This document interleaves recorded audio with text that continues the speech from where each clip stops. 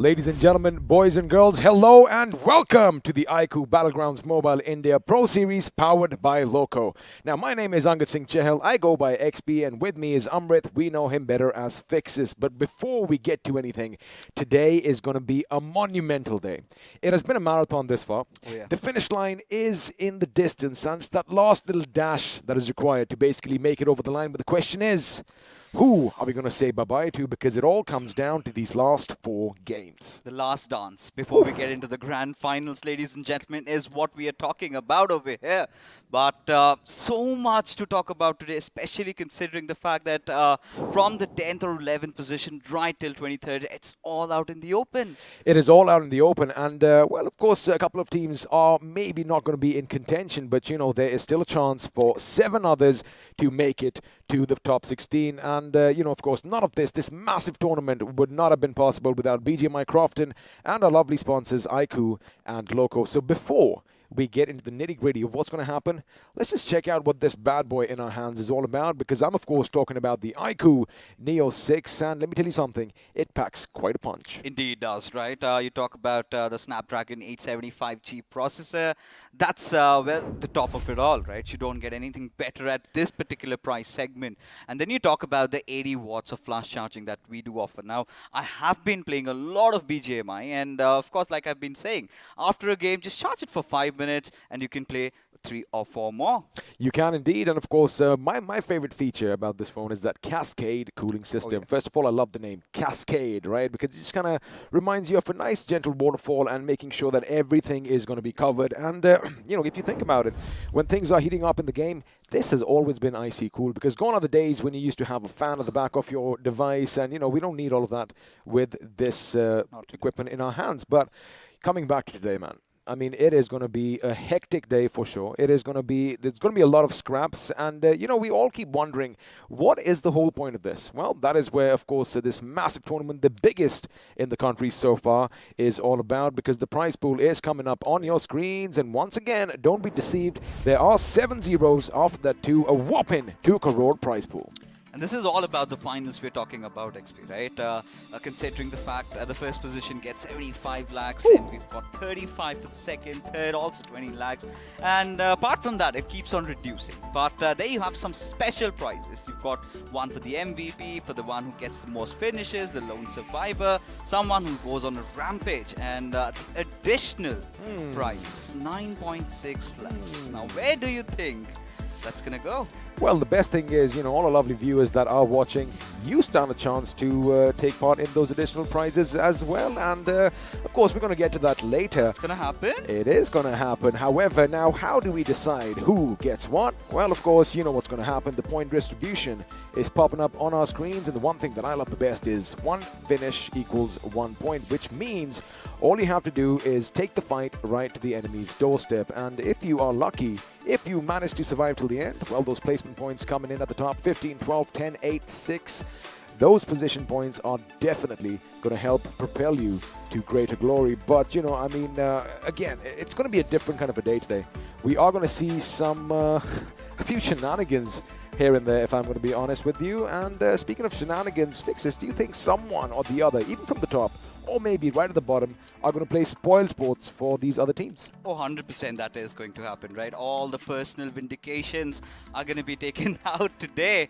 And, well, we're going to start off with a wrangle. Of course, it is going to be teams from groups A and C. But the Vikendi match is what I'm really looking forward to, right? This is where we've been talking. There have been certain teams that are really good in this particular map, and this is where they have to change. This is where we're going to see so much of those healing battles happening, or we might be completely off to a throw where we have a circle on the edges, because the last circle, if you remember, XP, was kind of a little bit centrish oriented, right? If you talk about the patterns that we have been, it's always been one center, once on the edge. So today is where we're going to have that edgy Vikendi.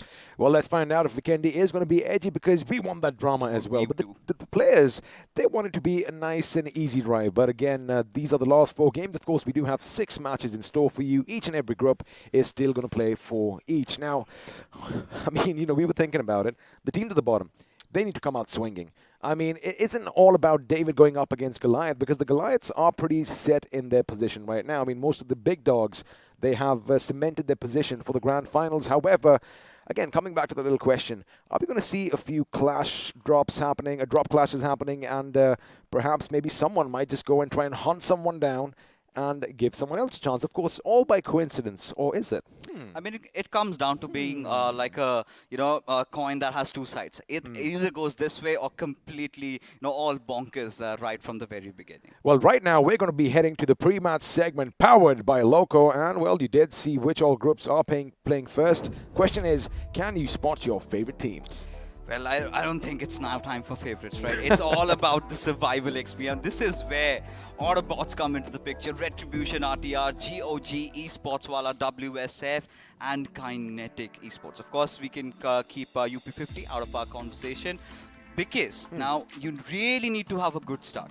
Yesterday, if you remember, GOG came out swinging, and on that aspect, they had the other games, go the way they wanted. But for now, we had also witnessed this one fight, if you remember, yesterday in Erangel, right? Esports, WSF, and the GOG fight. Now, if that happens right from the very beginning, that's going to be very detrimental for the team that's on the losing side. Now, you did bring up these two teams. GOG, day one in this week was phenomenal, right? 54 points coming in from them on the day, and, well, yesterday they did manage to secure 32 for themselves. So they do have that little consistency, but again, the other team that you mentioned, Esports, WSF, oh boy, they need those points too. And in yesterday's battle, they did come out on top. However, it was a little shaky affair for them. And we did mention one thing, that they need to basically take the fight straight to the enemy gates. And they did do that. They did falter in Sanhok. However, let's see if today is going to be a little different for them. I think for Esports WSF, the mantra has been pretty much simple today, right? They want to engage in as many fights as they possibly want to.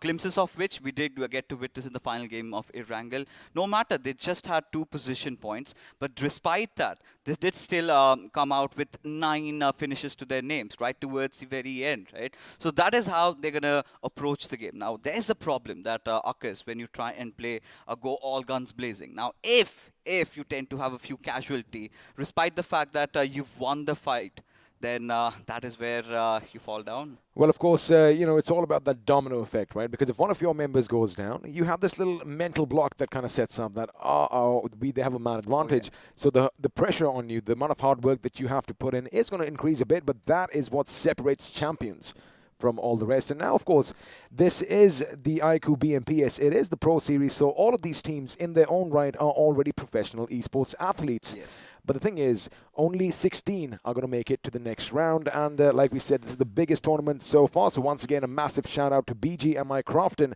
for, well, giving us this game, and our sponsors, iQOO and Loco, for making all of this happen, which means, well, I think they already know where we're going to be heading to, because before we start off with all the action, once again, let's have a look at that beautiful, beautiful video.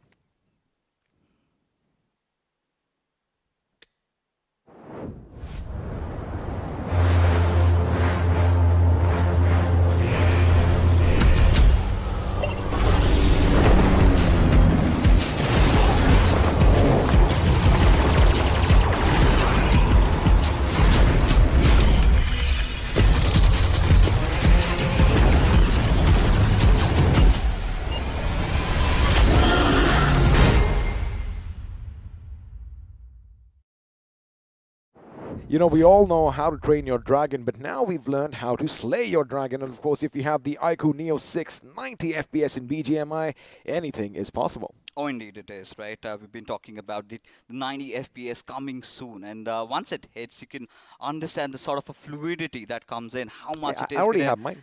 How much it is really going to help you in your close combat situations, right? And that is where the confidence really comes in. Now, once you have your device supporting you, what will stop you from getting up to the top? Maybe in the next BGIS, we might have some new stars coming on the block. We might indeed. And, once again, once you do get yourselves this little device, make sure you head over to Loco as well, because if you want to start your esports career, well, no better place to start than Loco. But now, it is going to get a bit loco in the game as well, because things are going to be crazy. And I believe right from the beginning, you and I were having a discussion backstage. We anticipate a lot of action, we anticipate a few drop clashes, and we anticipate a few spoil sports out there. But the question is, are they going to go and ruin someone's game, or if the teams at the bottom, if they are ready for that fight, I'm pretty sure they're expecting some things coming their way. If they topple over the giants coming for them, oh boy, they're going to have a massive boost to their confidence. I think this can happen with maybe teams like Walkouts, because out of the entire list we have that are under the hammer, it is, I think, Walkouts that have been a renowned team over the past. They did play with us in the last BGIS, where we had, I think they were from Reckoning, if I'm not wrong. So, but now they're from a new org. They've been renowned players in the community. Maybe some past, past things being brought up. I mean, it could be, but what's going to happen right now is I do believe we have a little bit of a shuffle coming up in one of the teams because, again, you want to keep your enemies guessing, and we're going to wait and watch what exactly is going to happen because any idea who's going to do what? Now the team at the bottom, they shouldn't really be taking too many chances at this stage, right? Because it is going to be something exciting, and the teams at the top are the ones that might make a little bit of a switcheroo. So before we give anything away, I'm going to wait for that to pop up on our screens because I want you to read it for yourselves and then have a look and be like, whoa, wait a second. What? I mean, is this actually happening? You might just rub your eyes a bit. You might think, am I dreaming? But before we give it away, we're going to wait for that little CG to pop up. But again, exciting day, buddy. I think we can drop a few hints, of course. It is indeed in front of us. Mortal coming instead of Hector over here. Now, every esports enthusiast, now every Soul fan or every esports aficionado, somewhere down the line has always, considered Mortal to be one of the inspirations. You talk about even the big guns, right? You ask Sensei, who's his inspiration? It has been Mortal. Now, he carries that experience. He's won so many titles in previous renditions, but today he is here with us. The final day, which is, I think, perfectly acceptable considering, he's going to be playing a support role. Hector has been doing that. Right. So should not be much of an issue. It shouldn't be an issue, but it's going to be a cause of celebration in the chat right now. And again, like I said, this is actually happening. Mortal, one of the pioneers of esports in our country, one of the first ones to, in fact, do so, is going to be coming in. And boy, oh boy, let's see what he brings to the table. But there's something else for all you lovely viewers, because, of course, we've given you a little bit of a surprise. However, we are going to be giving out some BGMI merch as well, and all you have to do is check that link down below, correctly predict which team is going to be at the top as far as points are concerned on this day, and make sure you spam some hashtags in support of that team, and who knows, maybe you might be repping BGMI out in public with pride. Oh, of course. Now, for that, you have to be watching all the games cautiously because it's all about today's performances, right? It could be anyone, maybe from the bottom half of the table. But more than that, XP, I think we're also giving away iQOO Neo 6, and 10 of them are up for grabs, right? All you've got to do is head over to your comment section. Of course, we've pinned a comment. There's a link on that.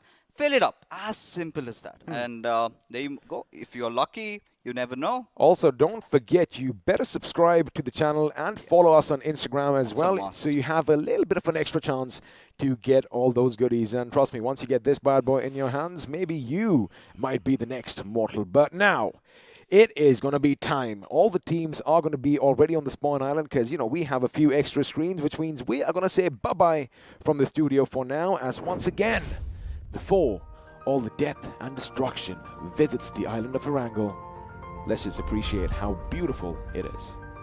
Oh, of course, we certainly have to, right? But, getting back to things where we'll have to talk about the teams over here. Now, it's one of the most important games for Autobotz, Retribution, RTR, GOG, Esports Wala WSF, Team Kinetic, everybody of them has to be very careful of how they're going to approach the entire lobby, right? Basically, it's all about the first start. It's all about that first fight. You're going to have those jitters once again. It feels like it is the iQOO BMOC round 4, where it's just that one day that reflects what's going to happen to you next in the future.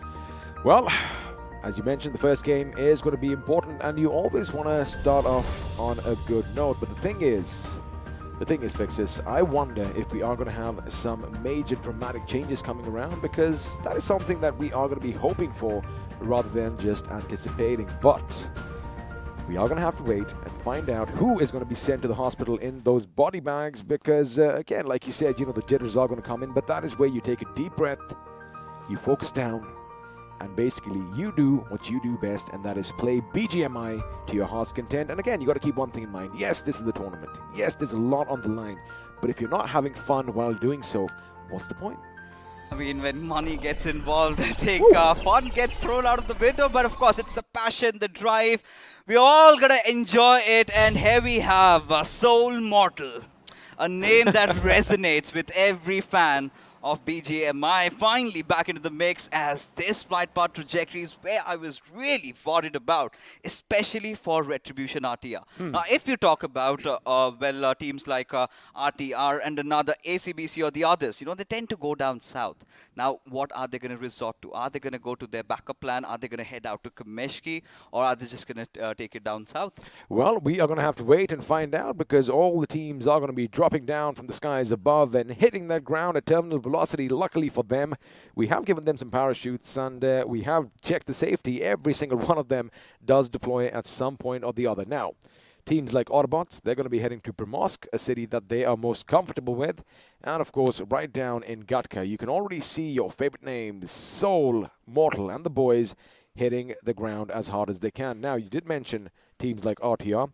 Looks like they are going to stick to what they know best, but what I feel, Fixes, is that they are going to be prepared for any sort of commotion or any little bit of a switcheroo coming in from others. And let's see if it's going to work out for them, because the first question is, where does that first circle form? And all right, you know what? I'm happy about this. We expected some drama on the last day, and lo and behold, ladies and gentlemen, almost half of it is going to be submerged underwater. Oh, of course. Now, this is where Autobotz, this is their chance. This is their chance to get that chicken dinner, right? And the same goes for Team INS as well. Now, the big question over here arises, is INS going to go for that bridge block, or are they going to take maybe an area around Quarry?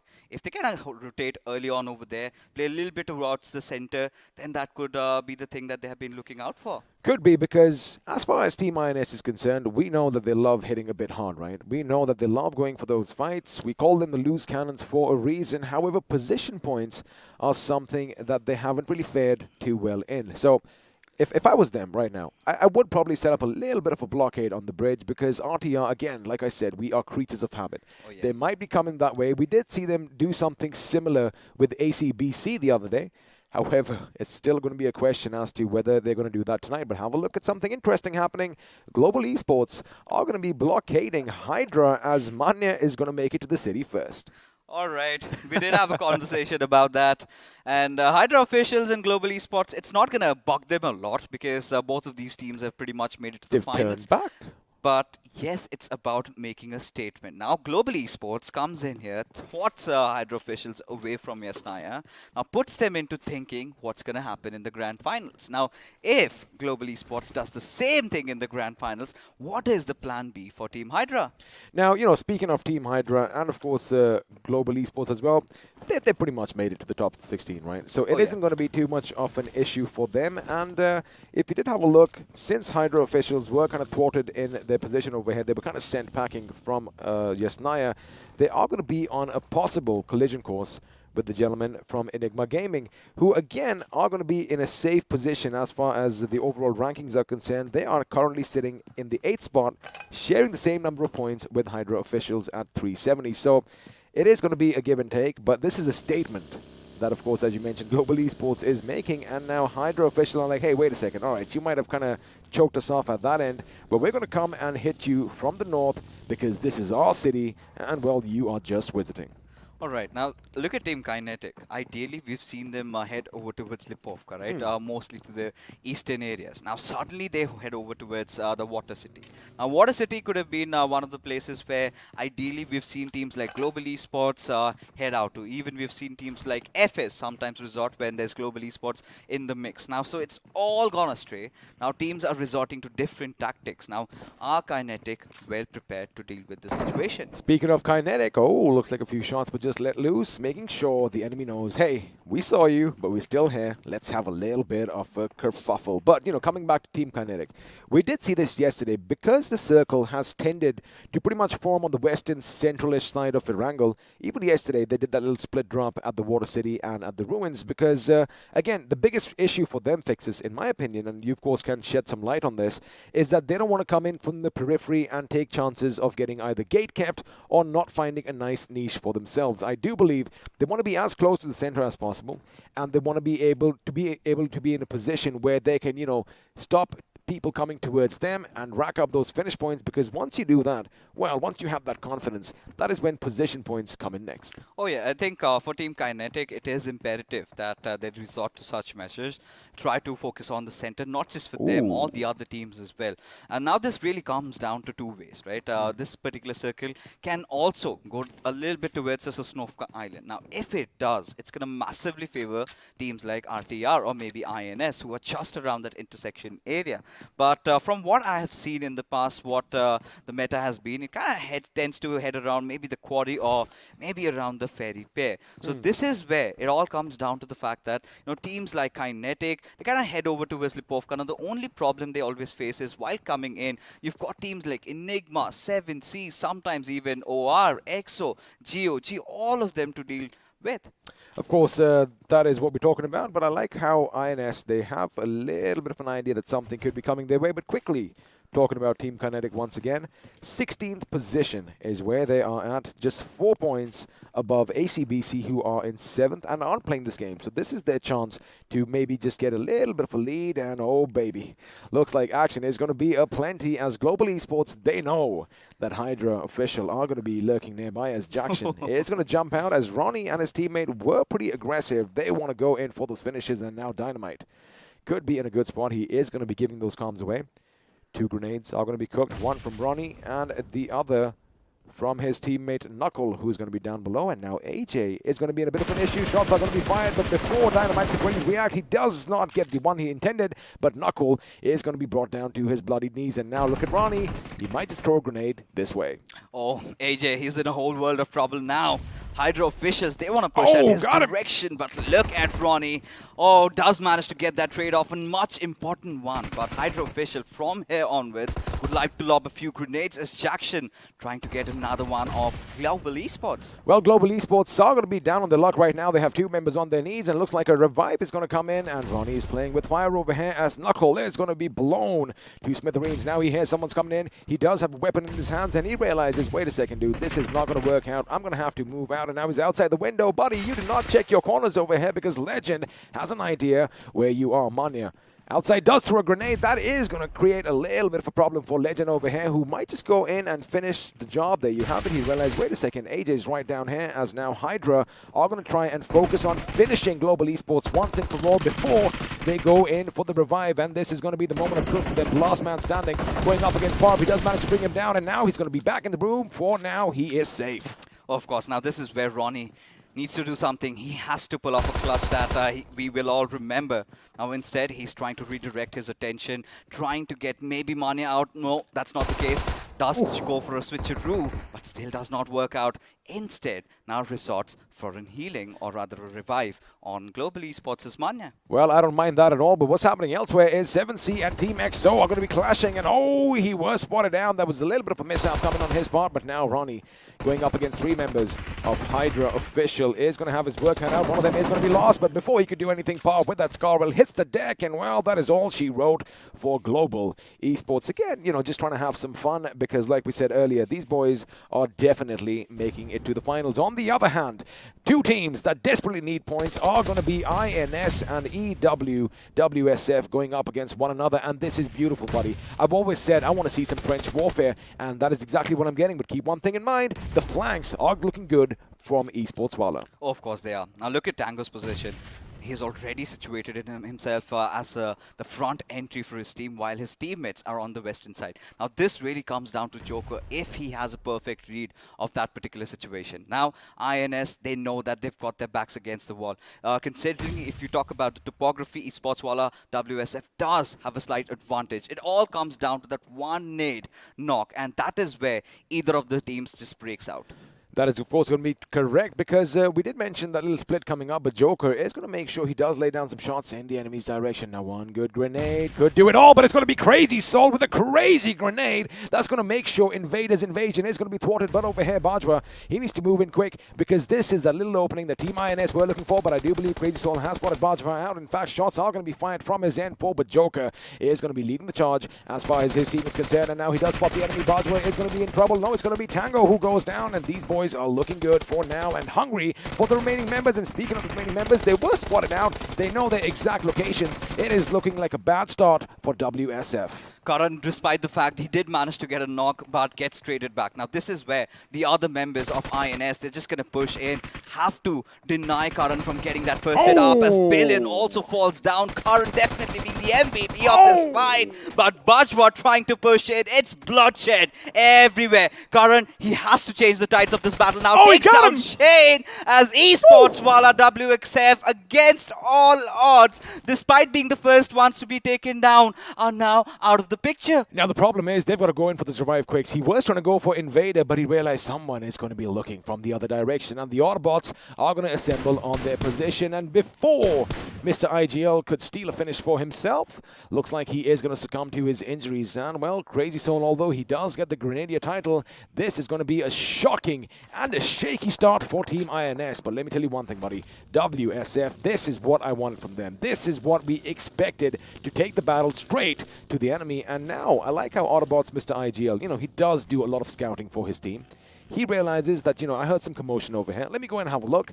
Realizes, all right, they have enough time to basically regroup and replenish themselves. Is going to come back to the safety of these buildings. Once you get the knock and finish, you do know who the person is, right? Now you find out that INS and WSF are fighting out against each other. It's the best time to kick them out of the server, right? The best way is, if you are not getting points, what you've got to do is make sure your team or your nearest competitors also do not get the same. And Autobotz, I love what they did. Now the idea. Now Primos has been one of those areas, but we'll talk about that a little later, because Ari and 7C, they're also colliding against each other. Well, the Canaries' wings were just plucked off its back because he is going to be out of this game, as now our Esports are going to take the point straight to 7C Esports' position. Now, they have a nice little flank set up over there by the form of Jadu, as Rockstar and Hero are going to try and do something, but I do believe there was a little bit of hesitancy as Spray God. Like I mentioned, Jadu has a wonderful position on the other side, is going to bring him down. But speaking of Jadu, Aladdin is going to make sure he's going to be behind him and gets a knock on him, and now Rockstar could be in a world of trouble. He is out in the open. Unfortunately for Aladdin, his weapon does run out of bullets, and for now, Rockstar has the cover of that tree. It's just the cover. All 7C can do is make them dance to their own tunes, and yes, Team EXO also do make an entry over here. Now, Sensei, of course, we do know that they have been one of the most consistent teams, but for now, it's all about just loosening up a little bit. Go as many fights as you can, and take as many engagements as you can possibly do. But seems like Sensei, he's a little bit of a scouting spree. Well, he is, but this was the replay that we saw. Canary did get the better of one of the members. Unfortunately, that vehicle went boom, and with it, his hopes and dreams were sent packing. Now, Team EXO heading a bit forward. They did lose Snacks in the way, but now RTR is going to give their position away. One of them might just have a little bit of a tango, or are they just not going to do anything? Looks like for now, they are just going to drive past one another, as Viz is going to follow him. But oh my goodness, that's a lot of HP that has been taken off him, as he is going to try and just slide his way across those trees. But he does make it to safety, and for now, Team EXO find themselves in a good position. And talking about positions, circle up on our screens, and Team Seoul are still going to be lying in wait, because that is what they do best. I think they have the best compound right now, considering how this circle has panned out. Now, this is where teams like Enigma are also making a move, and maybe an Enigma Soul fight, I would not, love to watch that, but it's all right if we can get nothing to lose. But this is where every Soul fan has one thing on their mind.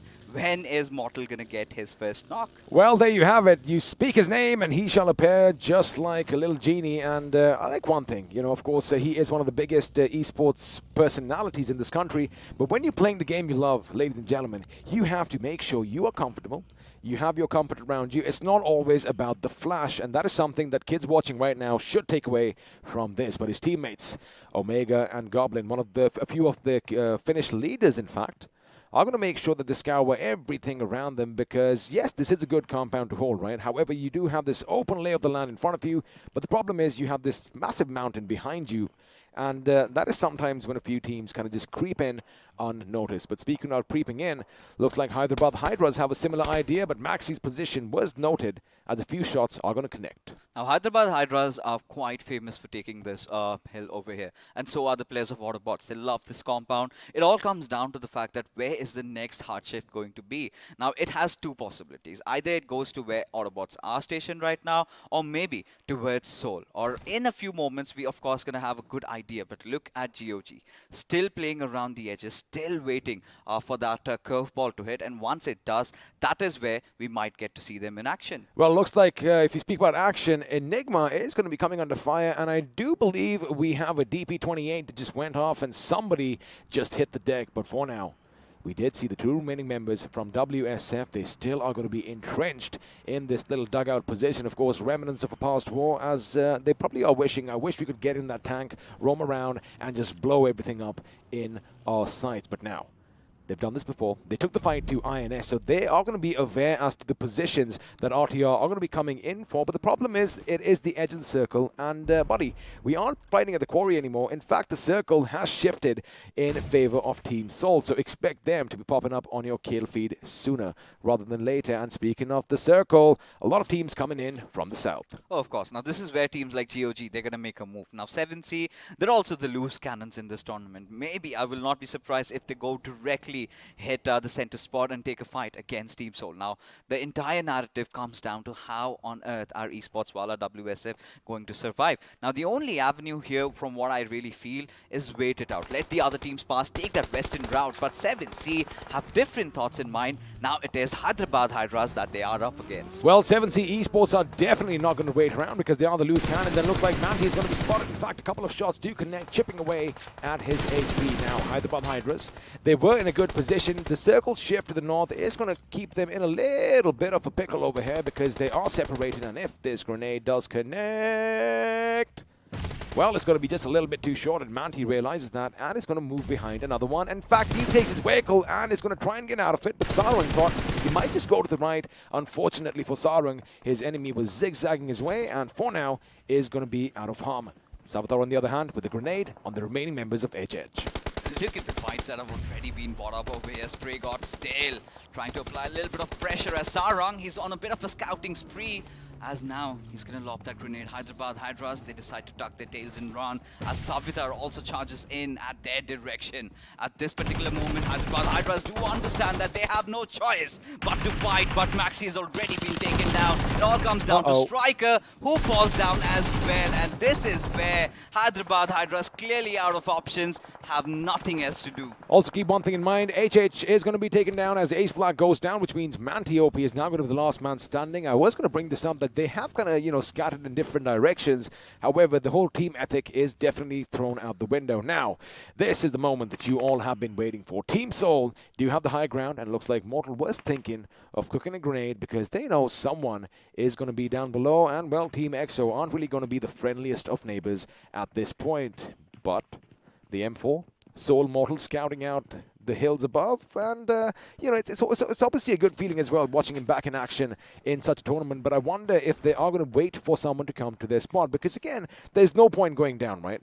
There's no point trying to give away your fortification, trying to give away all this comfort over here for a few finishes, because look at what's happening around. So many teams are lurking on the mountain, waiting for someone to make a mistake, and Curran maybe made one, as Aladdin is going to put him down on the ground. Now, Esports Wala said they're making some interesting rotations, finally had to pay the price as Autobotz trying to pass through, but Omega does manage to rack a few shots, but nothing really connects. But now Team Soul, they know they've got some competition out here. Someone's going to contest, and Autobotz, they might strike in heavy at any single moment if Goblin fails over here, which he usually does not. Well, he usually doesn't, and have a look at his kit. He's got level 3 armor, level 3 helmets. He does have the AUG, which means stability is not going to be a problem, which it never really is, even if he uses that AKM. But now Mortal is going to still be favored by the gods of BGMI. Again, you know, all that piety coming in, and looks like, Fixes, we better pray a little bit more the next time we play, because maybe it might just help us out. Now, have a look at the circle. All these teams are going to come in, but GOG and Team Kinetic are going to be going up against one another, as Onyx is going to make sure the floor is lava, and MJ could be in the splash zone as far as a grenade goes. However, it isn't going to be that accurate. Grenades are going to be flung back towards God's position, as all he's trying to do is make sure there's enough fire on the ground to make them move, to make them come out of their cover. Of course, now Team Kinetic has a beautiful advantage in this particular fight. They can lob a few grenades, but they really need to watch out for teams like FS, who are just right beside them. Now, God, if he oversteps even for a second, he might get punished heavily. Speaking of FS, they're going to be grenading their cells at well, and well, Kinetic was flung out with a little bit of a Molotov. Unfortunately, he is going to make sure he gets out of harm's way, as leader OP once again is going to be taken down. In fact, his days are going to be over as far as this game is concerned. Now, Kinetic, they suddenly realize FS is coming up, and Explicit was in a little bit of a tricky situation. He does get taken down as soon as he was found out, and now God is going to make sure he puts the pressure on Clutch. That grenade could be problematic for them, as K47 position has been given away. Now, God, he knows someone is lurking by that tree, and before he gets close to that little edge, to that little summit over there, he's going to make sure he hits the deck, because again, you don't want to be silhouettes against the sun. Of course, you do not. Now God still trying to creep in. Maybe could get a better idea about Retribution. RTR go after the big guns in the lobby. That is 7C, and that could be, you know, hurting them at this point. They've already lost out on 2 players. Now Spray God at the same time has been knocked over. Pretty sure he's going to get the revive, but the circle closing in, I do not know if that's the best possible direction. Well, it could be a bit of a tricky situation for them, but they're going to be going for those finishes. Have a look at that, Fixes. 10, I beg your pardon, for themselves already, as now UP50's Rage Guard is going to open up on one of the 2 mini members from FS Esports. This is looking dangerous. The car is going to be coming to a little bit of a halt. They need to move away because it is going to explode, and Sensei is going to get the better of Spray God. However, I think he has an inkling. Someone is going to be nearby. He does patch himself up in the nick of time, and unfortunately for Sensei, that grenade was just a bit too long. And speaking of 7C, they may be down to 2 members, but the fight in them is still just like a squad as now. They want to make sure they get a few more finishes. In fact, Indeed could be coming in, but before Savitar goes for the other one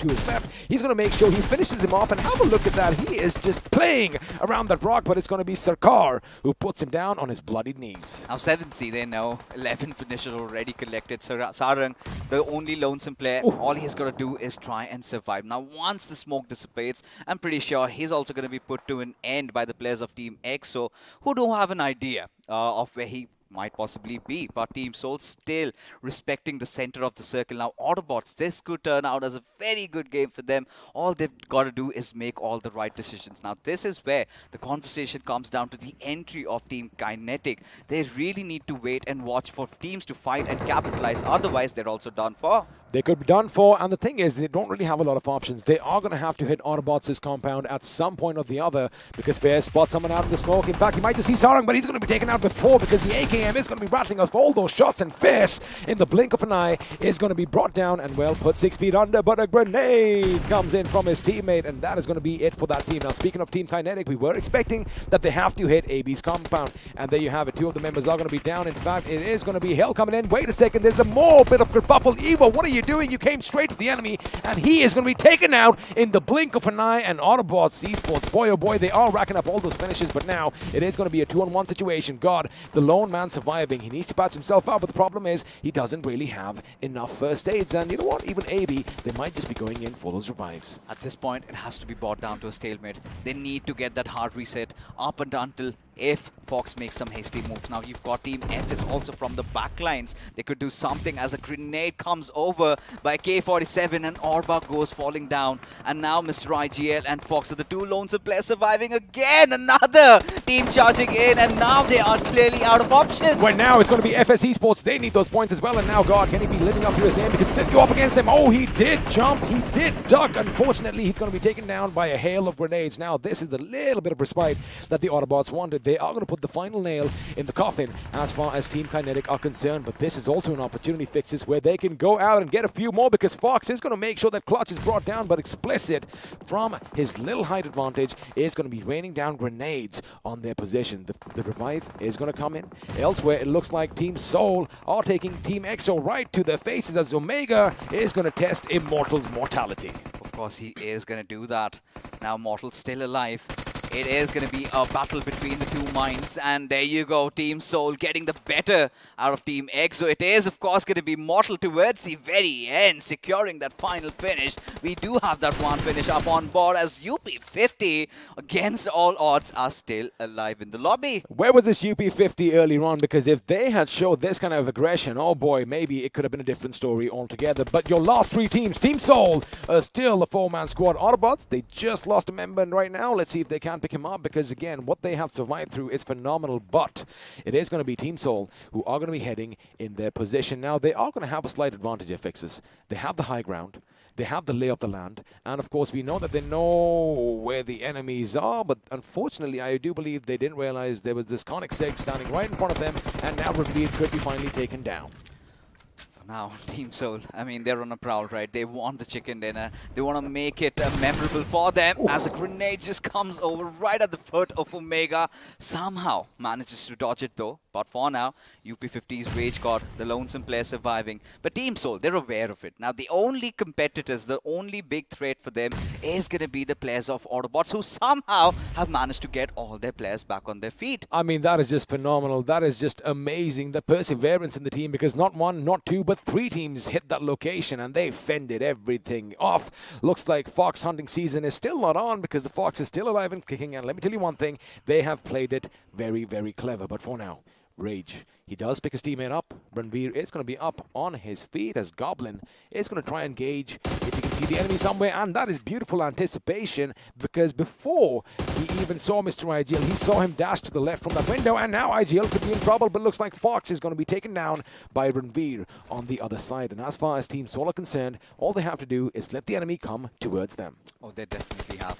A little bit of a stalemate going on over here. It all comes down to where the circle shifts next in the 8th circle, right? If it goes to Team Soul, it is their game. If it goes to Autobotz and they defend it properly, then it could be that chicken dinner that they have been longing for quite a lot of time. But all three of them are well aware of their positions. It's all about that first knock.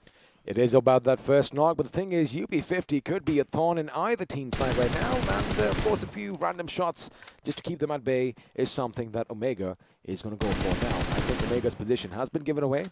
I do believe a grenade could be coming his way, but Rage God decides against it, because for now, again, they want to go up against the big teams, right? They know that they are out of this tournament, but they want to get some accolades for themselves, saying that, you know, hey, we were a two-man squad, still, we managed to take out a few of the big dogs. But now, finally, a Molotov is going to be flung in Omega's position, and all this while, the circle is going to determine which team is going to have the advantage, but looks like it's going to be no man's land. Every single team is going to have to move closer to one another. It's all about the knocks and trades coming in, so they have to get in. Autobots have also a good chance, but right now, UP50, they are stuck like a sandwich, as there you go, Ranveer opens it up on Omega. Now Goblin is caught in a tough spot. He needs to go on for that revive, but this is the perfect time that Autobots can decide to strike. Well, Autobots, they're already deploying a smoke. If you have a look at the left side of that house, well, from our point of view, it's going to be right for them. They're going to try and move in on UP50's position, because mind you, we did mention, right, all teams are going to have to head towards no man's land. But the problem with Team Soul right now is,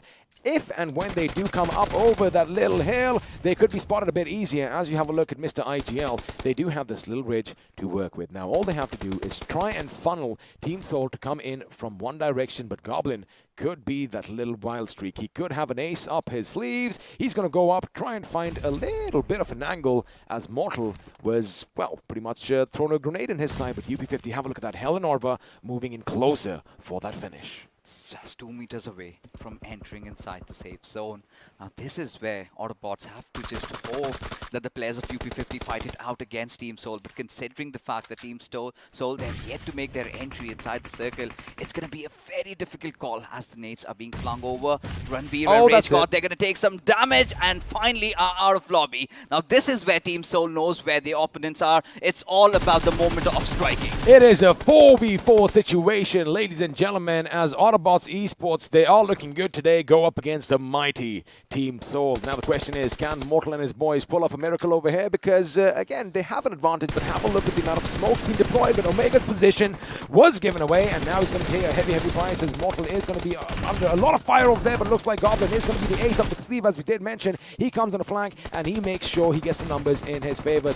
Soul Mortal running in. He has an idea someone's there. In fact, he does connect. He gets another knock over there with his UMP, as Goblin is going to make them pay. Now Fox is the last man standing for his team. Can he pull up a miracle over here? He's going to go up against two-man Team Soul. He is getting shot at, but there you have it. It is going to be Mortal and the boys from Team Soul winning their first chicken dinner. And let me tell you something, they held their ground. They pretty much kept their heads about them. And if you have a look at their finishes, all of them have an equal number as we head into the post-match segment powered by Loco.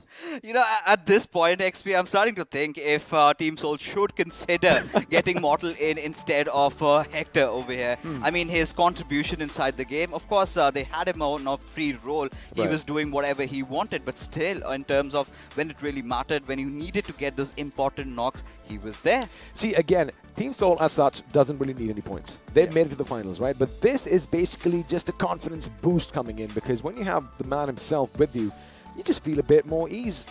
And, you know, the pressure, of course, there's no pressure. First of all, let me just take that word back. There is no pressure, but you feel good playing with the big boy himself. But now let's have a look at the other boys. Autobotz Esports, buddy. A nice game from them. 21 points in the second position finish. No, much needed. Much especially needed. for Autobotz to build up that momentum. And same can be said for Team Kinetic. Despite the situation that they were in, 9 points is something that they're going to receive and take it. But the ones who are not going to be having the happy faces out here, of course, Esports, Wala, WSF, GOG, INS. Oh! It is going to be a bit of an issue, but now let's have a look and see who is going to be crowned the iQOO MVP. And I might think it could be someone from either 7C, because, again, have a look at that. 12 finishes. It is going to be Sarang. 4 finishes for himself, 3 assists, and 947 points of damage. These guys, they just love doing this. They're bullying. They're playing with their prey. If there could be any possible different award for the man with the most damage numbers, has to be Sarang, right? Every single game 7C comes to play in, despite whatever the circumstances are, he always makes sure he gets a lot of job done in terms of the knocks and finishes he gets. But as we transition into the top 5 leaders, now Autobotz, I think we've got to give comments to the cojones that they had, how they held up under that situation, especially when the push first came in from Team Kinetic, and then suddenly FS also decide to hit the deck along with Team Enigma. Well, Enigma did come in, but they didn't do anything. They came in, they had those angles set up, but within the blink of an eye, it was a blink and you miss it situation.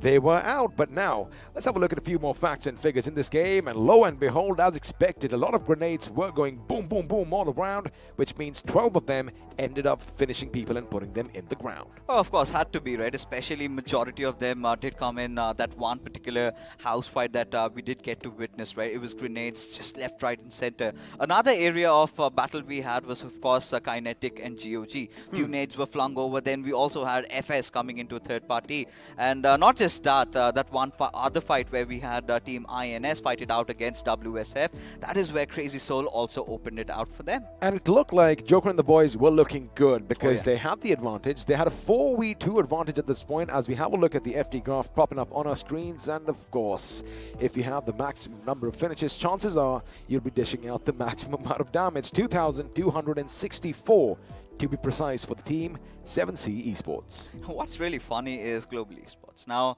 they decide to fight it out against Team Hydra.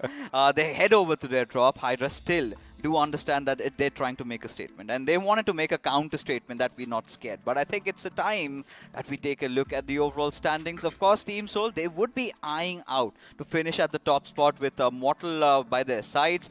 I think it is a slight possibility that might happen. Also, keep in mind, right, before this game started, Team EXO did have a little bit of an advantage. They were in the second spot, but when Team Seoul went for Team EXO, they basically snuffed out the lives of their immediate competition. And you know what? If OR has a kind of day, they might just end it all on the first position.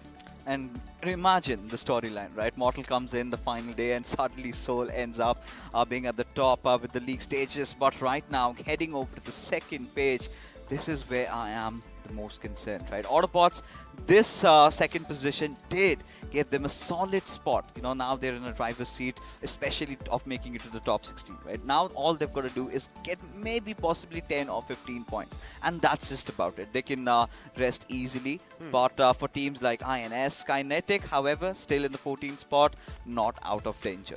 But man, Team INS, they had everything running for them. Unfortunately, they just let it slip through their fingers. Now, this is going to be the problematic page. The teams that are in danger, and well, the numbers do speak for themselves, but I'd say, all right, let me tell you one thing. If Initiative Academy come out swinging, if they bare their fangs, if they dig their claws in whatever is ahead of them, if they get a chicken dinner, again, there's a lot of ifs in this statement, they still have a chance. However, a 30-point deficit against WSF is going to be problematic. And speaking of WSF, I loved what they did. However, they fell short just by a little bit. For Initiative Academy to qualify, they have to get 2 chicken dinners, at least 30-pointer games, like 60 points, and then they can be into the race of things. But for GOG and Esports Wala WSF, we really thought that maybe these teams could stage a comeback over here. And for a moment, it felt, right? Esports Wala WSF, they were looking very confident in that particular fight. INS, despite even getting that first knock, somehow Karan was the star of that entire fight, right? 3 knocks came in from that lad, especially when his teams was already in shambles. He was the man who made sure that he still kept them in the fight and eventually got that final finish. But the happiness was sort of short-lived, because you had Team Autobotz, and then we had WSF making some really weird decisions. Now, while a lot of the other fights were going on, I was paying keen attention to how the rotation pattern is. Now, they decided to take the southern route, go all the way from the eastern side, where they could have taken that western area and could have entered over from the hills. What they could have done was pretty much just be in the wake of Autobotz, because like you mentioned, they went west and came around above from the north side. They went to the side, right? And they went to the east. And that is where, of course, all the teams coming in from that direction were lying in wait for them. But boy, oh boy, I must say one thing. You know, Team Autobotz, they definitely kind of surprised me this game around, because they made some smart rotations. In fact, we did see at one point when Team Seoul was the focus on our screens, they came up on that hill above them while EXO was down below. So, you know, Team Seoul, again, they kept their calm, they kept their cool, because had they made a move on any team, possibilities are that they were taken out. And that is the beauty of this tournament, that anything can happen, and the spotlight is always going to be on you. And of course, it would not be possible without BGMI Crofton and these bad boys in our hands, the iQOO Neo 6 and Loco, which means once again, let's have a look and see how to slay your dragon.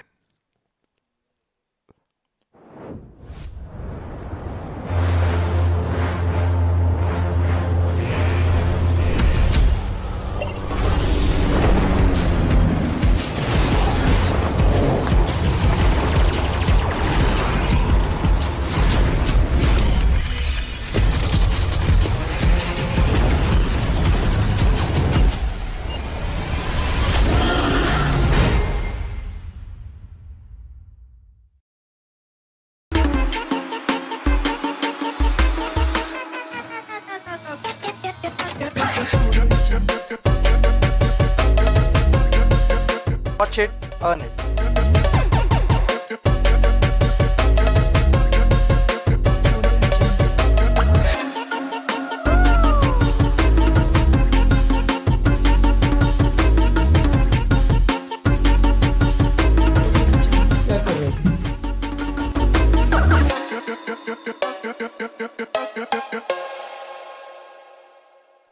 Watch, stream, play, repeat. That is the mantra that Loco lives by. That is the mantra that, you know, all of you who want to be esports athletes should live by as well. And before you start your journey on Loco, you want to get yourself one of these, the iQOO Neo 6. Of course you do, right? Especially considering the fact that we're giving 10 away already, right? On your comments, of course, we have the chat. We have pinned it for you guys. You've got to subscribe to the BGMI official esports channel and also follow us on our socials. And then is where if you fill up the link and if you're lucky, you might have one of this in your pockets. Well, you might just get one of these in your pockets, and looks like Team Soul, they definitely started the day out with a chicken dinner in their pockets. But now, let's just relive some of the best moments of this game, because the highlights are popping up on our screens now, and Fixes is going to walk you through all the action.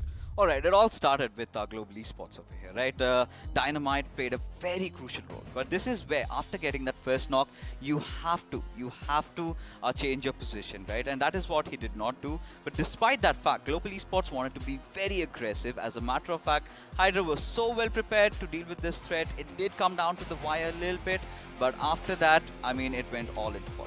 It did. Now, this is where Team INS, they had the advantage, right? They had two members down from the opposite team, and then Karan comes in, takes one down on the left, and takes another from the right. And, of course, Mr. IGL was playing a bit of a spoil sport as well. Now, our Esports' Canary does the job against Savatar, but boom goes the car, and with it, his wings were clipped. Oh, of course. Now, this is where I was talking about Esports Wala WSF sort of resorting to that eastern side that did not really work out, right? So many teams were already rotating from that area. And 7C at this point, well, I mean, they're going to be playing like wild horses, right? They do not care. It's all about just easing themselves up right before the finals. And whatever happens, we don't mind. But Team Soul did have a high ground advantage, knew that Team EXO were engaging. It was the right spot to, thwart them off from that second spot. And that is what they did. Oh, look at God with all his fancy moves. Goes left, goes right, gets two members from Enigma. And on the other side, Evo was pretty much blown to smithereens before he even left his vehicle. But Autobotz, the way they kept their composure, they go right to the enemy's face and are going to be shooting down. And overhead clutch, he thought he was with his teammate because he was not even ready with his weapon out. And as a result of that, FS Esports, well, they were brought down one by one. And, after that, UP50, well, we really do not mind what they do right now. Because none of it is going to make a difference until and unless they spoil games for teams that are struggling for the top 16, right? But this is where Autobotz, beautifully synchronized by the players. Two grenades keep coming in. They knew that the players were over there. But Goblin, this guy, this movement, a Superman punch to kind of hide his movement sounds, comes in, catches the players of Autobotz. But there you have Mortal. He was in the center of it all, right? That important knock on Ova was pretty much very necessary. And there you go, Mortal, all happy. He comes back in. Team Soul goes out on a banger, a chicken dinner to start with. And of course, that is the kind of start that all these fans would have expected as well. I'm pretty sure once we do have a look at the phones later on, the chat is going to be just hashtagging Soul at this moment, and they are going to be happy. They got their money's worth. But of course, all of this is free. So, again, you get what you come here for, and this is the beauty about BGMI in this country. And this is where, I have to get this discussion in. Do we get to see more of Mortal even in the grand finals? Because honestly, replacing Hector, it never even felt for a moment that I missed him. Now, on situations like that, there was just that one occasion where Omega got down, and it is ideally Hector that goes in for those revives and everything. But Goblin did go. And still, Mortal held the entire thing out there. So he was doing his job. He did everything that was supposed to be done. Did also take down Sensei when Team EXO were trying to pull over. So I think it was a very good game for him.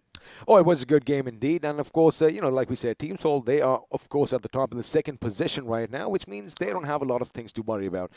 Now, WSF, although they were kind of, cut short a bit early on, I liked what they brought to the table. I liked that aggression. And in the next map of Miramar, let's see what they're going to be bringing to the table as well. Because, even teams like Autobotz. Now, they were mid-table, somewhere in the 13th, 14th position before the day started. Now they have climbed up a few. Question is, can they still keep this momentum rolling?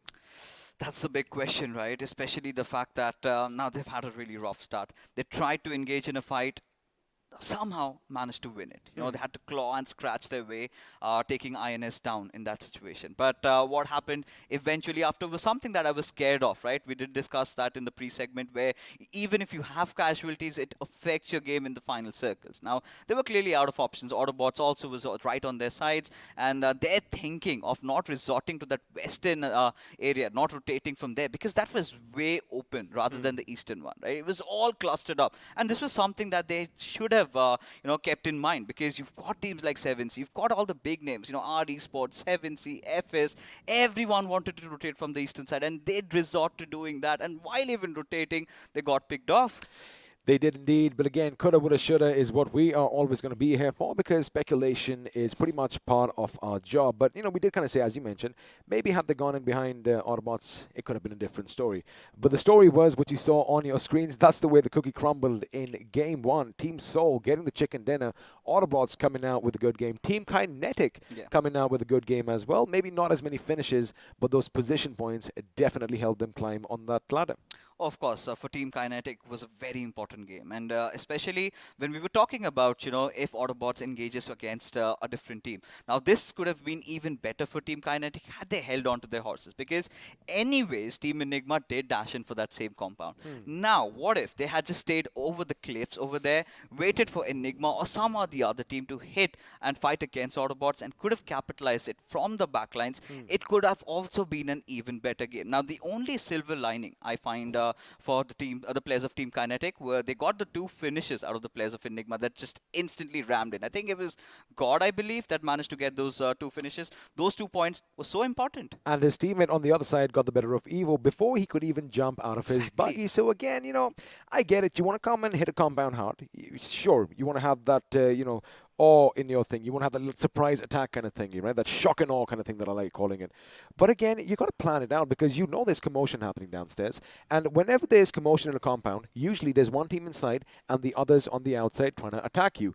Now, the inside, you want to throw grenades. The outsides are going to be flung with grenades as well. But the ones on the outside, all they have to do is turn around, point the guns at you, and just, let loose a few shots. But Kinetic, his movement was what was on our screens right now. Gets one on the left, gets one on the right, and Evo, well, he just succumbed to his own devices. And again, coming back to where we were talking about, still does not bother Enigma, right? They have anyways qualified. Does not bother any of the teams around 10 to 12th, right? For Big Brother, of course, we will have them in the next game. One good game is all it takes to cement their position in the top 16. But from there onwards, it's out in the open. Now, Esports Wala, WSF, GOG, teams like these really need to have a good game. And by good game, I'm talking about a chicken dinner with decent amount of finishes to get themselves back into the mix of things. Now, the next game, we're also going to have the players of Walkouts coming in. Now, Walkouts, one of those teams that had been quite famous, quite renowned throughout the Southern Circuit and renowned over the entire country. A few of the players, you are being one of the former members of Team Soul. You've got players like Abrar, you've got players like Mr. Spray, everybody of them coming in, and they're around the 22nd or 23rd spot. And that is where the trouble arises, right? Now, when you come in, you would expect that you qualify. Now, for Walkouts, they've been having really tough days, especially they're looking confused, getting Kirito in, trying a few rotations, and suddenly they're out of the top 16. Well, again, you do try new things, but the thing is, maybe this is not the best time to do so. I mean, you want to do that maybe in your practice sessions, maybe in the days that they had off. That is when you want to kind of mix things up. And again, I don't know, you obviously would know a lot better about this. Now, of course, most of the players, they are young lads. Some of them are in their teens, some of them are in their early 20s. And, when you make it big, of course, you have that little, your chest is kind of puffed out, right? You have all that pride, and maybe that little egoistic kind of vibe comes in. So, that is where a few clashes happen as well. Where it really breaks my heart is the fact that in the iQOO BMPS round 4, the final game, that is where Walkouts managed to get a chicken dinner for themselves. And just because they got that, they are here in the iQOO BMPS. Had they messed that one up, well, we would have had some other team coming in. Now, they need to understand how much they had to grind through, because this is one of the renowned teams that had to play from round 1. They had to also partake in the in-game qualifiers, and then on, it was everyday show. And I think this is one of the teams that knows how to handle pressure, because if they did not, they would never be here. But let's hope for the best. Well, we are going to hope for the best, but for now, we are going to be heading to the pre-match segment powered by Loco, which means I'm going to say bye-bye to you guys. And, well, once again, looks like someone special, one of the pioneers, is going to be sitting where I am. There you have it. Now we do have Miramar coming on. That means we've got a very happy 8-bit Thug with us, and I've got a lot to ask Thug. Now this is where I think it's time. I think it's due time that Mortal does play in the finals, especially if he plays like this.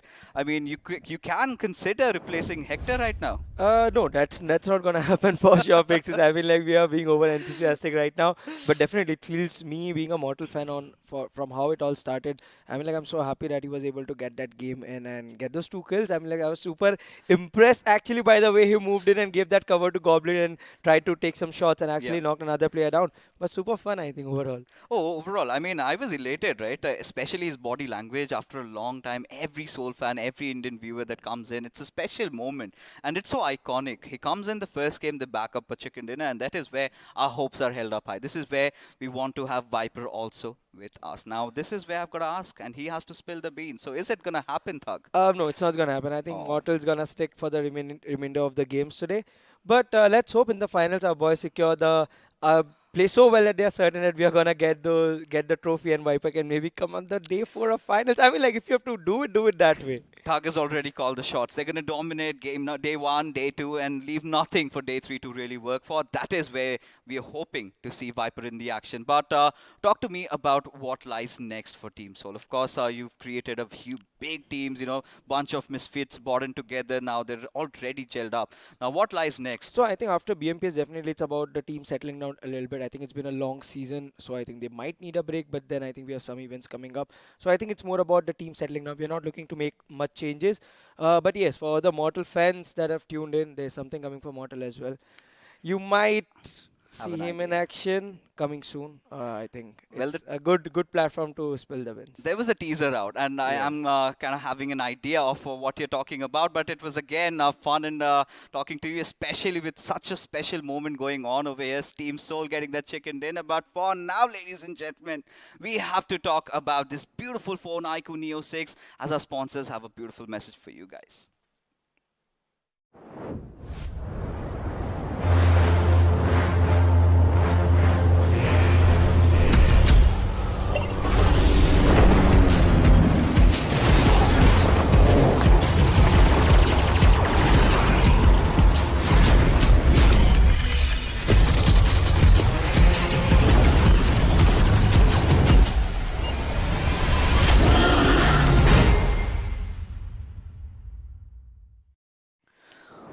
Wow. I mean, what a game number 1 we had. But of course, Soul makes a comeback, gets a first chicken dinner in the evening, and we hope they get more. But more than that, Arka, I think I'm pretty sure you are rather a little disappointed with what has happened with teams like WSF and GOG. Might want to shed some light on that. Obviously, right, this was that match for them not to make any kind of mistakes, to be specific. Over the course of time, it's going to affect them a lot because 4 matches, 1 is already gone. They have 3 more left, and they had to calculate the average of every single game. So they had to have at least 10 points to make sure that have a fighting chance in the 16th position. Now they've lost 1 opportunity in the 3 matches. Now again, the pressure builds up because the points again builds up. And not only that, now Kinetic and our Esports have given opportunity for the others below who have to now play a game to actually outnumber them or become so equal to them that next match is going to be very, very tough for them to take over the pressure. That's going to be tough, and so are these giveaways for you guys if you aren't lucky, right? But of course, we're giving 10 of these iQOO Neo 6 phones away. Of course, in our chat section, we do have that pinned comment for you guys. You've got to click on that. Make sure you subscribe to BGMI official esports channel and also their Instagram handle, and that is how you're going to be eligible. But coming back to Miramar, now we've got teams from Group A and B playing it out. Now, we've got a lot of teams in Group A that are under the hammer, but when you talk about Group B, it comes down to Initiative Academy, ACBC, and Team MG. Your thoughts, sir? Now, this fight of A and B will be the decider fight almost for me because I'll read out the names of all those teams who are on the radar, right? And you'll find most of them over here. You have INS, Autobotz, RTR, GOG, WSF, Initiative Academy, Walkouts, ACBC, MG, like everybody are there in this lobby. Oh yeah. And this is the most important game for them, right? They're not only going to outnumber themselves from when it comes to the overall points table, they have to also make sure they restrict the opponents from picking any of those finishes. So I do believe now the challenges are on and all these teams will be looking forward for rotation clashes, and whenever they find that finish with the name of the opponent, they're going to push forward. And the team which does that to conquer will be flying on the top. So that's not what I'm concerned about. What I'm really worried about is the third party that follows after that, right? That is where, I get scared. And we did get to see the glimpses of it in the first game. But right now, ladies and gentlemen, we have taken it up to the skies, right?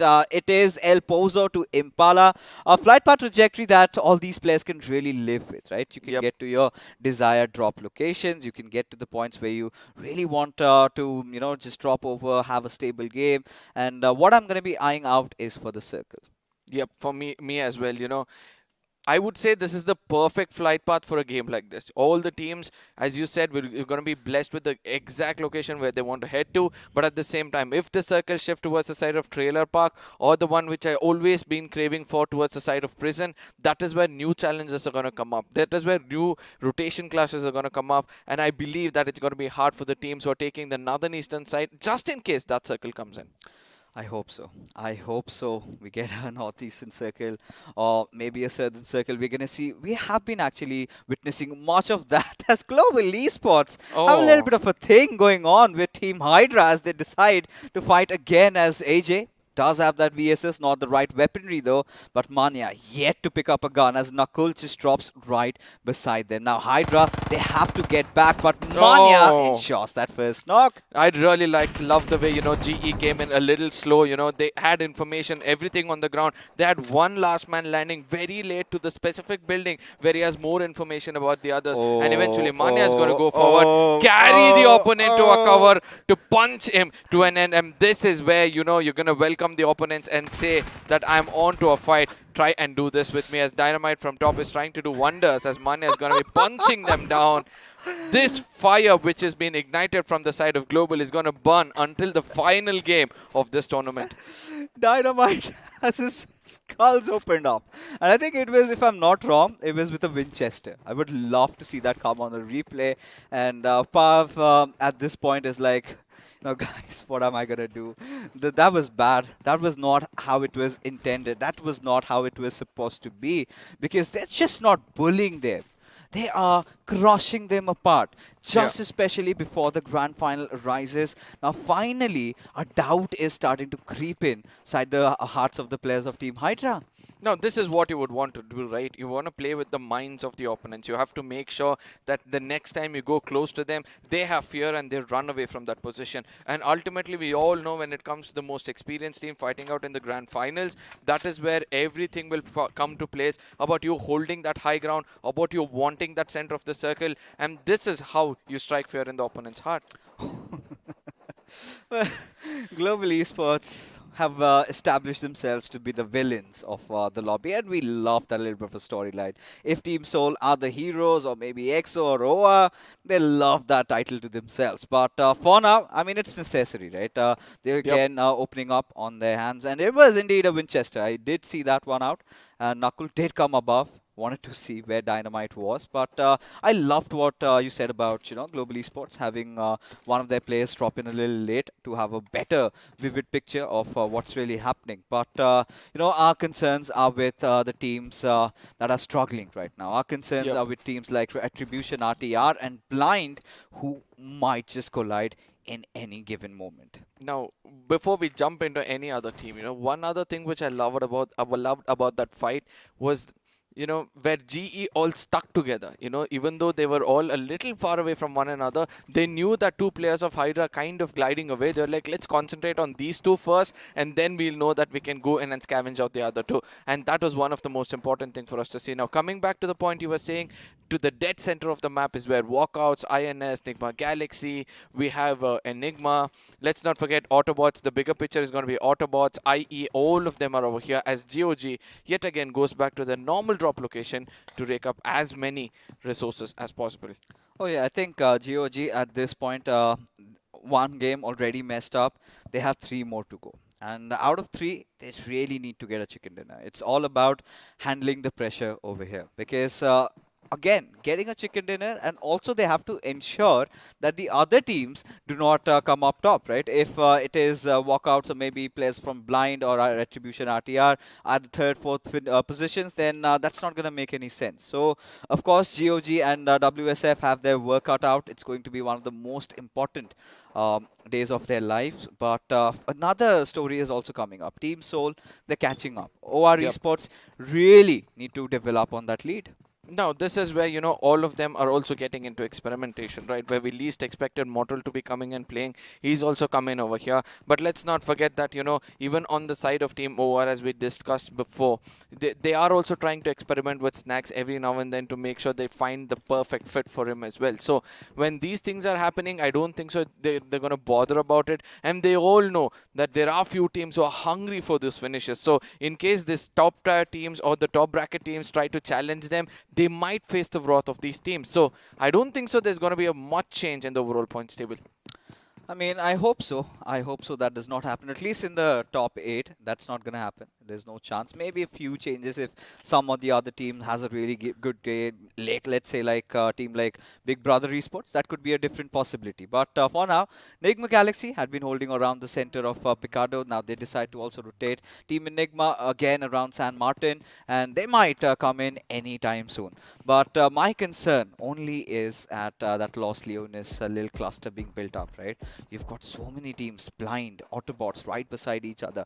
Nigma Galaxy again could be that variable factor that could cause trouble for both these teams. Now this is where homework comes into picture, right? All of these teams will know each other's drop location. They'll kind of know the rotation. They'll try to predict. They try to put their shoes into the opponent's shoes and see if I'm coming in from here, where will I be next? And that is where, they would try to avoid to traverse that area. And just in case they get retaliation, they're going to make sure that they understand this is the team in front of us. We all know we can take them down and eventually come in over there. The survival leaderboard obviously is going to be Mortal with the previous game, which came in just now, getting himself something, phenomenal, where he was there right to the dead center of all that action. And all of, in the beginning, to be frank with you, I know I'm going to take this a little longer. I thought that, they're trying to save Mortal, trying to keep him a little at bay. But eventually, when it was important, the way he unleashed the beast in the center, where you least expect a person like an assaulter to be there, and that is where he comes out and performs. Wow! The average survival time. Just one game played, 28 minutes. And I hope he's going to stay on top, because now Team Blind and Autobotz have fought out against each other. Deadpool getting the better out of Ova in this situation, and this is a nightmare for Team Autobotz. Look at all the players just moving out. They do not want to be a part of this. All they want to do is secure some good positioning points. One player taken down. I think that's the right move to make. But again, one of the other factors that I really need to point out over here is that WSF is not far behind. Now, this is where, everybody are going to play mind games. Everybody are going to know that this is where the fight is happening and only go in when required. The priority of the zone is going to be so high that every IGL's mind is going to be shivering. It's going to be running full of thoughts to where to get the team forward. But at the same time, if the assaulter opens up a little bit, gives that initial, I do believe that team can rule the day. I mean, of course, they can do. It's all about the decision making, right? Yep. Making the right calls, entering at the right moments, and in situation where it really matters, not losing your cool. But for now, Team MG, they're on the western side, right beside Global Esports. That's the last place I would want any of these in-danger teams to be in, right? Stay away from them. They are going to ruin your day. They are men on mission, but feels like they're on a lookout for maybe Parth, the last player of Hydra. Yeah. What's going on, Arka? Where did this rivalry suddenly emerge out of nowhere? I mean, I think the previous game is where it was. I don't know why I know the initiation came in from the side of GE, where they went into challenge of the team Hydra. Why? But yeah, this is what happens, right? As I said, I think we have missed out something in the bigger picture when it comes to the overall tournament. But I know this much, that now they're trying to strike fear in their heart. Just in case Hydra ever thinks of challenging the side of GE anywhere in this tournament, they're making a statement telling that, we know how to hunt you down, so better stay away. I do not know how they're going to respond to this, because, I mean, having a player knocked out, getting a pan done, it's fine. But how often have you seen a player being knocked out? Mania Carry. goes out, picks him up on his shoulders, comes down, puts him right in front of his teammate, where he's actually trying to shoot him down, and fists him over there. I mean, that is a statement made at a whole different level. But now, Team INS. Crazy Soul has been one of the players, made some big plays, but this is where he's got to keep calm. This is where he's going to let the players of Nigma Galaxy and Autobotz fight it out against each other, and INS needs to strike then. No, this is what I said, right? Everybody will know that there's some action happening in front of them. It's not that part of the tournament where you expect them to rush in and, you know, take a player down. So eventually, those teams which can actually capitalize and be that perfect third party will be only team which will be standing out for us today. But let's not forget to see the other teams as well, where we can see Team OR again sticking on to their old things. But Coops gets taken down from the side of WSF, who are on a killing spree at this point of time. I do believe that, you know, WSF is the only team which is looking a little offensive compared to the others who are in the radar. But, you know, slowly but surely the numbers are starting to decrease, right? Just 3 games left. After this, they'll be having just 2. And this is where the struggle really builds up for them. Now, they have to somehow make sure they get at least 15 points out of this. If not, they're going to be out of the equation. And what I like about them, they're committing good. But they have to make sure they have their comrades also alive in the final circles. No, yeah, that is what we have been speaking about previously as well, how man advantage in the final circle always tends to be a great advantage for you. At the same time, this is the map of Miramar. You can expect anything to go around, as the circle is going to be shifting a little to the southern side, where a lot of ridges are going to come into play. A lot of high ground, low grounds are also coming into play. A team which actually knows where to be will be the right one. Where did this area come from? I'm gonna swear, I've never seen this area before. But of course, the new updates brings us a few more locations. A little bit of a mine area, and Retribution RTR. I think this could be one of the most cheekiest of the moves that they've ever made, because if you pay attention to the map feed, they've got 2 players around La Bendita and just Craniacs hiding in inside that little underbridge. But right now, mostly just spraying down on Knuckle. Does miss.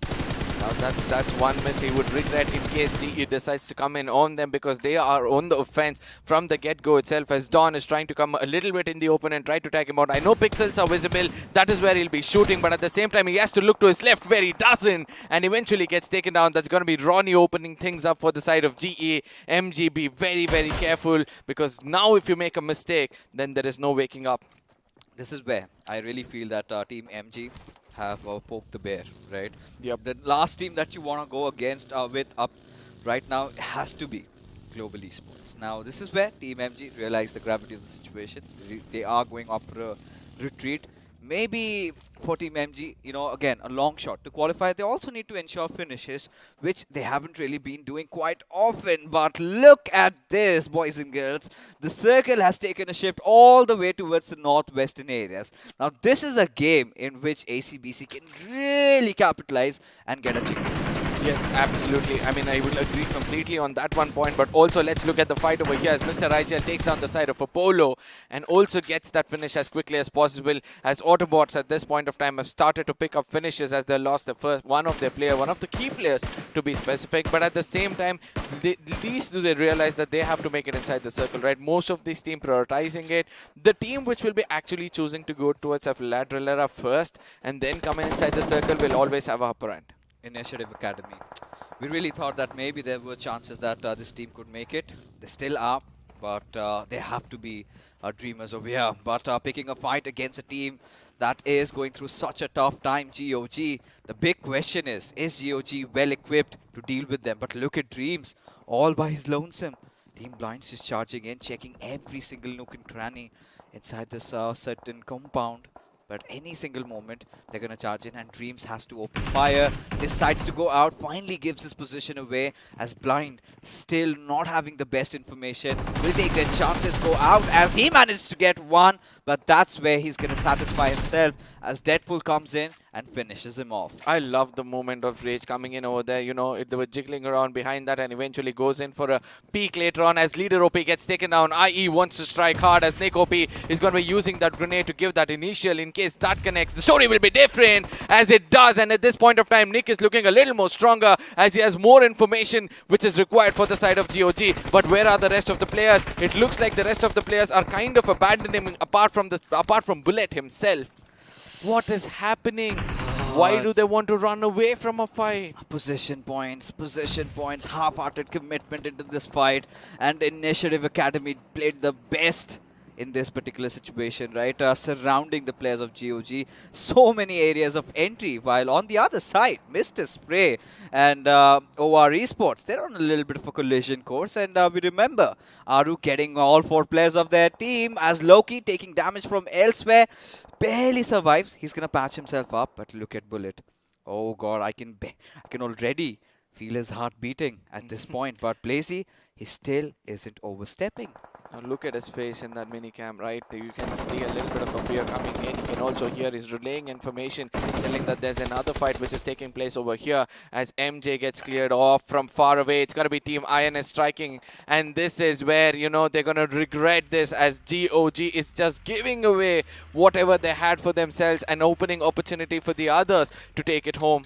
But look at Walkouts, you know, they're also on a little bit of a redemption path, right? Because it was Aru who got the better out of all the 4 players yesterday. But for now, Team INS are off to a decent start. But Bullet, does he know? Does he step out? Does he take the shot? A lot of thoughts going on in his mind.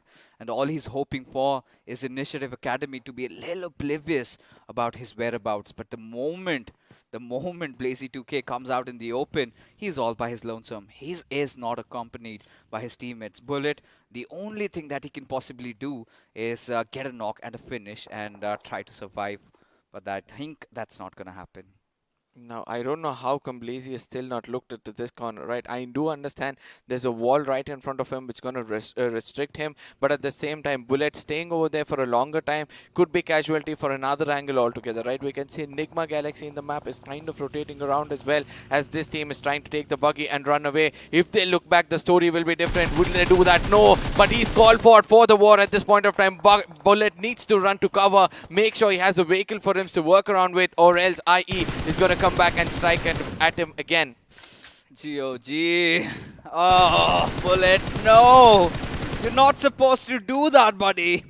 Had he maintained his calm there a bit, but right now, Esports Walla WSF in the worst possible situation. 2 players already taken down. Look at Ronnie step out of his vehicle, but Bajwa does manage to knock him out. AJ still in the mix. The vehicle explodes, but somehow, Esports Walla WSF survive. But again, with just 1 player remaining. We'll get that revive on Tango though, but that is where the trouble arises. Now, IE on the other side, Blazy knows the location of Joker at this point of time, puts down Cheyenne, but this one grenade coming in from the side of Joker can be very, very vulnerable. Yes, it does take down a player and also gets another knock for themselves as Joker is going to be pushing in towards the side of Blazy. If this knock comes in successful, it's going to be much more easier for them as Crazy Soul, because of that terrain, a little bit of an issue for him, but still is persistent and does connect. INS are on a killing spree as they get the final finish for themselves, and IE has to say goodbye.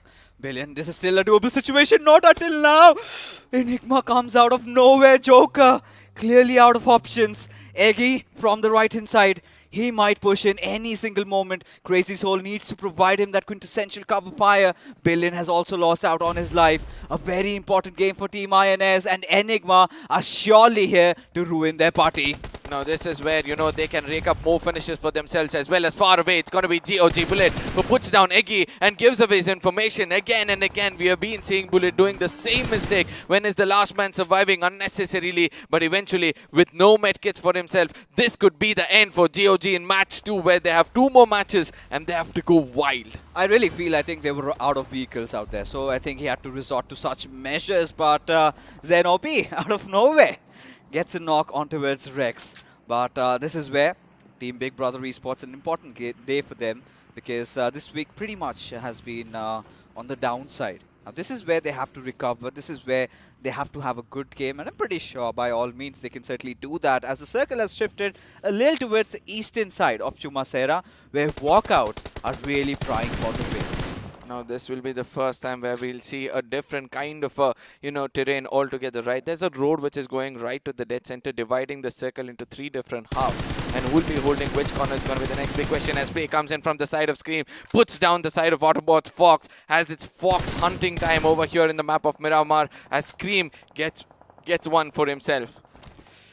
Big brother. I mean, Scream, he's been one of the players we've always been talking about. Hell, almost had his head blown up, but it was Beard Baba towards the end that will do that. But Autobotz still, I think, considering how they played in the previous game, they have that little cushion, right? They can let this one slip by, because the other teams, they are struggling, right? It's all about Walkouts having a really good game. Esports Wala just survived by the last player, Bajwa. They also go out just 1 position point, those 5 finishes, again, making sure they have those 6 points overall, still keeping them in the mix. Now Team MG, they're very cautious, very careful, but INS and MG right beside each other.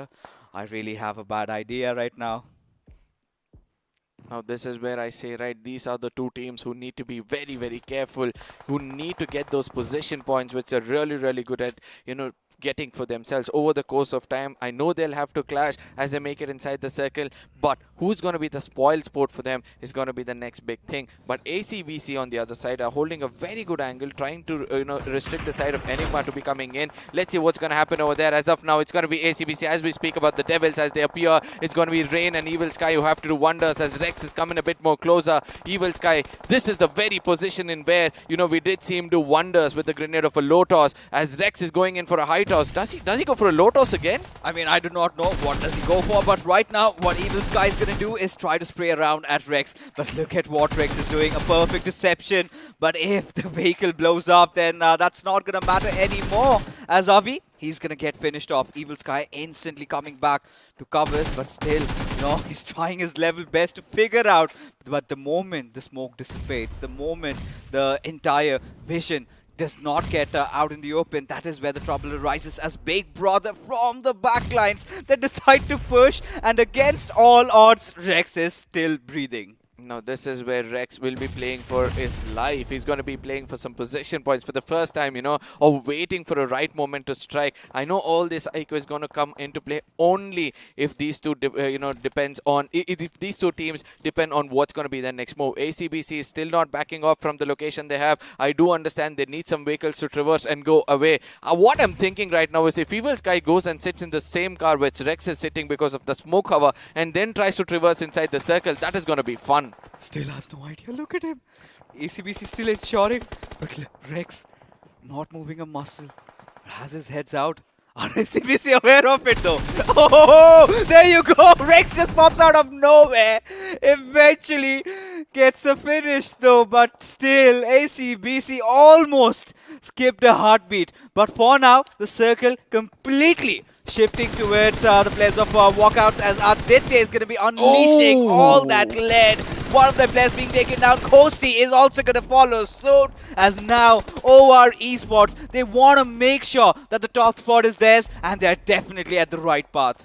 Obviously, Pav Killer is going to be going in for the heal battle pretty much far away. He didn't go in for a rotation, but eventually there's going to be ACBC who's coming into the fray. They want to make things bad for all the teams over here, as well as BBs from the other corner knows exactly where Evil Sky is. They're going to be spraying it down. I did predict Rex is going to be traveling in the same vehicle. I just hope he was just waiting for them to carry him inside the circle, but ultimately it was him striking and then getting taken down. Now coming back, we have Walkouts from the other corner, the best spot in the house. They have old foreman standing with 6 finishes. This is the game they needed for a really long time. If they get that winner chicken dinner, they're going to be so happy. Crazy things are happening in the lobby, but Walkouts still holding on, still stable. They know they've been in such situations, still have all 4 of their players alive, as Big Brother suddenly on a very fast collapse. Haxer still unleashing all that mag, and now he might think of a push. He knows that the players of Big Brothers are crippled, and Capron needs to provide that perfect support fire. Well, support fire come in. Oh, look at that. Haxar again putting down Scream, giving an opportunity to get this things done, as BB could be the next team which is going to be hitting the ground hard, and from far away it's going to be Kepron with that beautiful grenade coming in and putting an end for the side of BB. This is where they're going to be happy, right? They're going to be counting out the number of people alive and thinking we have almost made it. But on the other side, MG also get out of this with very, very less finish points for themselves. Oh, the 4th position finish. I think that is something that they have to settle down with. Haven't really been the most aggressive bunch, as Rain getting pushed over by Mr. Spray does have that high ground advantage though. This is where Caprin has to make all the moves, has spotted him out, but no one to fire shots at him, as Walkouts from the down lines, they have their PlayStation at the perfect position. And it all comes about to the circle. Nobody has the benefits of it, and this is where Atanki is moving in on the players of ACBC. Now ACBC have to watch out for this one man, because Atanki is so capable that he can take down the complete squad of ACBC and allow Walkouts to take this home very, very easily. But at the same time, one other bad thing for the side of ACBC is this: they have to make it inside the circle. And I know Walkouts are just waiting and wanting for Atanki to make it inside the circle and try to challenge off ACBC, as it's going to be much, much easier for them to attain that winner-winner chicken dinner. Oh, at this point, we're just waiting, right? Atanki, he's one of those variables that is here just to cause trouble, right? Nuisance for ACBC. But such an important game for ACBC and Walkouts over here, ensuring that top 2. But right now, Atanki, he's been fired upon. Haxer is trying to ensure gets that finish, but it will be, of course, to their team itself, as Caprin gets the better out of it. Now, only 2 teams remain. ACBC, their positions are compromised. Mr. Spray does have that concrete cover, but not for too long. Now, Rain was one person who was trying to hold that off angle or the blind spot. Eventually, he got taken down, right? So, it's going to be a 2v4 situation where Walkouts would want to take the territory for themselves, as Kirito, the kind of spray he came with that UP50 is really good. The push comes in. Throwables is going to be coming into play anytime soon. If not, this frontal battle can be something devastating for the side of ACBC, as they've come so close to this winner-winner chicken dinner and might get betrayed, as Kirito is going to be pushing and Rasa gets taken down. The final moments of the game in front of us, ladies and gentlemen, as Walkouts get the most wanted winner-winner chicken dinner with enough number of finishes. Can they make it through? They certainly can. I believe in them, ladies and gentlemen. Finally, a sigh of relief as we head into the post-match segment powered by Loco. And you can see the players, they know they are men on a mission, right? This chicken dinner, well, has given them a little bit of a relief, but they still need a few more good games. As we take a look at the point standings, Walkouts have secured 24 points out of this one. ACBC, not too shabby. 21, exactly what they needed. But look at Autobotz. Are those 7 points going to be enough? I still feel yes. But MG, the 6 points, I think they really need to dig in hard now. The teams who had to perform kind of have performed apart from the side of Walkouts, right? This is what I say, grab the opportunity when given to you. I mean, eventually this was the only game where they were expecting the side of GOG to come in and dominate, or for the side of RTR Retribution to actually perform. But eventually the pressure, this is what pressure does to you, right? When you know that one match has gone wrong, the second one is going to follow up because of that pressure. Yeah, it just keeps mounting, and at a point it comes down to the fact that you cannot do anything about it. But for now, I mean, GOG Esports just 1 point. I do not know what on earth were they thinking in that fight against Initiative Academy. No cover fire. Might as well has fought that one out. But what they even followed up, I think the only rational explanation is they were out of their vehicles, right? Yeah. They did not have any vehicles. They knew that they cannot do anything. They cannot get inside the circle, because that is what happens when you play a map of Miramar. For Blind Esports, though, 4 points, I'm not happy.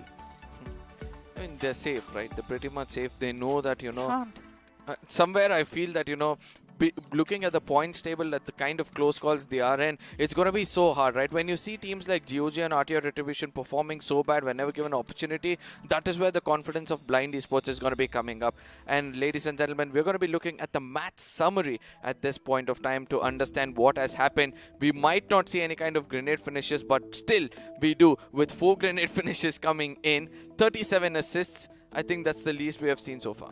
I mean, it's all right. It's all right. Let's not get into what has happened in Miramar, because now it's not about getting the knocks, right? It's all about getting the knocks and instantly engaging in a fight. Now, teams are not thinking twice or thrice. Should we go in? Should we step in? But yeah, just go for it. Now, Global Esports were one of the most notorious teams inside the lobby, went after Team Hydra. But the funny fact is that still, despite all odds, Hydra were the ones who managed to survive longer than them. So Pav did have to carry the team, but nothing to worry about for the boys from Hydra or Global Esports. Yeah, just 2 airdrops, 2 4 grenade finishes, it's all standard, right? The healing numbers were definitely less because now teams did not get that much chance to breathe. It was either fight or else you die. Now, this is where, when it comes to healing, we know that the team which actually adds into that number is the side of GOG because of the very late rotation inside the circle. Because every single time they just challenge the first circle and then come into the second circle. And we have seen this time, I really want to ask you this question. Why were they, so hesitant to take the fight when they knew that they had a good firepower from their side? Because they know this is the second game that they're playing. The first game they already messed up, right? Second game also they cannot, because after that, you can already see all these teams, they're just going all guns blazing, right? And they do not care about what's happening. And this was one of those games in Miramar which was the strongest suit. Now that is where the problem arises for GOG, because the next Miramar they will be of course playing, but that is where that will be their last game. And leave everything to the last, I think that is something they cannot afford. But as we take a look at the FT Craft, Walkouts, clearly the best team in the lobby, had the best rotation. The circle also did favor them, and as a result, they come out as the victors. Now, hard work. Look at that. For the first time, we're able to see that everybody have put their guns to the talking, and an average of 500 is what everybody have gained. And with few finishes here and there, I do understand only 2 teams were very, very peculiar about getting those finishes, but ACBC were the clinical of them all with 1125 damage and getting 9 finishes for themselves. But 2-3 disappointments for me over here. One is going to be MG. The second one is going to be obviously the side of Team IE as well, because they did go in and take a fight. They did initiate everything well, but suddenly after that, the way they've fallen down is so bad for them when it comes to the overall points table. When you talk about Team MG, this has always been their playing style, right? They never really engage in fights, always prioritize on the positionings. As ladies and gentlemen, the time has arrived. It is the overall standings, and well, we do see Hydra officials right on their tails of Global Esports. Is that the reason why Global Esports wants to just put a stop at them? They want to hold on to the top 5, and as a result, they can certainly aim for maybe Enigma Galaxy. Maybe Enigma Galaxy is a team that they should go after next. I wouldn't want to, any of these teams to pick up such a rivalry before getting into the grand finals, right? Because when you already have taken a rivalry with one person so strong, it's better you just stick to that. Because 2-3 teams, it's going to be hard. But right now, we're going to be looking at the most important picture of them all, where we have FS Esports coming down again with 324 points. I'm so sorry. And that is where it's most important for them to hold that, because ACBC 303, we'll consider that an average.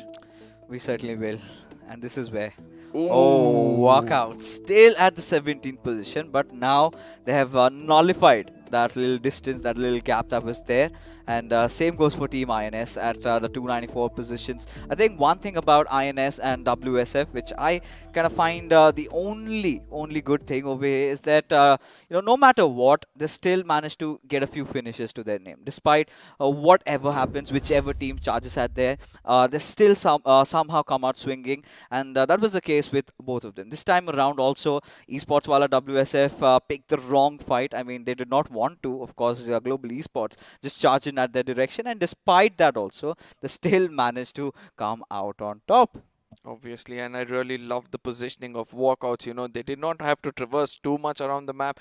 They did come in from their normal location. They made it inside the circle, but eventually held on to a very, very good hard compound. And ladies and gentlemen, when they speak about something really good, that is where this beautiful device comes in. And iQOO smartphones have a very, very good promo for you guys. Please go check that out, and after that, we'll speak further.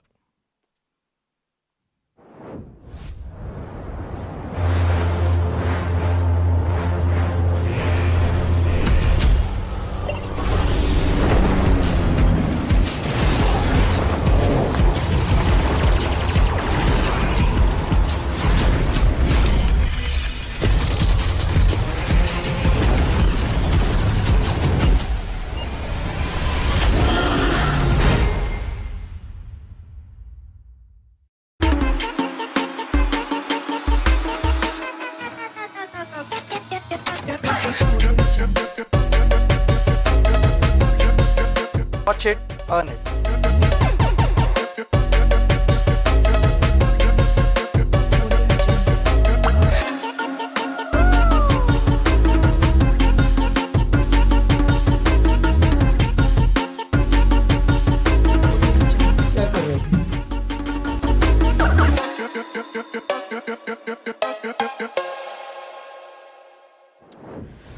Wow, it's all crazy out here. The final day, I mean, BMPS. I really do not know what to say at this point because now the teams, there are few that have really come out playing at the best of their hearts, right?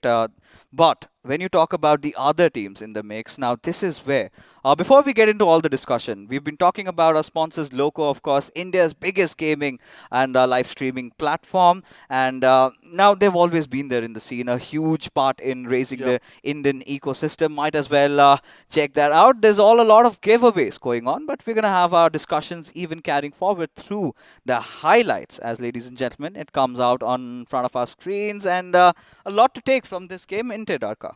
Obviously, I never expected so much of firepower, right? I was expecting everybody to first prioritize the circle, come in, and then they might take a fight. But eventually, the rotation clashes. And before all that, this initial one which just came in over here where Hydras, I mean, oh my goodness, I don't know why this statement is being made over here. And this was the moment where I felt that Nick OP could have capitalized, just concentrate on the person in the front and bullet from far away. He had very, very good off angle to take the people down, but eventually did not choose to do so, due to which they had to pay a very, very hefty price. Yeah, I think this is where pressure really kicks in, right? You start doubting your decisions, but this was the fight I was talking about.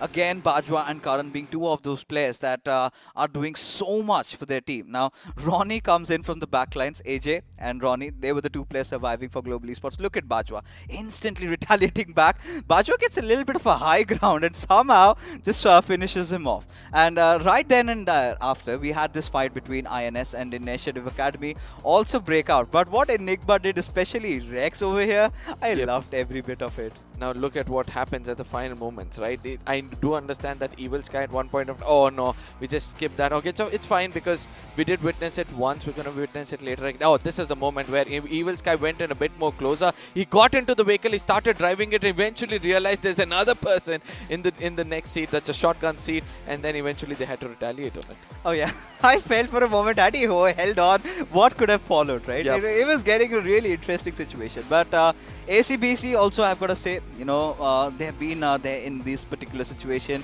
But more than everything, Walkouts is one of those teams that I really feel has got what it takes to qualify, has got what it takes to make it to the top 16. Because they've had that similar storyline even in the past, and they still have managed to come out through. And the same can be said for ACBC, but now the number of games are of course reducing. Now, for a good thing about ACBC Walkouts, they've got 3 more games remaining. But what definitely is not a good news is for teams like GOG and Esports Wala WSF, because now only 2 matches remain. Now, this is where we said, right, on an average, 40 points is what we were speaking about. 2 matches gone down. Now, with 2 matches, they have to get 40 points. And that is where, you know, everything is going to come down. 10 finishes with the winner-winner chicken dinner might give a sigh of relief for them. But again, you know, at least 10 finish or probably 5 finish winner-winner chicken dinner is something they'll be looking forward for. Because obviously, it's going to be so hard for you to take any kind of frontal battles and attain around 15 points, which is kind of impossible in the lobby we are in right now. And, you know, to make things even worse, Retribution RTR, they won't be playing Vikendi, right? One of their strongest games. Maps. And they're not going to be here, especially how they've messed up the first 2 that they were in. And this is where the trouble really arises. Do they have what it takes, you know, finally come out swinging? Because they need a chicken dinner no matter what. All these teams do, especially teams after INS. They need it desperately, right? Because INS won good game and then they can make it through. Same goes for teams like Walkouts. Kinetic have had a rather decent start, and they're going to be coming into the mix if for Vikendi. I think what could be the right idea is always have that contingency plan of healing going on. Spread out, do whatever you want, because now we're witnessing teams fighting it out against each other. So a lot of areas to cover. It's all about doing your homeworks. It's all about knowing where your opponents drop. Have one of those players go for a hard revive, go for a hard healing battle, and I think that could work out. No, this is when you say hard healing is where I do have to bring in the picture of GOG in the map of Miramar, right? That is where Bullet was holding back and MJ probably went around and he was like, I'm going to survive. Probably if required, I'll go for a heal battle. And where does he end up? Right to the dead center of the map, almost to the dead center of the map where other teams are going to come in and dominate. And this is where the next question arises. Where would you want to place yourself inside a circle if you're going for a heal battle? I think the entire idea of MJ getting out was not that he wanted to do a heal battle there. Okay. All he wanted to do was, at those situations, you've got to stick around the edges if you're the lonesome player. It was, for Bullet, he was a lost cause, right? He could not get out because Initiative Academy anyway was scouring through the lands. They searched every angle. They just did not check that spot. And that is all he had to do. He was like, MJ, you're there, you're out there, you can survive, you can run, run. Now, that is the only call out I think that must be going on in their mind. But yes, ladies and gentlemen, it's time for us to head on to the next match. This is going to be pre-segment which is coming up powered by Loco. Pre-match segment coming up powered by Loco. And this is where you're going to be hearing a bass voice coming in. And that's going to be the man himself. Well, I guess I am going to be here, but just as I adjust myself, we are going to have a little bit of a switcheroo. Once again, apologies for that, Arca.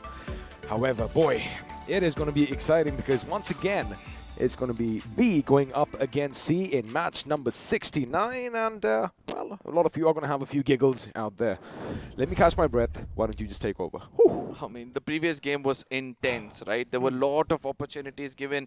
The final windows are starting to close with just one more window open for teams like RTR and GOG. What is your take? Like, how do you deal with pressure? I do understand this is what they're experiencing new, right? They might have gone into lobbies. They might have played around with other, you know, small tournaments here and there. But when it comes to the official tournament, when you know that you have to go big, how do you tackle that kind of a pressure? Because you've already been in that scene before.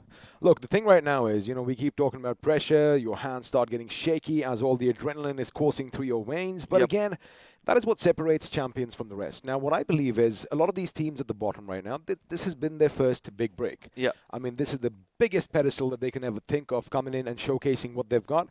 They've already won a lot of hearts in the process. Yeah. So all they have to do now is go back, look at it this with a positive light. Because if you are going to be, you know, kicking yourself in the boots and just thinking that, oh, everything is all but lost, that is not what a winner is all about. And, you know, again, we are going to say bye to quite a few teams over here. 2 games remain for a few of them. And right now, for groups B and C, this is it. The final 3 games. And the best thing is, I do believe B and C are going to be playing the next 2. Yeah. And as far as C is concerned, well, it's going to be the next 3 games which are going to basically write their fortunes and write their history. But again, it is going to be an amazing time. And I guess we do have something come up. Why don't you take over this time? Oh my God, this is the moment where we have to thank our sponsors. That's going to be iQOO, as iQOO smartphones have come up with a beautiful device for themselves. That is going to be Neo 6, a beautiful gaming device for sure. So ladies and gentlemen, please go ahead and see how to slay your dragon.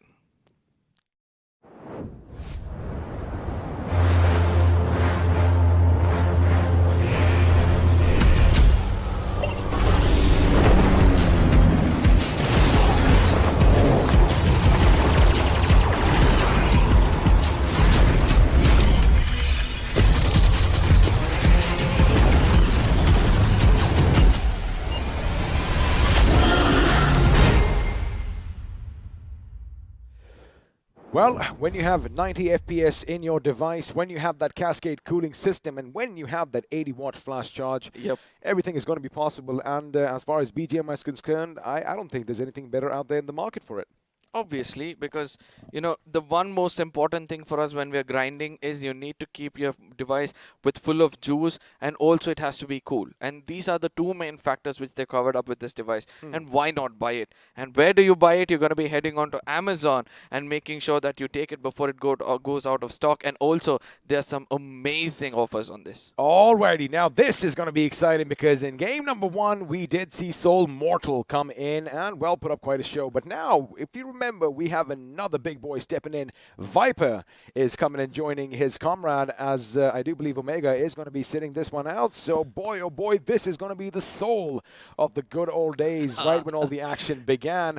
And I see where you're going to get at, but again, you did say that this device in our hands keeps everything cool. The next game is going to be icy cool, because we are going to be flying to Vikendi. It is going to be the Tundra, and well, we are going to see some clashes, and soon enough, all that white snow is going to be turning red. You know why I'm laughing so much?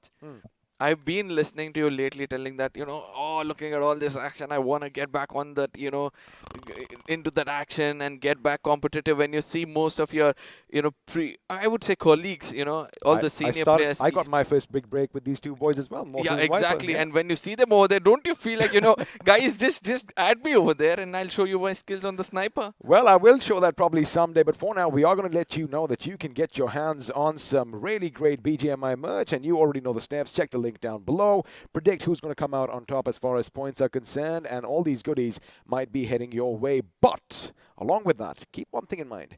We are giving away 10 of these iQOO Neo 6s. All you have to do is make sure you check this chat. There's a pin comment, right? You are going to click it. You are going to fill a form. I'm learning from you.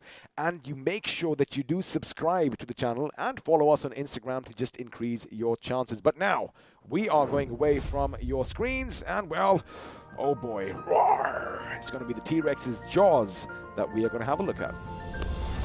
Vikendi. Exactly, that is where I was coming in. That is where I was coming. When we come to Vikendi, this is where we want to know where the circle is going to be forming in. Fixes did point out to a point that, those teams are not having a good time.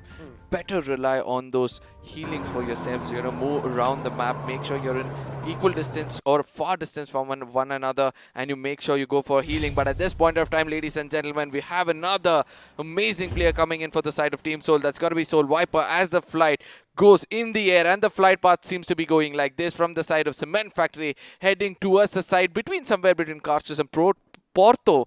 It's going to be such a great game. It is going to be a great game indeed, but the thing is, we've never really seen anything in the south. I just heard that you corrected yourself again. The thing is, we have some distance between us and the screens, and sometimes, especially with your ADHD, it can get a little tricky because the words are just jumping around, right? I really don't get that. It's so hard for me to explain. I'll exactly know what to say, but eventually it just fumbles. Hey man, the best thing is, life is a learning curve. We all make mistakes, but it's how we get back up. That is what, of course, matters. And speaking of the circle, well, nothing really out of the ordinary. I'm sure a lot of these teams are going to be happy about that. But the drop clashes is something that we can expect. Now, we did see right at the beginning, Team Soul, they did jump out, pretty much the first teams to do so. Now, we know they love heading to the Winery.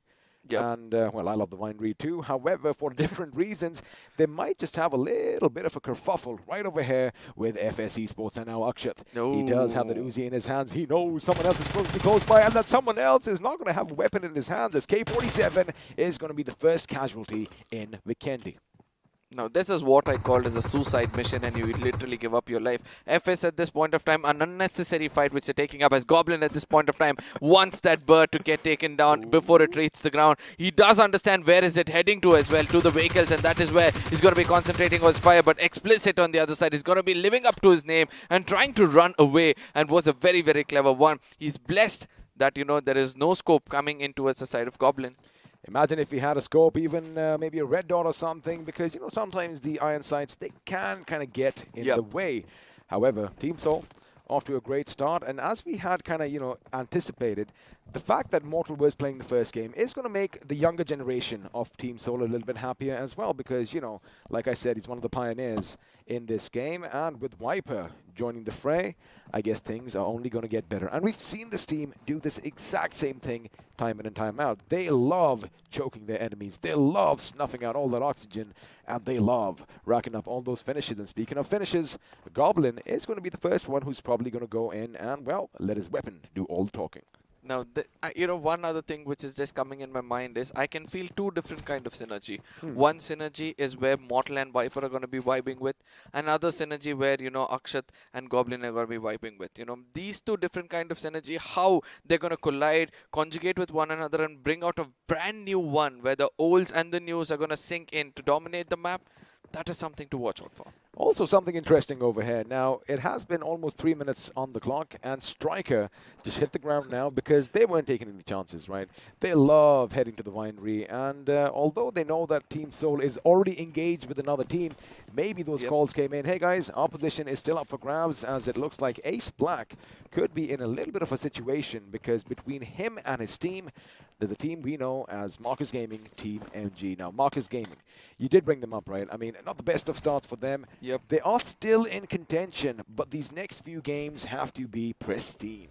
Because the teams below them had not played a game, and they are all over here, right? So they have given an opportunity now to make sure that they knock at the doors and take away winner chicken dinner, or probably 10 to 15 points, just to build up that pressure to that position of 16th and make sure that they are the next best contenders for the grand finals itself. But let's not forget to see that FS Esports, they still have Explicit and Itman right to the very location towards the side of Hot Springs, where Itman is again heading back. Is this another suicide mission coming in from the side of Team FS? Well, the thing is, I do believe he's going to go and try and pick his teammates up because they need points. I mean, there's no walking about that. There's no need to beat around the bush. And I do believe it's going to be a quick evacuation mission that he is going to be on because, like I said earlier, Team Soul, they've got nothing to lose. However, all these other teams who are languishing towards the bottom half of the table, oh boy, they have everything to play for. Now, every single map when you're playing this, if you're not having that average which we keep speaking about, right? Why is it important for us to have that average point in every single game? Because ultimately, if one game goes wrong for you and the people below you or above you gets that average for themselves, again, there's going to be a contentment. And in the until the final map of the day, we still don't get to know who's going to be getting into the 16th position. Well, of course, it is all going to come down to the line. It is going to be till the end. It's going to be a nail-biting finish, and, well, things are going to be exciting. Now, for the walkouts, they are in a good position right now. Nothing around them at this moment. ACBC, asking ye shall receive, apparently. ACBC just a bit to the south, and the distance is going to be somewhere around 400 to maybe 500 meters. So for now, both these teams, again, points are going to be of the essence for them. They need something or the other over here. They are going to take their time, and for now, they're going to be looting to their heart's content. But, as I do have a look at the map all around, all the teams are kind of just getting away from one another, making sure that nothing happens. But looks like ACBC could be heading on in a bit of a fight, as Evil Sky is going to be the first one, and now he's going to realize, possibly this compound is taken, as the walkouts are going to strongly have a nice little grasp on it. There were several times where I've seen Abrar or Mr. Spray always tend to be on the offensive side, trying to take down the opponents, In case they come closer, they'll be the first one to press the trigger. At this point of time, UP50 versus the side of Team Blind as Deadpool and Rage. Look at them just converging on their prey as Rage God is doing the best of what he can and lives up to his name. Rage versus Rage, where Rage God is going to be living up for the God himself, but eventually gets taken down because he comes off that cover which he had for himself. I mean, all right, let's just break this down right now. He knew two people were coming from the left, and have a look at that. Rage is still going to be alive and kicking on his feet, surviving by a sliver of HP. The movement that Rage God just portrayed on the screens was sublime. It was beautiful. However, I do believe he was a little bit too cautious about just getting that little finish point. Again, I don't really blame them. He could have been a thorn in the side of the team that they go up against, Blind Esports, and he maybe could have gotten another couple of knocks for himself. Now, this is where Blind would like to capitalize on, right? They know that every single finish point which they take is going to be helping them become concrete in that 15th or the 14th position. But at the same time, let's not forget the side of UP50, the loose cannons who have nothing to lose for themselves. They're just going to be going against every single team in the lobby. See, again, that is exactly what we were talking about, right? I mean, maybe he could have gone for a few more finishes. Had he succeeded, he could have got 3 finishes for himself. But again, at this point, buts, ifs, and maybes is not something we are going to talk about. What we are going to talk about is Hyderabad Hydras. Well, their position is going to be contested once again by Mortal, Viper, Goblin, and Akshat, as it looks like they are going to take the fight straight to their doorstep. Elsewhere on the map, anything out of the ordinary for you? No, right to the dead center of the map, we have the side of Team MG for the first time getting converged by 5 different teams. I've never seen MG in any map, going to the dead center and then having 3 to 4 teams contest them. But that's going to be one other thing as we speak about the side of Team Soul. finally we'll be able to see somebody in the blue, right? And that's so refreshing for the fans. Of course it is, and for Hyderabad Hydras, now up until this moment, they knew that, okay, the winery is going to be theirs for the taking. They, of course, did hear a few vehicles come by. That is why Striker is going to whip out that big bad Tommy gun. And, of course, he wants to go all Tommy and, well, all gangster over his opposition. But, uh-oh, I see somebody has an M24 down there. And is it going to be Sniper season? As they are going to have a little bit of a spread. Oh, Akshay no. is going to be coming in. That might be a bit of a mistake, but lucky for him, he still has a few walls for cover against Hyderabad Hydras. Now, this is where the information might be telling that, there are a team over here and Goblin trying to traverse through. He'll also be making it to safety. This is what happens when you know your real estate really well, right? So when shots comes in, you're going to go behind those ridges and make sure you get into safety as they're going to be traversing more and more and taking the tension away. It's going to be our Esports versus Nigma, and we have to see which is going to be standing tall as one last man or the only one man hero tries to be the hero for the team and plays a very hefty price. Well, he is going to be wiped out, but he still has 3 more teammates lying in wait behind him. He was just caught a bit off guard and out of his comfort zone, as Dreams this time is not going to be the first one who goes down for Enigma Galaxy. Again, it's going to be Apollo the God himself who is going to be dishing out all that damage. Now, this fight, of course, is going to be taking place in Podvosto, just east of Mount Kresnich. Yep. And for now, for both these teams, they are going to be in the circle, and this fight is something that is going to be important, especially for our esports.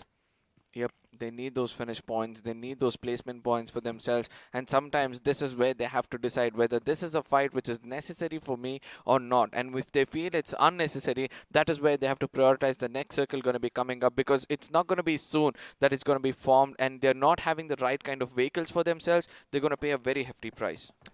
A hefty price is what a lot of teams are going to pay. In fact, 8 of them are going to be going through that little situation, because chances are we might not see them again in the finals, as OR Esports, they are going to be coming across the bridge with Aditya, making sure that everything is tickety-boo, and they can do that without any problems. For now, they do have a nice little compound all for their taking, and the problem with Vikendi is that, this is basically the meta in this game, right? You want to make sure you have some concrete cover, and there you have it. Speaking from cover, Deadpool is going to get the better of DG, and Phobic is going to be taken down by Williams on the other end, and Phobic, in fact, is going to be finished off as a grenade is going to go forth. However, it isn't going to damage anything just yet. Now, this is where Blind are looking really, really strong, right? This fight looks to be theirs, as Blazy will be the next person in the crosshairs of Williams, as the grenade is going to be cooked in towards him. If this connects, I know the story will be way too different. It doesn't. Probably, yes, the splash radius does connect a little bit, but now it's all about the bullets doing the talk. Well, right now, smokes are going to be deployed, making sure they obscure their vision. Below and behold, from behind, it's going to be 7C Esports, but Shadow lurking in the shadows over there is going to strike first, and he gets taken down instead. It is going to be a little bit of a trade-off,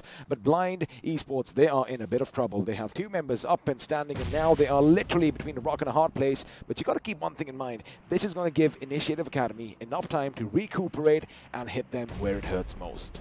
Now, this is where Deadpool is still concentrating on the side of IE rather than looking out for the side of 7Cs, where he gets a little bit of a tag and then falls back. They have to re-strategize something. They have to get to know what to do next, as 7Cs is still waiting for these 2 teams to become a little bit vulnerable, and when they rush in, they're really good at picking up all those knocks for themselves. What 7C are doing is they are going to be the watchers on the wall right now. They make sure they have the high ground, and although these guys do have the comfort of their little fortifications, of all that concrete, that's a big grenade coming right at you. Lucky for him, he still has that one first aid. Now, what I was saying was, 7C Esports, they are going to bide their time, but you know what? They don't need to lose anything, because they might just come in, have a look at that, how they are going to be surrounding the enemy, as Blind Rage is going to be taken down by Prince, who is going to be making a little bit of a wizard in the map of Vikendi, and Spraygard is going to throw a grenade. Now he might just get that sound cue that someone actually is going to be inside, and this could be problematic. However, point blank, no, it comes back at him,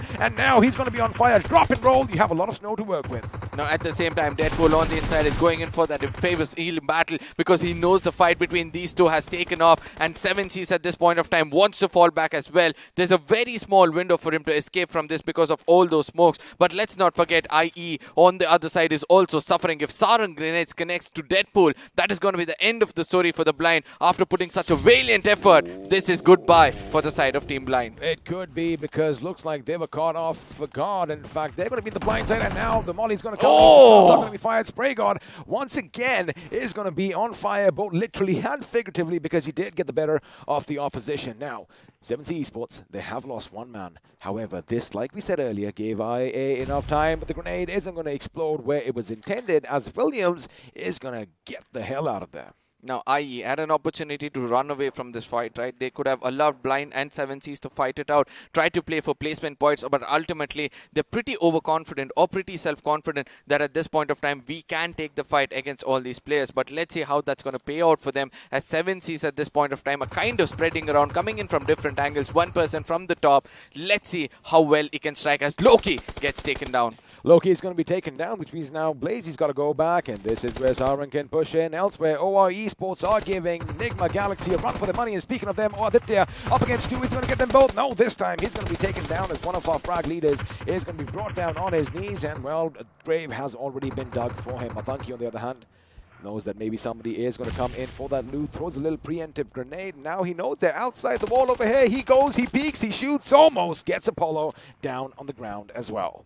Now Max on the other side, he was with the grenade, right? In case he had a gun, he could have given a little bit of a cover fire, as Jelly at this point of time has been chased by two players of NGX, and eventually with that compound cover, he's going to have his teammates come a bit more closer, and prioritizing the zone is going to be Nigma Galaxy, where they have not only have to reel themselves, but also have to take this fight in front of them, as Max is in the cross, as Jelly tries to push in with that AK, can connect anytime soon, but relies on the deadliest of the gun. But Apollo with that M4 shows how things can be done, as two men standing will have a lot of job to do. They do have a lot of job to do over here, because now it's going to be a 2-on-2 situation. It's going to be Aru and Atanki going up against Apollo and Max, and now Apollo comes in the crosshairs once again. Aru takes a little cover behind the tree, but Atanki is going to get the better rep from a different angle. Now there's only one man standing for Nigma Galaxy. He has repositioned himself, however, looks like Aru knows exactly where he is. One big grenade could spell trouble. Unfortunately, he is going to have to readjust his little trajectory. There you have it, switch to FPP. That is going to be it. And with that one big bang, Nigma Galaxy are sent to a galaxy far, far away. With three finishes for themselves, Nigma Galaxy, we all know they're safe. They're going to be happy experimenting all these things, but to the dead center of the map is where we have to witness Marcus Gaming still alive. You know, they had 5 teams around them, but still they're going to be happy. To the southern side of the map, we have around 5 teams, whereas the northern side of the map, we have the side of Kinetic and IE. Both of these teams needs a little bit of a pointer for themselves, at least 10 points in this game, and let's see what's going to happen, as OR still making it late inside the circle.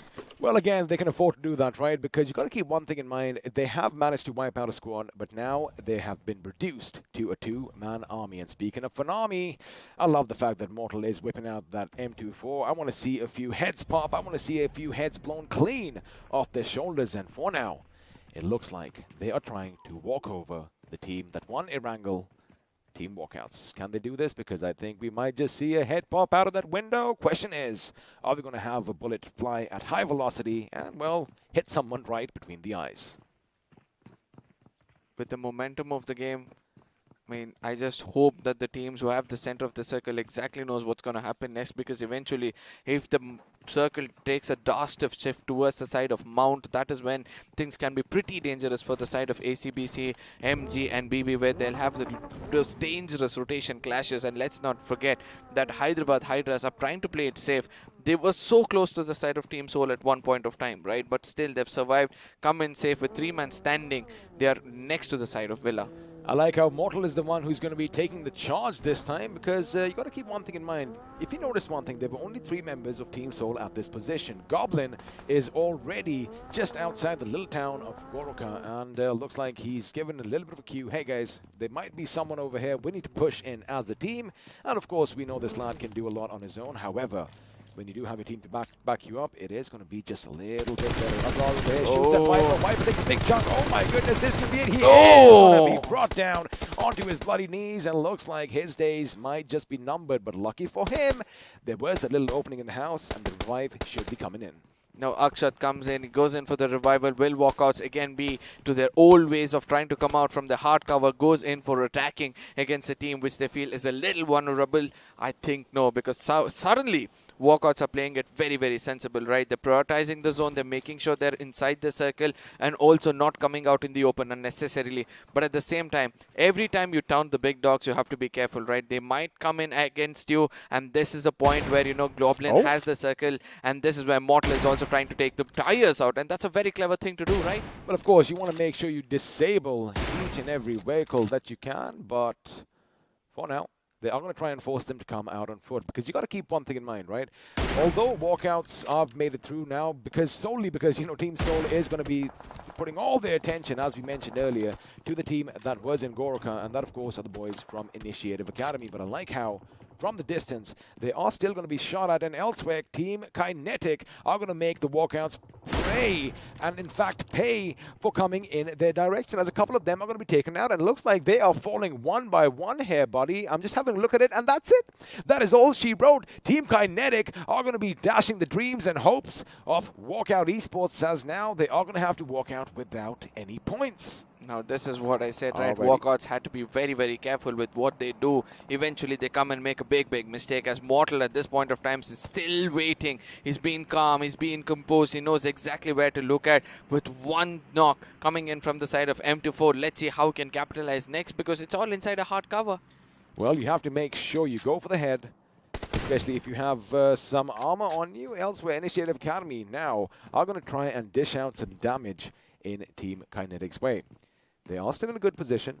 In fact, this little fight is going to be taking place across that frozen lake, which I love traversing on. But even again, Team Soul there have their work cut out, because from behind, looks like Big Brother Esports are going to try and make a move. And speaking of BB, buddy, they need to have a few good games to make sure they cement their position for the Grand Finals next week. Now, Beast OP thinks that, you know, the Team Soul might not know not know its location, and that is what they'll be looking out for. But on the other side, Mortal's crosshairs perfectly placed. That ATEX is just waiting for some head to pop in, and we all know once that goes down, there's going to be a rush coming in, because obviously BBs at this point of time are playing a very, very split gameplay. We can see in the minimap, eventually Scream comes in, nobody's on the stability, but still the shot connects against the side of Zen OP.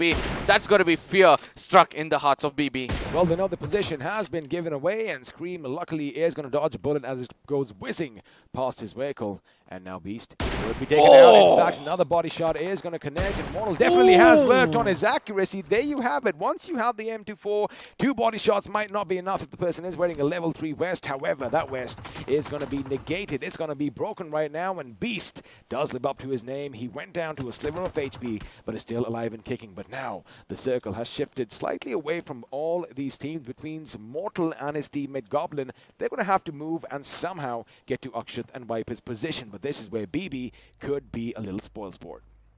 Now the circle shifting towards the side of Mount is what was a very, very big concern, as Williams from the side of Blind is being a solo player inside this place. Oro and Athanki, who have no clue that there's a player over here. Can Williams strike exactly when required and pick up these 2 finishes for himself, as Oro was kind of visible there. He comes out in the open, has to pay a hefty price. The finish also comes in quickly, as Williams is waiting out for Athanki to do the thing, as eventually it's going to be Molly coming in, an MP5 versus the side of AK, which is going to be standing out tall. Well, right now it's all going to be who connects first as he jumps out the window, and now it's going to be a one-on-one situation. Finds William, and there you have it. We have a little bit of retaliation coming in, as Williams is going to get himself 3 finishes, and look at his face. He is not phased by anything right now. He knows he needs those points, as elsewhere, Initiative Academy are taking the fight to Team XO, as Fierce has been brought down. Sensei goes down, crashing as well, because Rockstar is going to be coming in from the other side. Now, Loki knows that he got a knock somewhere over there. He is going to try and go for the finish. Unfortunately, the problem is our Esports are going to be pummeling them with bullets from afar, and in the blink of an eye, FS Esports are going to make quick work of ACBC. Now, at the same time, Initiative Academy, the way they compose, the way they want to hold this hard compound, shows that they're wanting this winner chicken for themselves. But they're just 2 men standing, right? How far and how well can they play this? As there's going to be another team that's going to be Kinetic, who actually knows that there's a team over here. They have MG out of nowhere coming inside the circle, as BBs also make it inside the circle. This hard compound inside the side of Goroka has become the next big hell. It is going to be hell for a lot of teams, and it looks like Team Soul are still going to be in a nice little spot for themselves. Again, all 4 members still alive and kicking. That can't be said about UP50. Oh, Spray God, is he going to do what he does best? Yes, he does, as down goes Ranveer, but it was courtesy of Prince's M4, which means now Sarkar, well, he is going to be the last man standing for his side, as for some reason he is going to deploy a few smokes, but this is where it's going to be indiscriminatory fire in towards the smoke, and there you have it. Ranveer is going to be snuffed out by the play zone, as now 7C Esports, they have 5 finishes for themselves, 3 of which come via Spray God.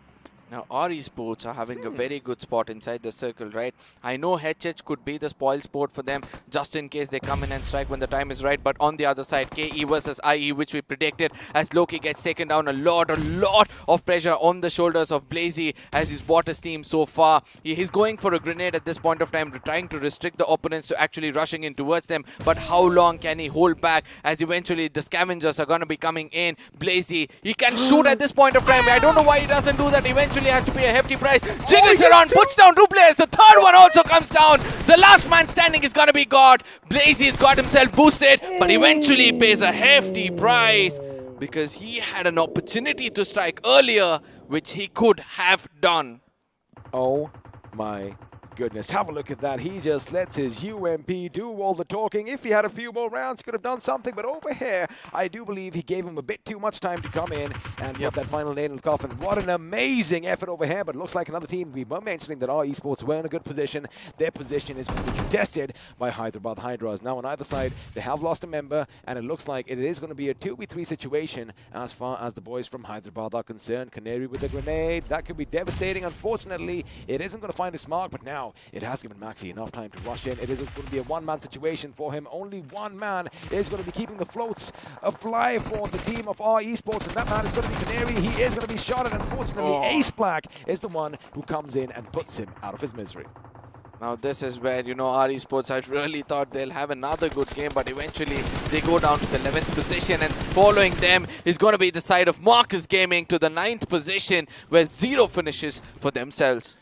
0 finishes is not something that we were expecting, and of course, the 9th position, they aren't going to get anything, but now it's going to be Team Soul going up against Team Kinetic. Goblin, of course, is going to be the first man for his team to go forth. He does have a grenade. He knows where the enemy is. It is going to be flung in the direction of one of the members in the smoke, and it is going to connect as Onyx, the Rock himself, is going to be brought down. But this is going to give his team enough time to circumnavigate around their position and just kind of get a little bit of a spot for them. Viper, however, could be caught out in the open, either by BB or the boys from 7C's behind, because look at that, 7C Prince, he is going to get better of one of them, but Viper from the distance gets the better of Kinetic God. Now Mortal and Akshat out of the game. It's going to be important for Goblin and I'm so sorry. Mortal and Akshat out of the game. I really thought that Viper could be the next man going down, but eventually he's surviving, trying to prove that he can prove his mettle in this game, as he's got a lot of information against the opponents right in front of him. I like how Viper is giving his teammate perfect cover right now. Goblin over there was in a precarious situation, but Kinetic is the one who could have been that little bit of a knife in the back over there. And again, that is what teamwork is all about, ladies and gentlemen. Elsewhere, Beat Scream is going to be brought down, and now EXO is going to be moving in as Zen OP is going to be brought down by the G36C. However, Helga and all this smoke is still going to go in for that revive, which means still Big Brothers again. Keep one thing in mind, buddy. This is a big game for them. They need this, and Snacks is going to be eating away outside by the blue zone as Goblin is going to fall, and I do believe Team Soul are now out of this game in the 7th position. Now Kinetic KU, one of the players who's actually staying alive outside the circle, going in for a heal battle. They've got enough number of finishes for themselves, 7 to be specific, and all they need some possession points to make sure they come out of that very situation they are in the overall points table. As Sarang at this point of time puts up some smokes, that smoke trail is going to allow him to traverse a little bit inside the circle. FS Hitman is also alive on the other corner from the side of FS, as shots are going to be connected against the side of Snacks, and it's a goodbye story for the side of Team EXO. Now the best thing is Hyderabad Hydras are going to be at the base of Mount Kresnich, and well, all they have to do is wait for the enemy to come in their direction. And 7C Esports, they are going to be moving in a vehicle because Spray God has one, as Team Kinetic finally run out of potential energy, and they are going to be brought down in the 5th position because Hitman, the last man standing for FS Esports is going to go down in fourth, which means, well, 8 points is not a bad outing. But now, Hyderabad Hydras, they know they have the advantage. They know that 7C Esports are going to be a bit split up right now, but have a look at their finishes, buddy. These boys are hungry. These boys are playing with their prey. Question is, are they going to be a pack of wolves in this frozen tundra? Because Maxi has spotted one of them, and Sarang is going to have to take cover. But Hellgod could be coming in from behind and be a little bit of a thorn in his side. Now, this is what happens every single time 7Cs goes bizarre, right? In the final circle, sometimes the team tries to converge in towards them, and that's going to be the side of BB. Hellgod, Beast OP is pretty much far away. It's going to be coming in from another angle. In case he can strike as well, I think that could be the beginning of the end for the side of 7Cs. That could be the beginning of the end. However, now his position is given away, and Beast is still up and kicking, and there you have it. Hellgod is going to make sure that Sarang is going to be put in the ground, which means now 7C Esports have Prince and Spray God all by their lonesome. Spray God trying to secure a little bit of a vision on the enemy. He is going to anticipate that something might be coming out of the smoke, but this is where Hyderabad Hydras are going to be just laying down a barrage of lead, and Prince is going to be spotted in the distance. Nice. Manti with his G36 is going to bring him down.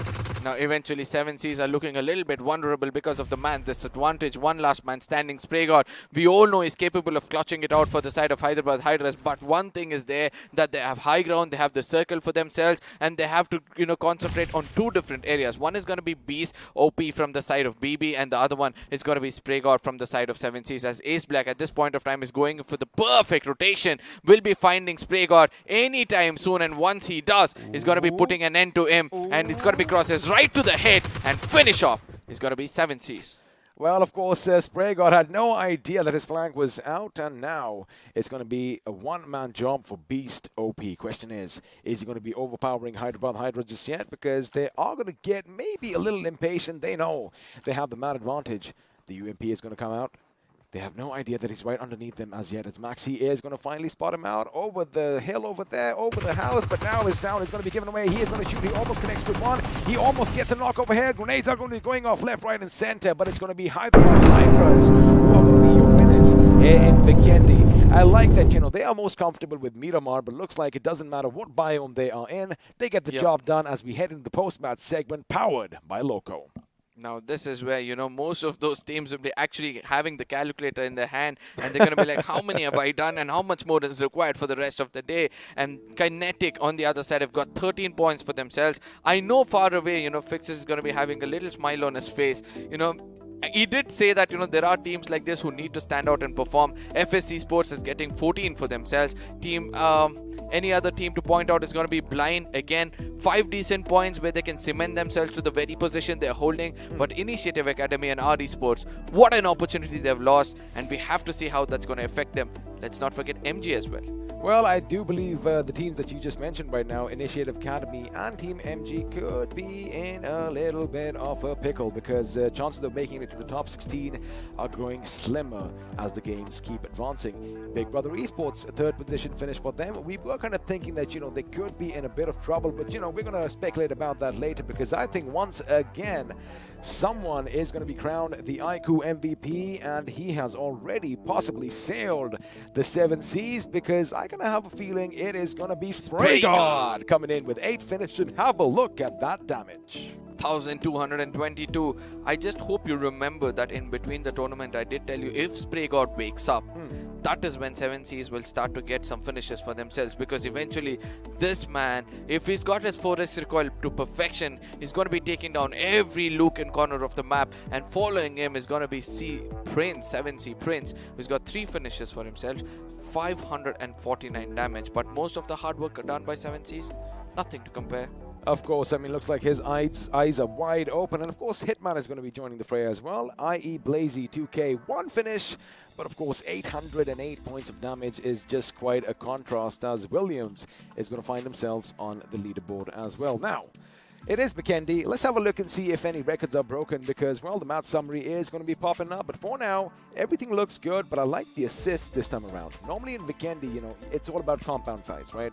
And you barely get time to pick your fallen comrades up. But this time around, looks like we had a little bit of a distant engagements happening. Yeah, thanks to the courtesy of the circle. Every single time it went in, it came out in the open. There was long distances fight which was happening, not too much of a hard cover for the teams to actually go around. Even though they were hard covers, it was so far away from one another. They had time to pick up their teammates. But right now, looking at the FD graph, look at that skyscraper coming in from the side of 7Cs. 2,345, 2,345. Finally, another number which is going to catch my eyes with 12 finishes for themselves. And on the other side, if there is any other team who did do the damage and they were not paid for that, damage they did, is IE.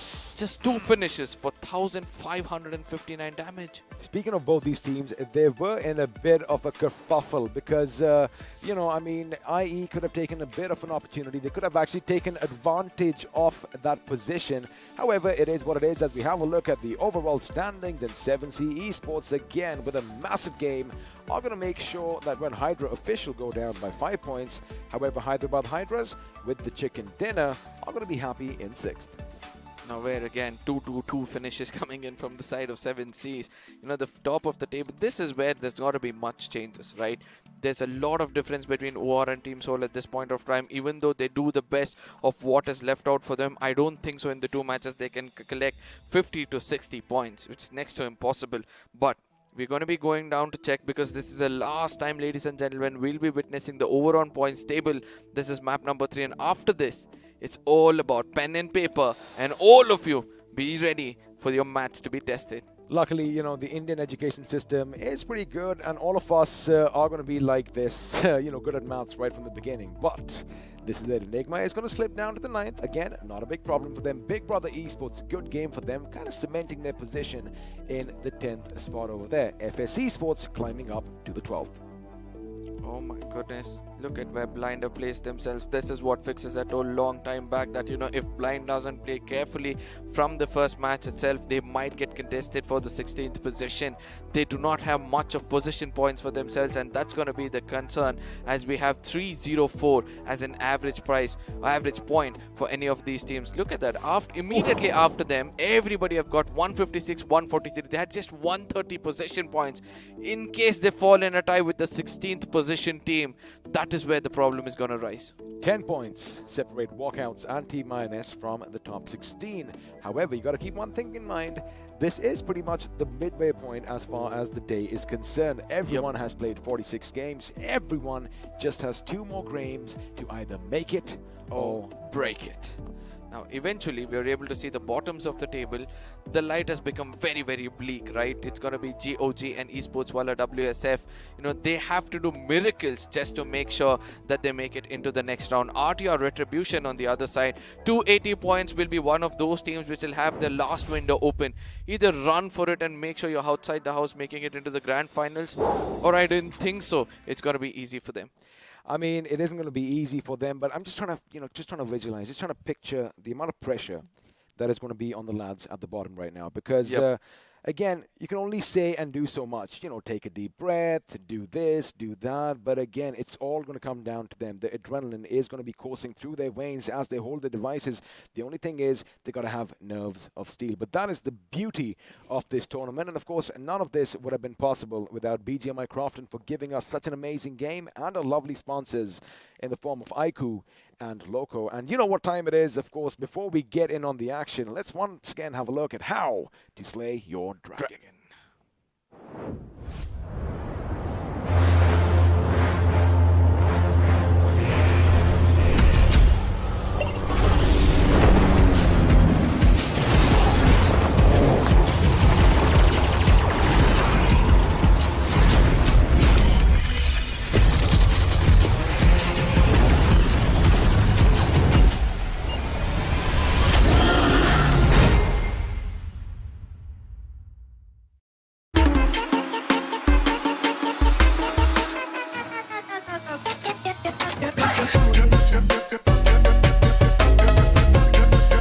Watch it, earn it.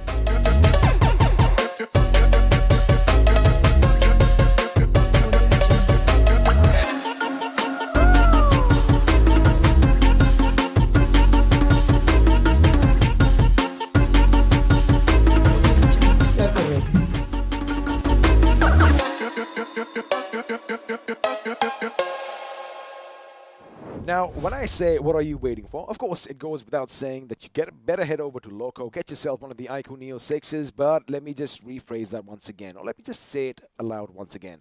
What are all these people watching waiting for? Because we have 3 more games in store. Each team has 2 games left to, again, just cross that little finish line because they are so close, yet so far away. Arca, whew, I'm getting butterflies right now. I'm getting flushed. I mean, this is where I say, right, experienced teams might have a little bit of a balls of steel, if we call it, or, nerves of steel, if we call it, that they might go in for a breather and they're going to be like, just enjoy the game. Whereas, no matter how many times you tell it for the new pros, they're going to take that, pressure onto their shoulders. As ladies and gentlemen, we'll be stepping into the highlights for one last time to witness what happened. It was Sol Akshat from the beginning, starting things off. Poor guy, though. I mean, K47, he really had no options. Didn't have a weapon. And over here, Rage God, if you just look to your left, the way they were lined up, maybe, just maybe, he could have got a couple of finishes for himself. But now Deadpool is going to make sure that he makes them pay. Remember, they were reduced to a one-man squad after this because 7C came in as well, as Shadow did get the first little strike, but Spray God gets up. And, of course, all that accuracy and all that training comes in handy. Now where Spray God is not going to stop himself. 1 finish is what he's got so far. We're going to be seeing him regularly on this highlight reel. But Deadpool on the other side, inside, was literally getting roasted as Spray God yet again went in and put an end for him. And let's not forget, after that, OR Aditya, the way he went in against the side of Nigma Galaxy was also really commendable until he got taken down and finished off. And of course, this grenade is going to go boom, and with that, Nigma Galaxy were sent packing. But this is where Williams performed his heart out. Nobody knew that anyone was in the house, right? He was basically hiding in the attic up there, and as soon as the boys come in, he gets one completely off guard, and well, we thought Abdanki might do something.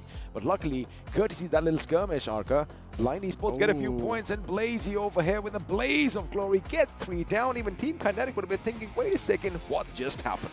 Now, at the same time, Blazy could have gone in for the reload. He had so much time with that UP50, but still he doesn't do so. Yeah, UMP, and he doesn't do so, and eventually he had to pay a very hefty price. But at the same time, let's not forget that, Snacks got taken down because of the zone, and also the Salt coming in from the side of BB and HH.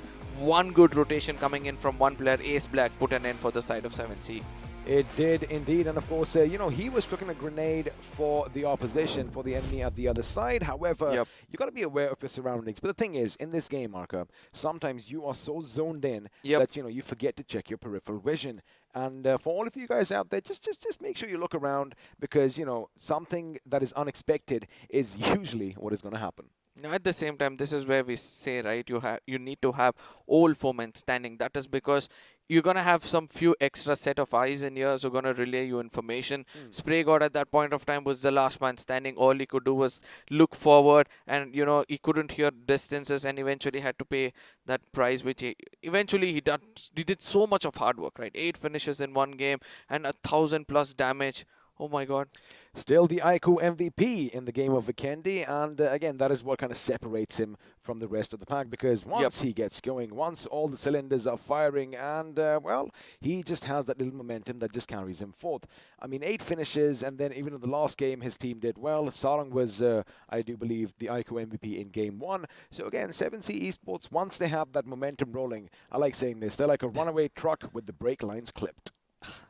I just hope they don't crash. In the grand finals, they need to have a little bit of a control over that as well, right? Because eventually, just in case they're relying on Spray God, you get adapted to few gameplays, right? Once Spray God starts to fire like this, you're going to be like, okay, he's going to do the job. And eventually, in case they lose Spray God in 1 or 2 games earlier itself, that is when, the rest of the teams will be challenged. And I just hope they're ready for it. I'm not telling that they're not. 7C is one of those teams who have always been on the top of this complete community. So, yes, we would see what all challenges they might have to face. Well, again, the thing is, they are a massive organization. 7C Esports, they've been at this for a long time. In fact, a lot of these boys have kind of stuck together as well. It was a breath of fresh air to have a look at Prince come in and actually have an impact on the game because, we saw him in week 1 quite often, especially in the maps of Erangel, where he is much better versed with the topography and with the terrain. But again, looks like Vikendi is definitely one of their strong suits. But Hyderabad Hydras, because, I love the fact that now they have pretty much conquered everything, Yep. right? And that is what the game is all about. You have to be versatile, you have to be adaptive, and, well, that is what makes champions separated from the rest of them. And speaking of which, I think let's do one thing, Arka. Yep. We have had 3 games. Everyone knows the break is coming up. I think you and I will discuss a couple of things as well. So for now, why don't we say bye-bye to them for the next 5 minutes? Because, again, we're going to say bye-bye. Get yourself some refreshments. We're going to be back in 5 minutes starting now. This car won't drive itself, right? Where to go, when to stop, read the map. अब ये सब तो in-game reader ही कर सकता है. And danger rarely announces itself. इसलिए आगे बढ़ने के लिए एक स्काउट भी जरूरी है.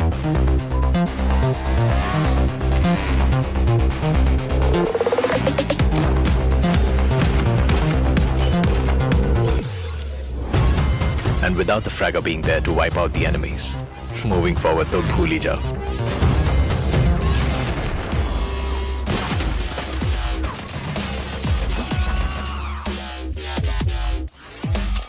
और फाइनली गाड़ी आगे बढ़ाने के लिए सिर्फ पहिए नहीं, जैक भी जरूरी है. कोई भी मैप हो और कोई भी रास्ता, जैक ऑफ ऑल ट्रेड्स के बिना टीम नहीं बनती. Without you as the support ये गेम नहीं चलती. Your friends are waiting for you on the battlegrounds. फिर से अपने यारों के साथ चिकन डिनर करोगे, साथ मिलके रैंक पुश करोगे. Battlegrounds mobile India, download now. जब कोर्ट पर बनी टीम ऑफ 5, छठे यार का दिल टूटा ऐसे जैसे टूटे कांच. क्योंकि अब से कोई नहीं होगा कभी भी left out. Battlegrounds Mobile India brings you the new 8v8 TDM mode. Let the action begin in Santorini.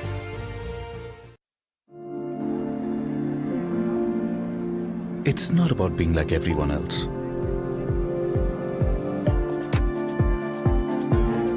It's about having your own destination.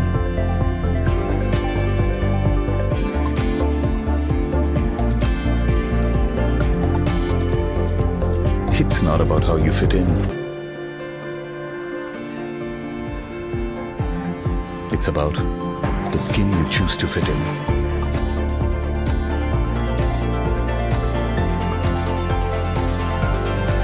It's not about you belonging somewhere. It's about you belonging with your squad. Because everyone can be a player in Battlegrounds Mobile India. All new Battlegrounds Mobile India with new modes and maps. Let the battle begin. Download now. Train और tracks के छिचक के बीच अगर local में बैठी team Mumbai's अपनी game पटरी पे ला रही है, तो बनारस की पतली गलियों में राजेश गेम में पतली गली पकड़ रहा है. थैंक्स टू सिमरन, उसके क्लैन के रैंक का कोई बाल भी बांका नहीं कर सकता. बड़ा बाजार में कैसा भी हो वाईफाई, पिंटू अपनी स्क्वाड को दे रहा है हाई फाई. और अरविंद उर्फ शार्प शूटर को है पता, the one who shows the way is the real ताला. चार मीनार के पास एवरीबॉडी नोज ये सिंगल हीरो और 2 हाथ का गेम नहीं है. इरेंगल और मिरामार से भी बड़ा एक मैप है जहां हर कोई अपना रैंक पुश कर रहा है. Battlegrounds mobile India, India rank push कर रहा है यहां. आप हो कहां? Download now. What's your biggest weakness? My biggest weakness? If I had to pick one, I'd say that My biggest weakness is that I'm a real giver, you know. I give more than I should. are you going to keep all the loot for yourself, huh? We don't need glory hunters on the team. I'm firing on all cylinders, 100% of the time. Gives others a huge complex. Arey bhai, can't find any guns here. I'll be toast if I have to carry on with this frying pan. I'm too calm and composed for my own good. Nothing can rattle me. I'm in constant zen mode. Beast mode, guys! Come on, let's go! अरे scout कह रहे हैं यार. Hello, respond! I just can't push people against their will, you know. Even if it's for their own good. Seeing people uncomfortable just doesn't sit right with me. अबे तुम red zone के बाहर नहीं निकल सकते, कंफर्ट जोन के बाहर कैसे निकलोगे? चिकन डिनर के सपने भूल जाओ, तुम्हारी किस्मत में भूखा मरना लिखा है. Pick the game, drop the act. All new Battlegrounds Mobile India with new modes and maps. Download now.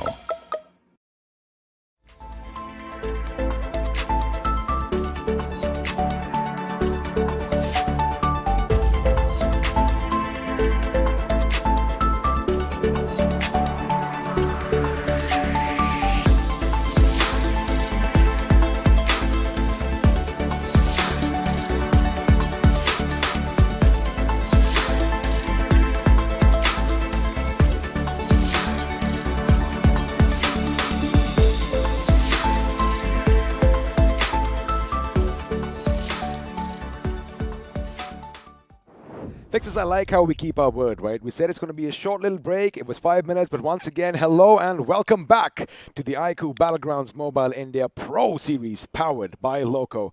As you can see, my name is Angad, I go by XP. His name is Amrit, but he likes Fixes.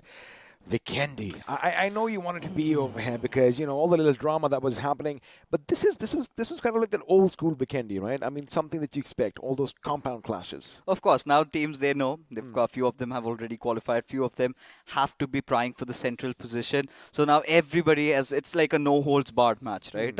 If they need it, they go for it. We did get to see a lot of those fights happening, you know.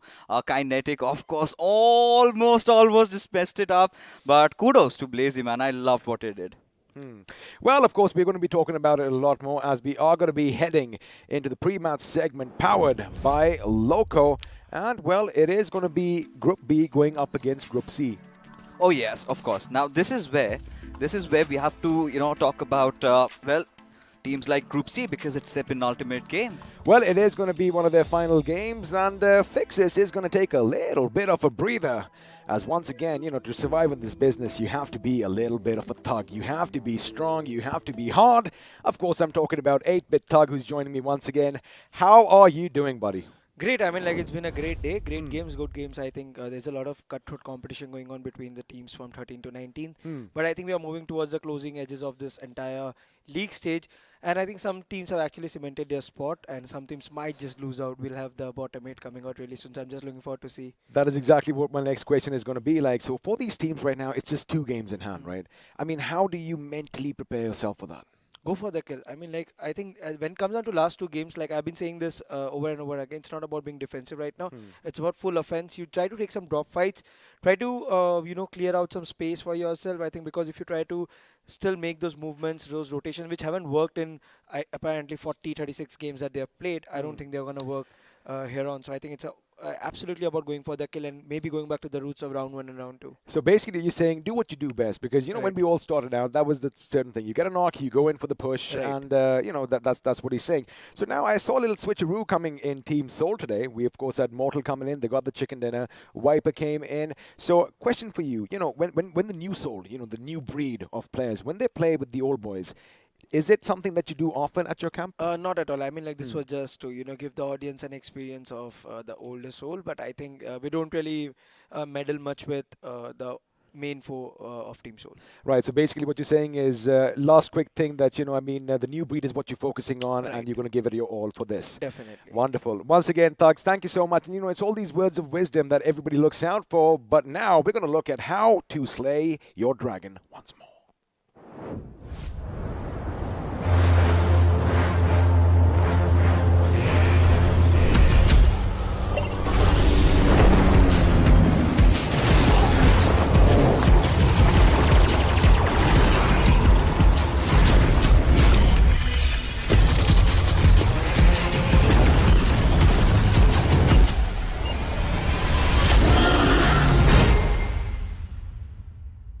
Fixes. Yes. We've been beating around the same bush a lot of times, right? Go for those finishes. Go for the fight. Maybe now that Tugwa himself came in and said that, maybe you guys might just take note over here, all of you looking out there. But again, that is going to be the name of the game at this moment. Oh, of course, it has to be. Now, this is where, you know, it all comes down to how aggressive you can play at the same time. You need that chicken dinner, especially for the teams like Walkouts. They need to do it again to cement the spot, but seems like we've got a little bit of a substitution going around. Nothing really out of order. Savitar comes in instead of Ladin, but one more is what I'm looking out for. It's going to be UP50. So 2 substitutes not making a huge difference. Now, this is where I can actually bring some topics about Team 7C. They get Prince in. They suddenly look consistent. They do indeed. But before we talk about the game and the players, again, this is all for the viewers because BGMI is going to be giving away some nice little merch in the form of t-shirts and those bottles to beat the heat. All you have to do is check that link down below, predict which team is going to be coming out on top as far as points are concerned on the day, and spam your hashtags. Who knows? You might get something. And if you aren't lucky with that, maybe you might get yourself one of these. All you've got to do is pay attention to the chat section, right? We have pinned our comment. You've got to subscribe to the BGMI official esports channel and also their Instagram handles, and then you have to click on that link, fill it up. It's as easy as it gets, but again, you have to be lucky for that. again. Phones are on the giveaway, but now it's time. Well, the penultimate Erangel of the iQOO BMPS League stages. Now, this is such an important game for teams, especially from Group C, because after this, they will just have one more remaining to play. And if they do not perform, especially our teams like Team Kinetic, then you never know, we might have to bid them adieu. Well, we did see that little cemetery for all those planes of yesteryears. They do not want to be putting one for themselves. But now, ladies and gentlemen, it is going to be Group B going up against Group C as the C-130 is going to take to the skies for the second time over the plains and luscious forests of Erangel. And let's see how I think we're heading to the eastern direction with a little tinge to the south as we are going to be flying over the plains of Gutka and ending somewhere between Milta Power and Nova Ripnoy. Give me a Southern Circle, XP. Come on, baby, let's go. Let's do it together. We want a Southern Circle. If it goes anywhere other than that, I think the teams are done for, right? Especially the teams just heading up north. But thankfully, we do not have to see any more of that global esports Hydra rivalry as of now. But where I have my eyes are at the teams, especially Team Blinds and Walkouts in this case. Now, Blinds, again, we thought that the last time around in Vikendi, they were all but written off. But Williams this time steps up to the plate and makes sure he gets his team a few extra finishes and, of course, those much-needed position points. This time around, they are going to be dropping along the western highway overhead, just scattered a bit, making sure they have as much loot for their taking as their heart desires. But all the other teams that are going to be dropping off late, before we speculate about that, I just want to see what the circle forms. Do you observe something paranormal not happening over here? It's something out of ordinary because this also Initiative Academy, both of these teams know their journey is pretty much over. They want to pick some fights and they are going for it. Funnily, the circle is pretty much identical to what we saw in Game 1 today, which, of course, if you guys have been paying attention, you are going to know. But for now, KSR is paying attention. I wonder if Initiative Academy are doing so because they have dropped down at the same spot.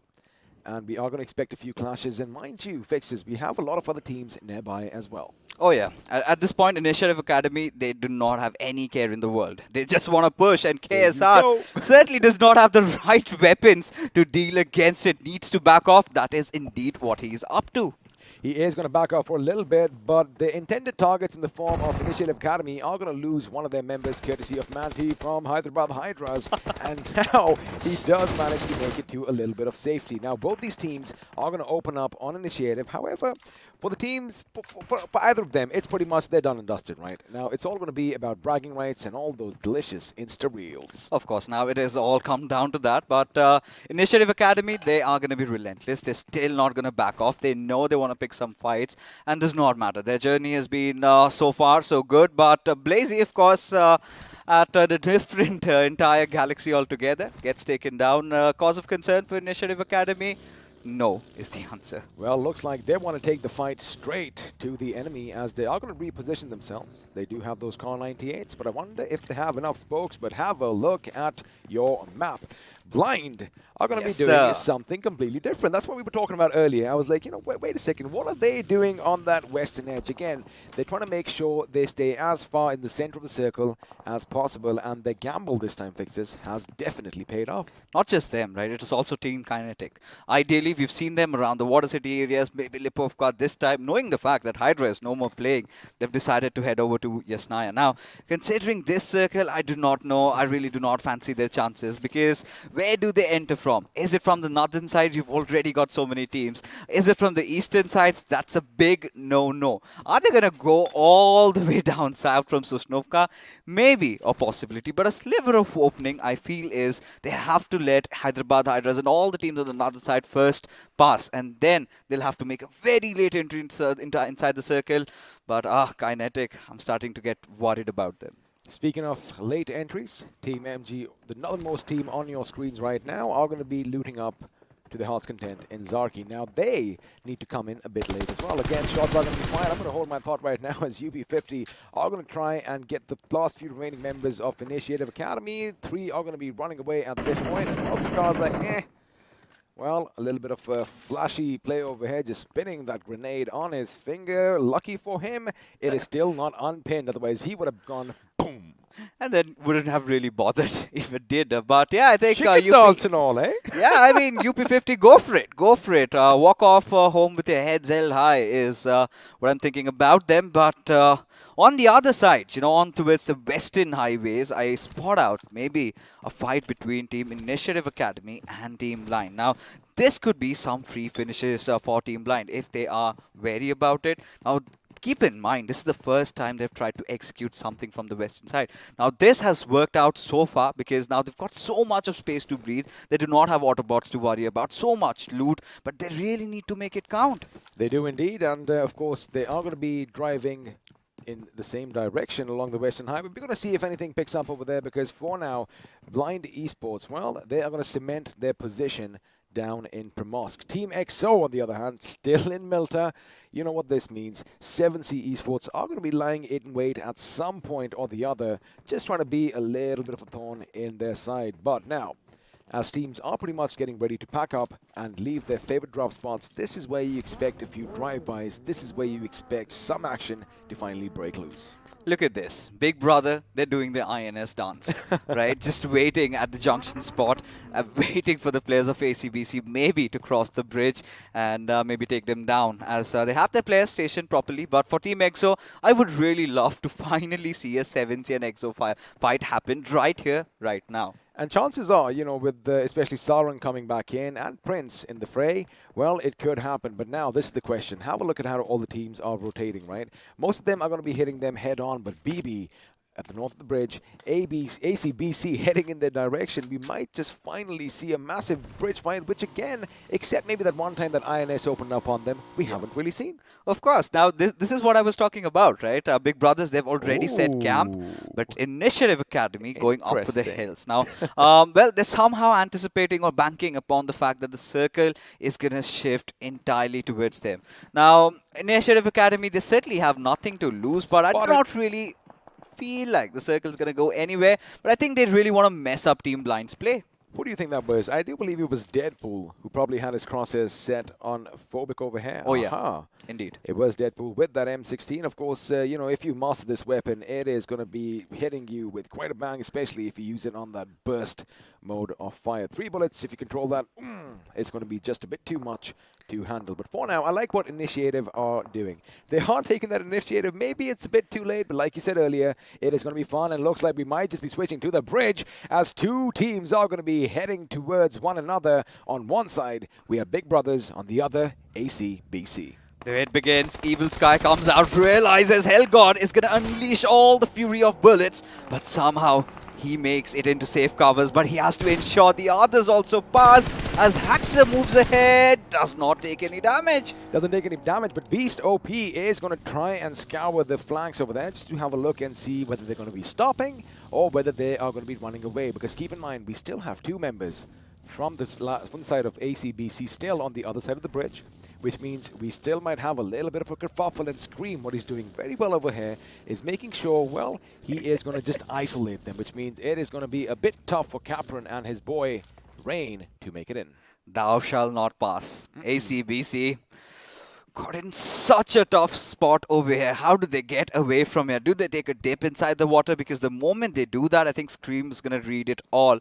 And they're never going to make it to the shorelines. Now, this is where ACBC will have to come out swinging. They'll have to do something out of ordinary. To counter your point, and speaking of water, looks like KSR is going to meet a little bit of a watery grave. And, well, we are going to have a look and see where this is happening because it is going to be in the river just around Georgopol. Now, speaking of ACBC, have a look at how the teammates have kind of come east of Fair Repair. They are going to be around the positioning, but it looks like Soul is going to be taking on Initiative Academy at the quarry as Phobic is going to be brought down once again, and Goblin is going to be the one who does all the damage. There you go. Akshat, no remorse, just instantly goes in, gets the finish. Initiative Academy, a huge spread. Somewhere down the line, it's hurting them. And, well, they've let themselves loose, but for ACBC, this is the doubt creeping in their minds, right? Do they actually engage against BB? Because, of course, they can get a few knocks, but they can certainly not afford afford any casualties. Where BB, well, they've got nothing to lose. They will definitely bring the fight right to their faces. But I like what they're doing. They realize the bridge is blockaded, even though they have two members on the other side. Rain is going to go and try and pick up a vehicle and come from elsewhere. And speaking of elsewhere, EXO going up against 7C Esports. This is what we wanted to see. Immortal, can you make it to safety? Because Prince is so close to blowing your vehicle, but looks like a few more shots could have done it. Unfortunately, he has found a little bit of cover for himself. But on the other hand, it does look like Team EXO, oh boy, they are going to be down on their luck, as they're going to be a one-man squad from here on forth. Or maybe, I think two of them made it out. Of course, they did. Whoa, What really UP concerns 50. me is UP50. Yes, sir. They are ruining the game of Walkouts at this point. Now, Walkouts did come out swinging, did get that chicken, but the last game of Vikendi was not the way they thought. And suddenly losing out on two players, they cannot afford this. Look at the setup, XP. Preposterous. It is preposterous indeed, and now a few more are going to be coming forth, and I wonder if they know that they are a bit too close for comfort. Kirito is going to have a little bird's eye view, but the problem is, buddy, the blue is going to be chipping away in their health. Now, the thing is, I did notice one thing, right? Team MG did lose Dionysus moments before, but it looks like they patched himself up, and through all this commotion, they managed to sneak in past the ruins. Oh, of course. I mean, I was taken aback a little bit. I thought, UP50 might try and ruin their games as well. But this is the moment, we do have the circles again somewhere panning down south of Katka. FS are in a prime position to do that. But for now, I mean, ACBC finally can breathe a little. But do they have information that BB have left them and move on ahead? Well, I guess that is where Evil Sky and his teammate are going to be coming in handy, making sure they scout out ahead. But I noticed one thing over there right next to Nigma Galaxy. Our Esports' hero looks like he is acting like a hero right now. He's already on the main island, while the remainder of our Esports are going to be coming through that western bridge. And Capron is going to get in his vehicle. I do believe they might have a bit of a confirmation that the big brothers have kind of moved back just a little bit and cemented themselves in that compound just north next to that hill. But now Team EXO, they made it to safety, as 7C might just go for Nigma Galaxy. They can. The way they've been playing, they haven't really shied away from any fight.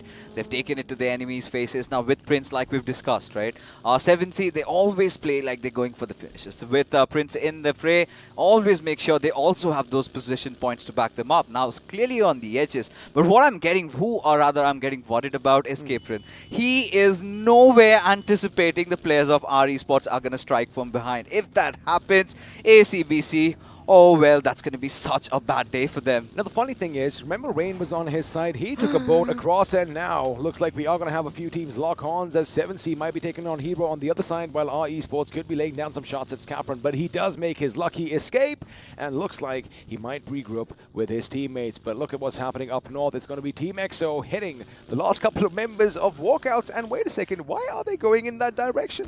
I mean, they do realize their competition though, but look at Hero just steps over Sarang, takes him out as Prince. He's going to be unleashing that mag. Hero on a really low HP. Spray God steps out of his vehicle. A beautiful spray to take him down, as our Esports, they are losing numbers. They are losing numbers indeed, but it looks like 7 Esports are going to be capitalizing on those finishes. Now, they do have 3 members still remaining on the other side of the bridge, but the Circle Buddy has shifted up north once again, and looks like Initiative Academy are giving Team Soul a little run for their money. They are bullying them. In fact, I do believe Hyderabad Hydras are going to be nearby as well. All the teams right now, let me just paint a picture, are playing bumper cars. And speaking of bumper cars, Manti, he gets out of his vehicle, hits the deck, he wants that little control over his weapon, and Akshat could be taken off his backseat, but for now, Team Soul still survive, but it's Dionysus from the other side, the god from Everest himself, who is going to bring him down onto the ground. He's got to unleash all his rap today. If not today, if it is not a good game for Team MG, well, they're done. Just mere position points is not going to ensure the entry into the top 6, right? They have to go in hard. They have to get those finishes. And then is where maybe there are going to be some dying chances that they somehow make it through, as OR and FS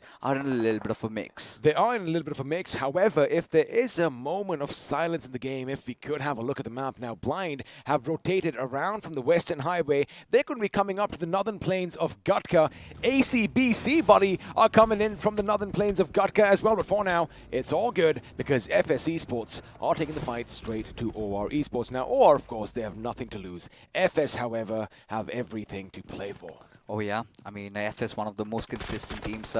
They certainly have been delivering, but look at K47. His helmet just cracked open as Team Kinetic goes heavy on 7C. Now, if they can secure these finishes, that is definitely going to help them in making sure that they have qualified, because Team Kinetic, they are losing out on games. Just 2 more remaining, just 1 more after this, but elsewhere we do have a little bit of a battle between Hyderabad Hydras and BB, and HH, they are definitely on a prowl. Well, Striker is going to strike first at the observatory over here as he does get the better of one of the members from BB. But now MG Dionysus is going to be opening up on Soul as our frag leader is going to be brought down. And speaking of that, you know, we are going to bring something up later, but Ace Black, he's going to run him over. In fact, the vehicle goes on top. He does get hit a little bit. Unfortunately, ZenOP was aware of that situation. He let that buggy fly over his head, and now it is still going to be even Stevens. Now, Hyderabad Hydras, they have nothing to lose, right? All they want to do is just give hell to Hellgod and his teammates.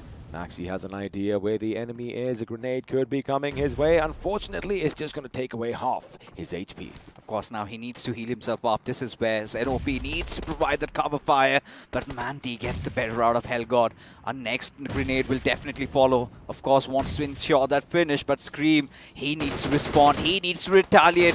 But does not do so. For the revive, and he gets it. Now this is where ZenOP needs to keep a keen eye on the left flank as far as his team is concerned. It looks like he isn't going to be able to do that as Hellgod is taken down. Scream could be taken down as well. There you have it. Maxi is going to get that one finish for his teammate. Is going to make sure that Scream is going to be screaming at his screen right now as ZenOP, well, all he can do, buddy, is look on helplessly. Oh yeah, ZenOP, but I don't think he's going to survive for longer, because look at the backlines. You've got the players of our Esports already present over there. They've heard all the commotion, but they're making a move maybe inside the circle as Mortal gets taken down elsewhere. Enigma Galaxy definitely want to fight it against Team Soul, but Akshat was here in a similar situation, almost clutched it out, now going after Dreams. Now it is going to be Dreams. Now we've seen him relive his nightmares again and again. Can he fend off against this team over here? For now he can, but Goblin from the other side is going to be coming in as well. Max making sure he gets the better of Akshat, goes out and finishes him, making sure that, well, 2 of the big names are going to fall. Now it's all going to come down to Viper and Goblin. Goblin, of course, one of the hardest hitting people. I'm going to hold my thought right now as Savitar and the boys are going to come under fire. If that grenade rolls down, it could be problematic for him, but looks like this one is going to be it. It is going to fall point blank on them, but unfortunately, it was just a bit too long. Now, he does readjust his projection. He knows someone is behind the tree, but now he might see something. This could be good. The DBS is going to come on. However, I think he got in his vehicle in the nick of time. Oh yeah, at 7C, they have to somehow run inside the circle. For Kinetic, they desperately need all these fights, all these position points, and the finishes as Savita makes a hasty escape and gets away with it. But what really comes into play is how the circle has shifted. Team Soul right at the center of it. Yes, he's of course playing the DBS. Eventually gets picked away by the mischievous god Loki. But for now, Initiative Academy, they want to fight it out against Team Kinetic. They do, however, another fight is breaking out as UP50 are going to now pay a heavy price because they were going for OR as Sarkar is the last man standing. He jumps above him, he shoots. Is he going to connect? Yes, he does. Almost loses his HP as well, but for now, Aru is going to be in a good position. However, the team is going to be in a precarious position, but have a look at the way they made all this cover up against that little dipper truck. But elsewhere, as we were talking about the fight, DG gets taken down by Onyx from the side, and now this is when Kinetic can move in, get a few more finishes for themselves. They need to realize it is Initiative Academy. They also need to disengage because we have Team Blind in the fray as they just push in, get the finish, but they really need to watch out. On their left-hand side lies the players of Team Blind as ACBC under heavy fire. Haxer has to do something out of ordinary, needs to come to his aid of his teammate. If he does not do that, Nigma Galaxy or maybe OR can just eat them up. That was amazing. Suppressive fire coming in from ACBC as Jelly almost got them in the flank over there, but unfortunately for him, he was taken down and he did have to hit the deck. Now, OR Esports do have 2 finishes for themselves. They have all 5 members alive, but the thing is, the circle is going to make a little bit of a switcheroo in some time, and let's see where they are going. Keep one thing in mind. I was going to bring this up.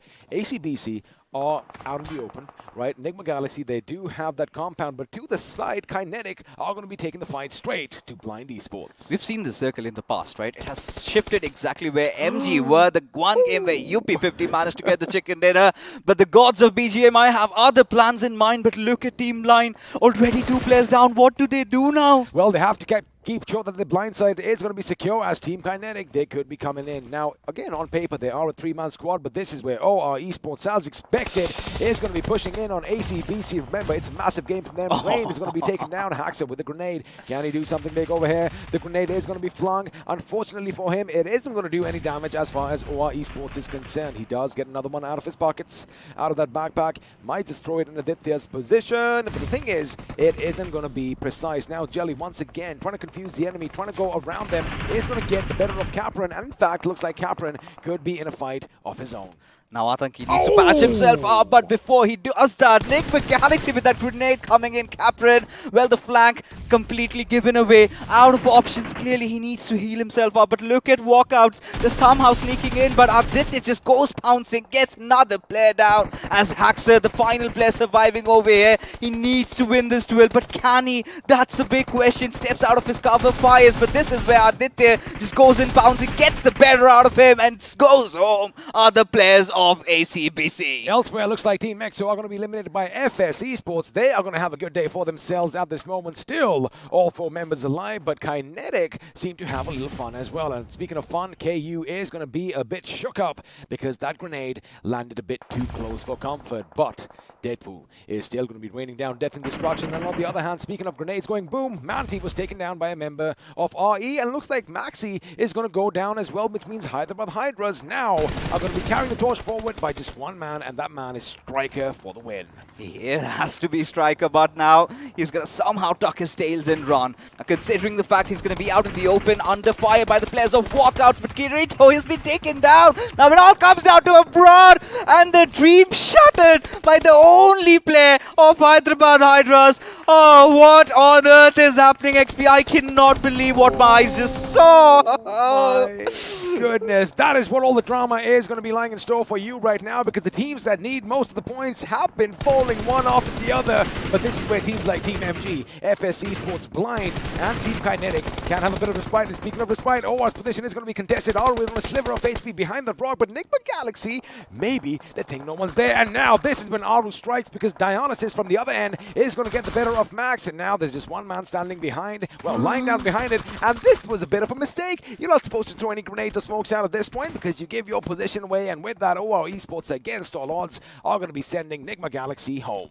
OR Esports, Aru again, the clutch maester just stepping up when it's required, but the zone is in a no man's land, right out in the open. A little bit of cover that Team Blind or maybe Kinetic can really capitalize upon, but a very important game for Team MG. They, mind you, they've already got 3 finishes to their name, but now they have to focus somehow on getting inside the circle. Now again, outside the circle, we still have a fight breaking out. It's going to be Kinetic going up against Blind. It's going to be 1 man down from either side. It's going to be a 2v2 affair. Rage and Deadpool up against Vero and KU. Now it is going to be even Steven at this moment. They might in fact just go in for the revive, because have a look at that. They still have 10 seconds. Wait a second, buddy. No. That could have been problematic. Bayo right now could have basically spelled trouble for his team, but trouble is going to come on the side of Blind Esports as they get shot at from the distance, I do believe, by our Esports. Oh yeah, Rockstar just trying to pepper down a couple of bullets as Jadu. He's got to deal with, Aru over there. But Team Kinetic, Bear almost just flustered up with that grenade. Goodness. Intention was to, of course, lob a smoke, get that little bit of a vision. But look at Team FS. They can also capitalize on the situation, get the better out of the both Team Kinetic and Team Blind. But for now, it's all about the contestation of the hilltop, and Team Kinetic have to defend with all their lives. Now the problem is, when either of these teams move out, they are going to get shot at. But luckily for them, MG Dawn is going to be brought down by FS Esports, because they were being a bit of a thorn on their side. Team MG out in the fields, they do have the hay bales for cover, they do have some smoke, but looks like Dawn could not make it to that precarious cover in the nick of time. And now Hitman, he has an idea where they are. In fact, Dionysus' position could be given away. Wait a second, Ghosty, you weren't supposed to stop there. If that buggies goes boom, Team MG, again, they were in the best of positions over here, might be paying a heavy price. And speaking of paying a heavy price, our Esports playing spoil sport for FS as they are going to be brought down. And this is where Blinds capitalize on that position, moved in and wiped out Team Kinetic from the face of a wrangle. A sigh of relief for Blind, but still, They cannot smile at this point, have to settle with just a chicken dinner. Nothing less will matter for them. Aru trying to make it inside the circle, gets shut down, thwarted off from the lobby. But now Team Blind, they are the kings of the hill. They have their positions compromised. But this is where FS can act as a spoil spot, can mess their game up and can send them packing. Speaking of FS, they are going to be sending them packing as Pavkilo. Well, he just had a massive grenade flung in his direction. And it was a good run. Oh my goodness, Deadpool, you could not be lying in the open, especially when you know that there is open grounds right in front of you, and well, Hitman is going to hit him so hard that he was put on the ground before he even knew what hit him. But you know, now this is where Team MG, they've got a little bit of breathing space. Pavkilo is still going to be out of this, but looks like Ghosty, just the moment that I took their name, is going to be brought down as Hitman is going to be brought down by Canary from the distance. Unintentionally though, helping the players of Team Blind just out a little bit, but for now, our Esports, they have their eyes set at the players of Team MG. Dionysus could be the one going down. And yes, Team MG are eliminated at the fourth spot with decent amount of finishes as Hitman lies in the open. But Shadow, he's got to pull off everything along with Rage. The two players that they needed are still alive. Canary being shot at from the backlines, but still somehow keeping himself alive in such a difficult situation. It is a difficult situation. Blind, they do have to make a move. Our Esports, they do have all this cover, but have a look at K47. His position has still not been given away, even though his teammate Hitman is going to bleed down, and now he spots the enemy over there. Rockstar in a close control spray over there is going to be taken down, but again, the suppressor is something that's going to help him. They have no idea where these bullets are coming from. They certainly don't. Oh, baby! Also getting taken down, and still no clue of what's happening. Can't go for the revive. Have to remake a dash for the circle as RE have found a pristine position for themselves as K47 might look to put an end at them. But for now, our Esports Canary knows that Hitman is just beside him, has secured the knock. His attention is that Shadow. Now, the best thing is, you know, the thing working for K47 is that little bit of an incline towards our Esports. In fact, he might just make it to the circle. Blind Shadow administering his last first aid is going to have to get up, is going to run. If K47 is looking in his direction, he probably sees it, but he's focused on the other side, and now he might just help FS Esports a little bit because it's going to be a 1-on-2 situation. The only problem is K47 doesn't have a helmet. He doesn't have anything to patch himself up with, and if you have a look at it, he barely has a vest. However, what he does have is that Scarel in his hands. The question is, can he make her sing? I think there's a slight idea for our Esports where he possibly could be. Now, if they pay attention, if they pay close attention, they know that it's just that one little hay bale out there. And perfect grenades could really work out. Either ways, both of these teams have comfortably made it. And for K47, it's all about, you know, living up, pulling off a clutch of his lives, which I do not think might happen. But still, let's see what does. Well, he does have that big bad gun, the M249. A grenade could be coming in. However, it does kind of seem like Canary, if he throws it over here, it's going to be just a bit too far. But the thing is, oh boy, K47, his days are pretty much numbered, but he is still going to try and give his best as Canary. He's going to hop, skip, and jump and try and see if he can spot the enemy. And, well, some random firing is going to be coming underway at this moment. The grenade being cooked over. Canary has no idea. Finally does though. Another one's going to follow suit, but now he's going to be go out for a little bit of a soiree. Just trying to scour the land, maybe flush out K47 out of his cover as he finally fires. Both of them spot each other. Now this is where it all goes down, XP. And Jadu is going to come in, and well, there you have it. The last two shots of the game, and our Esports are going to snatch victory away from FS, who, mind you, again, against all odds, managed to get the second position finish. But your winners, as we head into the post-match segment powered by Loco, are the team, our Esports, with a delicious chicken in their mouths. Oh, yeah, indeed they do. But right now, I'm really concerned what's going on with Team Blind. How digged in. Oh, 13 points. I mean, XP could have been 3 more. Could have been. Of course, had he spotted out K47 instead of going after the players of RE, because he was the only player alive, could have secured himself that second spot and an extra finish point. So, I do not know if it's going to bite them in the backs, but I loved what happened in this match. It was just amazing. And of course, have a look at all the other teams. FS Esports in the second spot with 21 to their name. Team MG, again, they need those points, buddy. 11. I wonder if it's going to be enough because, you know, it is all going to come down to that final game. Team Kinetic in 6th with 10. Now, the only thing that really catches my mind over here is Team Walkouts. They come in, get a chicken dinner, and the next 2 games, just a point out of that. Now, they have only 1 game remaining, and nothing short of a chicken dinner can save them from their miseries. Now, this is where UP50, they had been the notorious bunch, right? They realized we're going home, we have no chance of making it. Might as well spoil a few parties out there, and it was Walkouts that they had to pick upon. But this is somewhere, I have to bring this conversation up. Walkouts should have anticipated this. I mean, they just came across that bridge willy-nilly thinking, it's going to be, smooth sailing from here on forth. But as you mentioned, they were supposed to anticipate that something is going to be a bit awry on their path to glory. But again, that is how the cookie crumbled. And of course, that is life. Once it happens, all you can do is either learn from your mistakes or go down crashing with them. And this is where, you've got to talk about teams like ACBC also as well, right?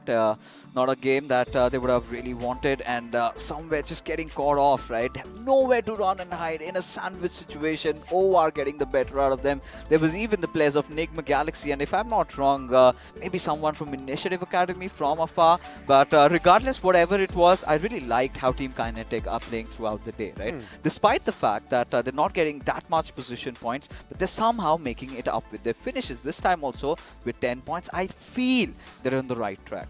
I agree with you because, although game 1, I beg your pardon, was something that they did do good, but they couldn't really pull it off. That's where the Autobotz basically got the better of them. They did manage to get a few finishes for themselves. So even if they get an average of 10 to maybe 12, 15 points in a game, that's going to be enough to make sure they make it to the next round. And, well, again, it was just a little bit beautiful over here. Yeah. Forgive us because we're going to keep rambling on about this game because it was so exciting.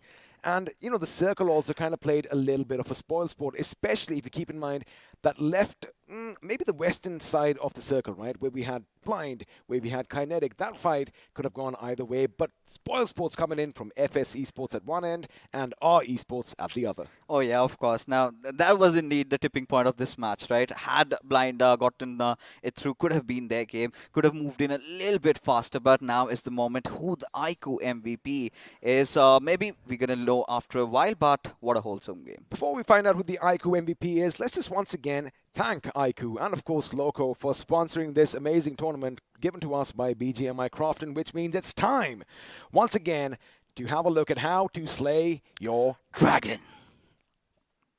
Oh, we're getting good at this. Oh yeah, we certainly are.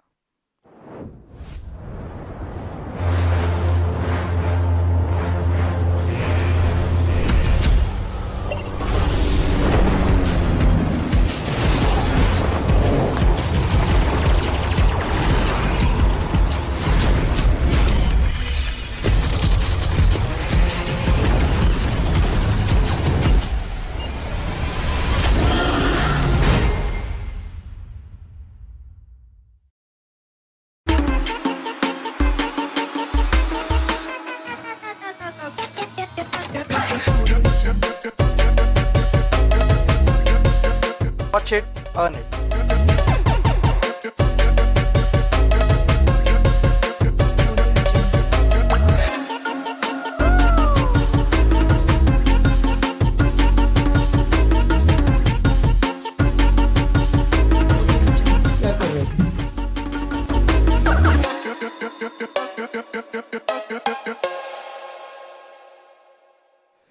What are you guys waiting for now? Of course, you are waiting for your opportunity to make it to the big stage as well, and that is where Loco comes in with India's biggest gaming platform and also in India's biggest esports community. Because after all, yeah, we are family, and we do love fighting with family. Because who else will you fight with?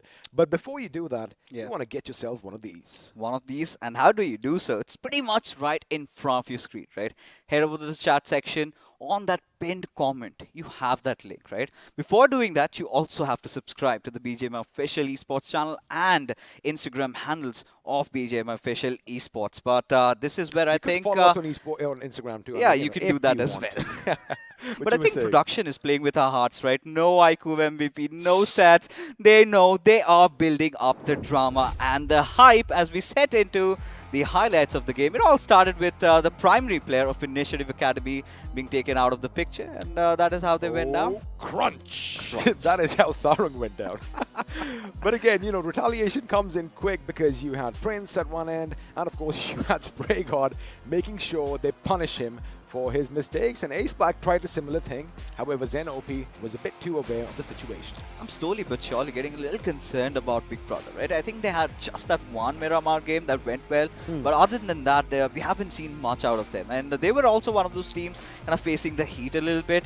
But this is where we've got to give commends or kudos rather to Striker, right? Just escapes from a really uncomfortable spot and still takes the two players of Walkouts out.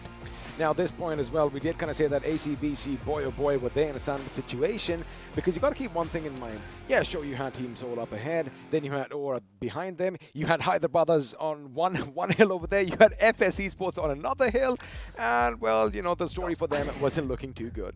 Oh, so it started with this, right? Just goes in for a ram over. I mean, he was looking out for cover. He's like, oh, I see a spot. Let me try to get a few finishes. And, well, I mean, just after he got the wipe, one of the crazier ones, his happiness was short-lived. But Aru has been my favorite player so far from OR, the way he's been delivering, right? Imagine playing a supportive role and still when it comes out to assaulting, he's never failed his teammates. He hasn't, but over here, Hitman, of course, getting a finish for himself. And Deadpool, you got to be aware of your surrounding, right? And even our esports buddy, they had a good position over here. And I've done this so many times. You see a little bit of movement amongst the trees. Chances are it's not going to be a bird. Go ahead. I mean, this is where, I was just about to mention K47. Oh, yeah. That one finish could have earned him 3 points. But he knew. So even though we had a suppressor, right? When you do get shot, you kind of have an idea where the shots are coming from. So what he was told was someone is along the edge of the blue zone. So that is why he was zoned in. He was focused, and he wasn't really expecting anyone to be where Hitman once was.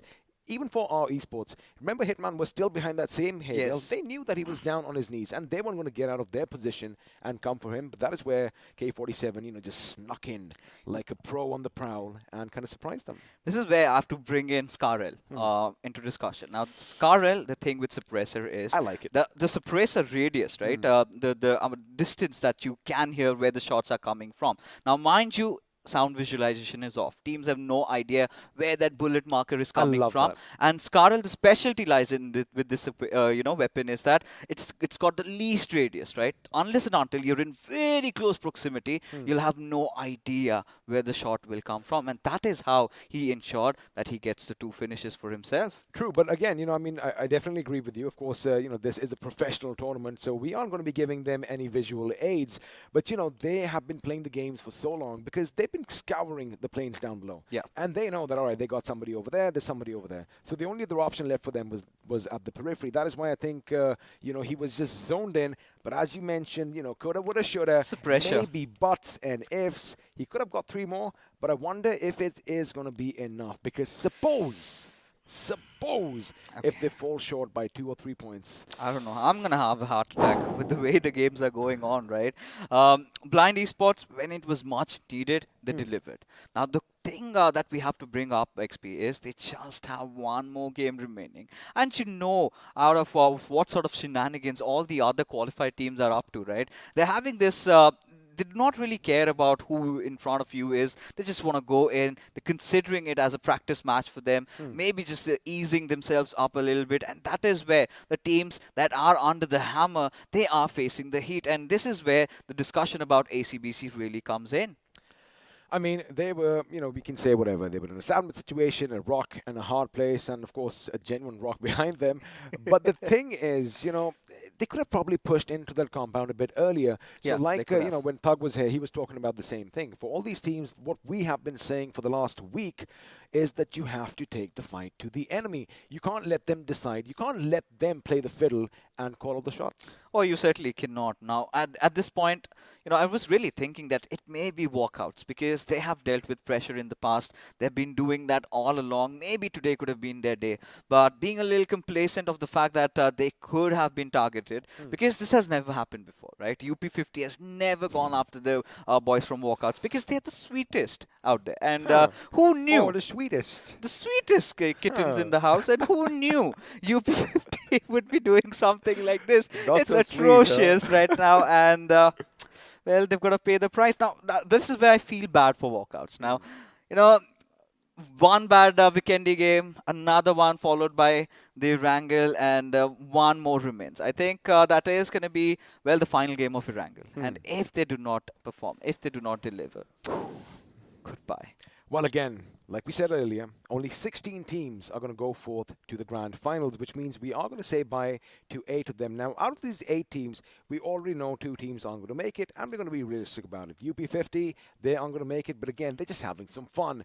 Initiative Academy aren't going to make it. Yes. That's why they're also just trying some new things out, go out with a bit of a bang. Now, for those 6 teams, it's still pretty much open because, well, we haven't showed you the overall standings. We are kind of in the dark right now as well because if we were good at maths, we wouldn't be sitting here talking for a living, if we're going to be quite honest. But again, it is going to go down to the last game. And it's the last game for teams from Group C. Oh, yeah. And if I'm talking about Group C, it has to be Kinetic. The only team. UP50, like XP said, we've ruled them out.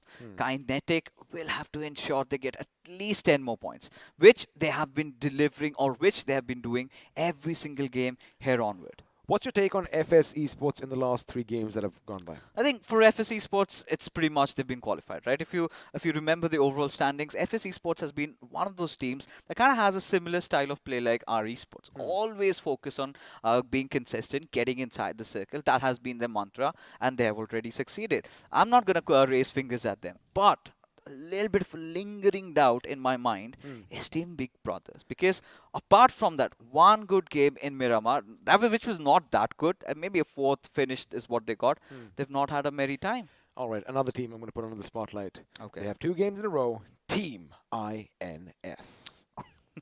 The thing about INS is the games that they've engaged in, at least they've managed to get 5 or 6 finishes. Now, this is something that I like about this team because that has always been their USP, right? Never shy away from battle. Just take it to your enemies' faces. Do not feel the pressure. But sometimes, the best of them tend to crumble, right? One bad mistake, maybe in their drop location, someone out of ordinary just comes down on them. What do? How do they react? Well, that is going to be a question that we are going to have to wait and find out because, again, like we were saying one thing, that they do love taking fights, like the loose cannons of the lobby. The first game, going up against Esports Walla WSF, everything was theirs for the taking. But the moment Joker goes down, it's like panic starts setting in. And once you take one of the big boys out of the equation, that is when the opposing team gets a little wind underneath their wings as well. This is where, you have to bring in the discussion about WSF, right? This is one of those teams we've seen. They love to play around the edges. For the first time, now they're starting to feel the heat. They decided to go for the center. Of course, the circle shifted a bit away from them, but their objectives were set. Now, for INS, they were really in close vicinity of that spot that they were holding, those trenches over there. So, INS was already stationed. WSF comes in, they realize, oopsie, it's a fight. There's no point backing off, and even if they had held on, it would have anyways been the boys from Autobotz who would have struck from behind. Are you talking about game 1 at this moment, game right? 1, yeah. So even at that point, I think WSF, they were ready for the fight because the way they were trying to surround them, they didn't anticipate, as you mentioned, the Autobots coming in from behind and playing spoil sport. And then, of course, after that, as we mentioned, again, we love talking about the same thing over and over again. They went east, whereas probably they could have gone west. And because, Autobots, they ended up in the 2nd position in that game. And maybe, just maybe, it could have been them. So, all right, let's do one thing. Before we talk about the next game, because I know you're like, hey, guys, can you stop talking right now and let our players play? We'll do one thing. All right. We're going to take a quick little breather, just making sure everything is running smooth and tickety-boo and everyone's on a level playing ground. So, for now, it's going to be another quick break, after which we will be back. We are going to be speculating our hearts out, but you do not go anywhere because only 2 games are going to decide the fate of your favorite teams. See you in a bit. This car won't drive itself, right? Where to go, when to stop, read the map. अब ये सब तो in-game leader ही कर सकता है. And danger rarely announces itself. इसलिए आगे बढ़ने के लिए एक स्काउट भी जरूरी है.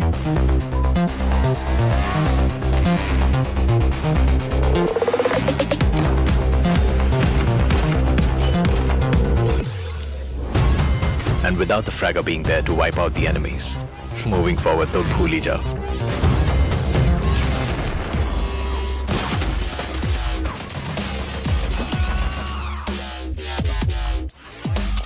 Or finally, गाड़ी आगे बढ़ाने के लिए सिर्फ पहिए नहीं, जैक भी जरूरी है। कोई भी मैप हो और कोई भी रास्ता, जैक ऑफ ऑल ट्रेड्स के बिना टीम नहीं बनती। Without you as the support ये गेम नहीं चलती। Your friends are waiting for you on the battlegrounds. फिर से अपने यारों के साथ चिकन डिनर करोगे, साथ मिलके रैंक पुश करोगे। Battlegrounds mobile India, download now. जब कोर्ट पर बनी टीम ऑफ 5, छठे यार का दिल टूटा ऐसे जैसे टूटे कांच। क्योंकि अब से कोई नहीं होगा कभी भी left out. Battlegrounds Mobile India brings you the new 8v8 TDM mode. Let the action begin in Santorini.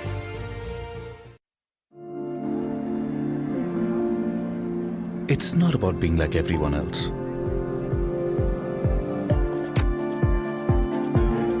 It's about having your own destination.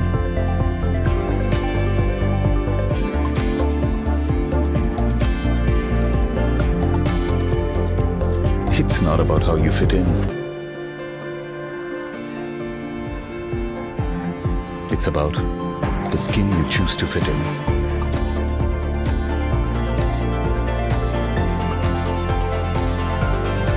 It's not about you belonging somewhere. It's about you belonging with your squad. Because everyone can be a player in Battlegrounds Mobile India. All new Battlegrounds Mobile India with new modes and maps. Let the battle begin. Download now. Train और tracks के छिचक छिचक के बीच अगर local में बैठी team Mumbai's अपनी game पटरी पे ला रही है, तो बनारस की पतली गलियों में राजेश गेम में पतली गली पकड़ रहा है। थैंक्स टू सिमरन, उसके क्लैन के रैंक का कोई बाल भी बांका नहीं कर सकता। बड़ा बाजार में कैसा भी हो वाईफाई, पिंटू अपनी स्क्वाड को दे रहा है हाई फाई। और अरविंद उर्फ शार्प शूटर को है पता, the one who shows the way is the real ताला। चार मीनार के पास एवरीबॉडी नोज ये सिंगल हीरो और 2 हाथ का गेम नहीं है। इरेंगल और मिरामार से भी बड़ा एक मैप है जहां हर कोई अपना रैंक पुश कर रहा है। Battlegrounds mobile India, India rank push कर रहा है यहाँ। आप हो कहाँ? Download now. What's your biggest weakness? My biggest weakness? If I had to pick one, I'd say that My biggest weakness is But I'm a real giver, you know. I give more than I should. Are you going to keep all the loot for yourself, huh? We don't need glory hunters on the team. I'm firing on all cylinders 100% of the time. Gives others a huge complex. Arey bhai, can't find any guns here. I'll be toast if I have to carry on with this frying pan. I'm too calm and composed for my own good. Nothing can rattle me. I'm in constant zen mode. Beast mode, guys! Come on, let's go! अरे scout कह रहे हैं यार. Hello, respond! I just can't push people against their will, you know. Even if it's for their own good.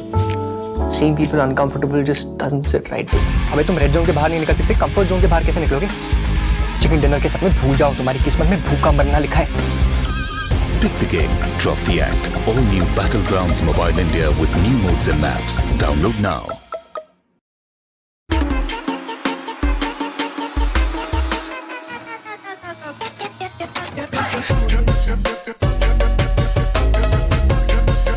Watch it, earn it.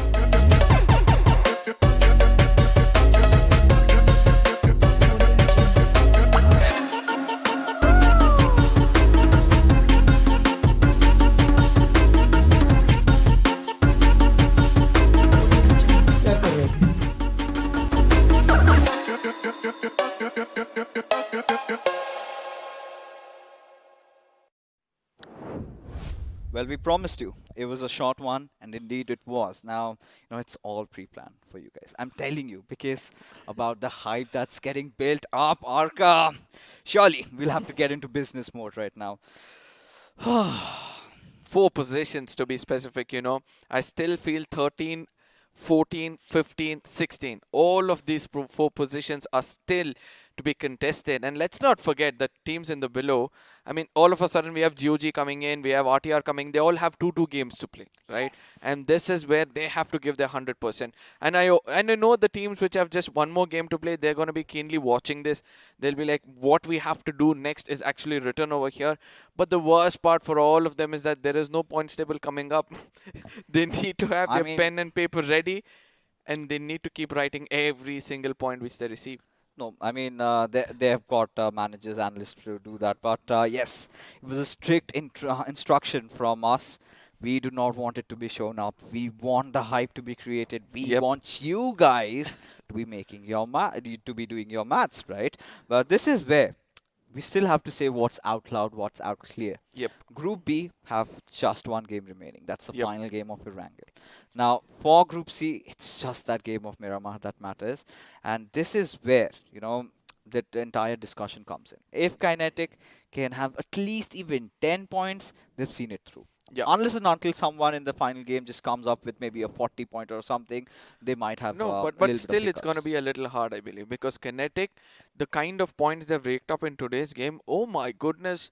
I just hope that, you know, these teams perform like this from before. If you see this week's performance, everybody have got almost 100 points for themselves, and all they had to do was 75% of this hard work in all the previous weeks to keep this tournament so healthy that even the teams on the top would have suffered so much to make it into the top 16. Oh, of course, no denying that. Of course, they should have done that, but it's again speculation. We're not going to blame them for that. They're going to come up with a lot of excuses, but what lies in front of our screen, ladies and gentlemen, is the fact that Blind and Walkouts, they're out of games, right? They just have one game to perform. Team Blind, somewhere down the line, you know, they're getting there, but not the way they wanted. But yes, there's been one of those teams has been very consistent in terms of positioning. Yes, ladies and gentlemen, I am talking about our Esports, right? Now let's take a look at their overall performance and find out how they have been playing throughout the entire iQOO BMPS.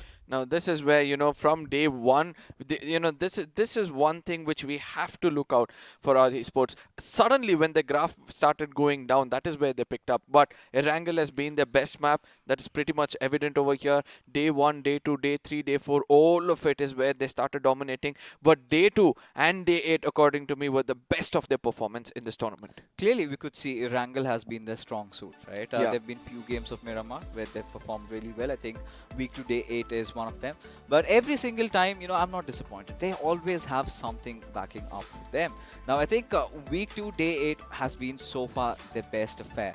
And even today, they've already racked up 27 points for themselves. Now, this is where the discussion really comes in. Are they prepared for finals? Do they have what it takes to maybe just bag it all? Now, this is where the question comes in as their most recent performance. How was it? And will they continue the same into the next part of the tournament itself? From 8th to the 11th day, we can see they're having a decent time.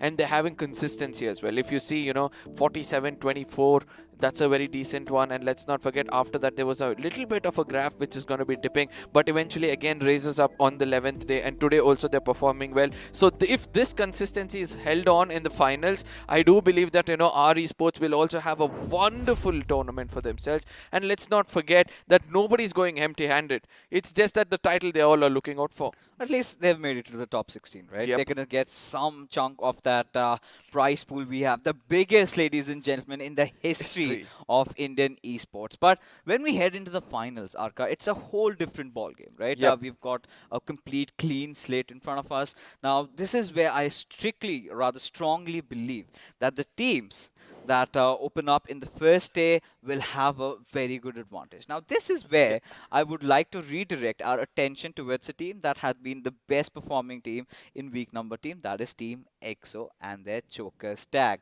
Now, they have that, you know, they're wearing it like a necklace, a medal of honor throughout. BGIS, they were dominating day 1, day 2, then in towards the final day, they flustered up. Do you think this is going to happen the same in the finals? No. I strongly feel there is a big no in front of us when it comes to this. Because Team EXO, the way they're picked up, you know, it's like the graph either comes in like this and then there's a choke period. I strongly feel they've already had their choke period in this tournament in the beginning itself. So it's like a choke, and now the graph is going up. And I strongly feel that, the first few games they perform well, as you already pointed out. It's a very short grand finals according to me. And this is where everything will matter. The first 3 to 4 matches which you play, if that goes into perfection, if you have 2 to 3 chicken dinners in those, there is no way anybody is going to stop you from getting those titles. And I know that Sensei will be aiming exactly for that. He's been doing that for a long time. Every single tournament, he dominates day 1, day 2, and suddenly something happens. The next few days do not go the way they want. And that is how last time they were deprived of that title, where Skylights Gaming, they were in the mix. Now, for EXO to ensure that the first spot to be theirs, they will have to build up a humongous lead. And it's so difficult when you have such strong contenders, right? Exactly. Teams like Seoul coming in, teams like OR, that have been so consistent throughout. Now, look at Team Seoul. They've made a mockery out of the entire system, right? They do not care. They know they're on the top and almost on the top. They got Mortal in, gets a chicken dinner. They get Viper in. Yeah, they're going through a little bit of a phase. Of course, Omega, the IGL is not playing, so we can excuse them for that. But with such strong contenders into the scene, this is where EXO has to be off to a flying start. Now, this is where one question comes in my mind, which might sound a little silly, but still, I think it might matter in the grand finals. Experimenting just few matches before the finals, where the synergy of 2 players might go off, is that the risk Team Seoul is ready to take, bringing in Mortal and Viper at this point of time? Or it is just that the other 2 players actually needed that rest because of the pressure they were holding? I mean, they brought this team to the top with the limelight. Let's not forget Goblin. Oh my goodness, 100+ finishes. There was a point where we all spoke about Johnny and his domination in a tournament, where he's the person who will always have the top finishes, and suddenly out of nowhere comes Goblin. We were expecting him to grow like this, but this kind of a graph going in his career, what do you have to say? Now, addressing to your first question, answer is straight no, right? Their Team Seoul, they will never want to experiment that in the finals, and it's all about how does XP call it? Shosha. It's all about the Shosha out there. They just want to have a little bit of emotional connection with the audience. They know there's no chance on earth their tickets for the grand finals can be taken away from them. Get Mortal in. Now, honestly, if you ask my opinion, I mean, having Mortal playing in instead of Hector actually made sense. I'm not going to lie about it. Well, when you have Hector into the picture, we have seen him a little off in terms of going aggro, right? In terms of taking those 1v1 fights, where I really feel the title of being the best supporter goes towards Aru from OR, because whenever Orange Rock, or rather OR, needs them, he's delivered, right? But this is where, I mean, this is a stark possibility. It can happen. If it does, I'm going to be happy, because the way Mortal was playing, he was not under pressure. He was just playing for fun. But, in the finals, how things are going to be, it's all heated up. Teams are going to be looking at very minute details. Now, this big question also did come up in my mind, right? One of them is team hiding their strategies. Now, you ask the players, I text these lads and they're like, what fix is? We have few strategies up our mind. That is like a double-edged sword for me. What about you? Agreed, completely agreed. Because your strategies, if you're hiding it and never implementing, and suddenly want to implement and something goes wrong, especially in a grand final which is so big, I don't think so anybody can risk such a big gameplay or risk such a big strategy. But at the same time, since you brought in OR into the picture, I have 2 things to say. One is to ask and one is to say.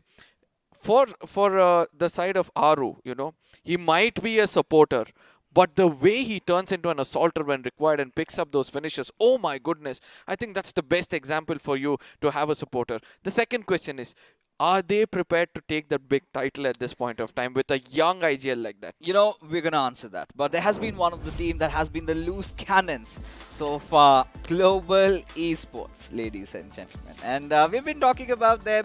I mean, you can take a clear look. They've kind of been the villains of the iQOO BMPS so far. The way they've been playing, the way they've been bullying teams, the way they've been thrashing Hydra, or maybe trying at that. And this is one of the love stories that I really would want to see, erupting out even in the grand finals continue. We want that masala. But taking a look at the statistics, I think week 1, day 2 has been one of their best days so far. They did earn a lot of points, out of which they did manage to get that 19 finish chicken dinner, right? Yeah. But apart from that, I think week 3, day 11 has been pretty merry for them as well. Yeah, but one thing which catches my eye is that game changer day for them. 40, 20 and 8, almost 70 points in just 4 matches shows that, they suddenly shoot up in the overall points table, and then on they were a little bit consistent for the next few days, and that's the best part of it all. But finally, after the 8th day, when they started to experiment and all those stuff, let's not forget the big weekendy map they had as well. 18 points, I mean, that was also an amazing day for them. I think week 2 is where we could see a little bit of consistency coming out of Global Esports, right? Week 2 is where they kind of resorted to the defense mechanics, where they started to take fights when it was absolutely necessary, because there was somewhere, there was few ups and downs going on between them, right? Global Esports. But what I'm excited for this team is how they perform in finals. Now, we all know that the league stages was like a test match, if you talk about cricket. Now, once we come into the fact that it is the finals, it's more like a one-day international, and this is where you've got to hold on. Every game really counts, and the big question is: are teams like Global Esports, are teams like 7C prepared for those days? I mean, very rarely can you see a T20 on the final day of test, right? And this is Today what is is a happening. T20. Yeah, exactly. Today is a T20 game going on over here for most of these teams, and I really want to see who's going to be standing out up front to get themselves the best of the games they've played so far. But at the same time, as you said, a lot of teams need to keep their head held high, because the way they perform, the way they've proven themselves, the way they've eliminated the so-called pros in this community. Oh my goodness. So-called. Yeah, Because called it. so-called, because obviously, all of a sudden there will be a moment in your life where you're in a peak and you just get those bragging rights for a really long time, and someone knocks at your door, slaps your face and says, yo, I'm standing right in front of you. And that is what happened to most of these teams in this tournament, I believe. I think the reality check did come in the iQOO BMOC round 4, right? Yeah. Because the teams that have made it to BMPS, well, they've proved their mettle. But for now, ladies and gentlemen, enough talking banter, as we do have the pre-match segment powered by Loco, ladies and gentlemen, as it is going to be the final game for teams from Group C. This is where teams like Kinetic really need to come in swinging. Now, let's not forget the side of UP50. Last chance for them to, come out and show what the best they do, because where is all of this happening? It's going to be happening in the map of Miramar. And when it comes to Miramar, one love story which never comes to an end.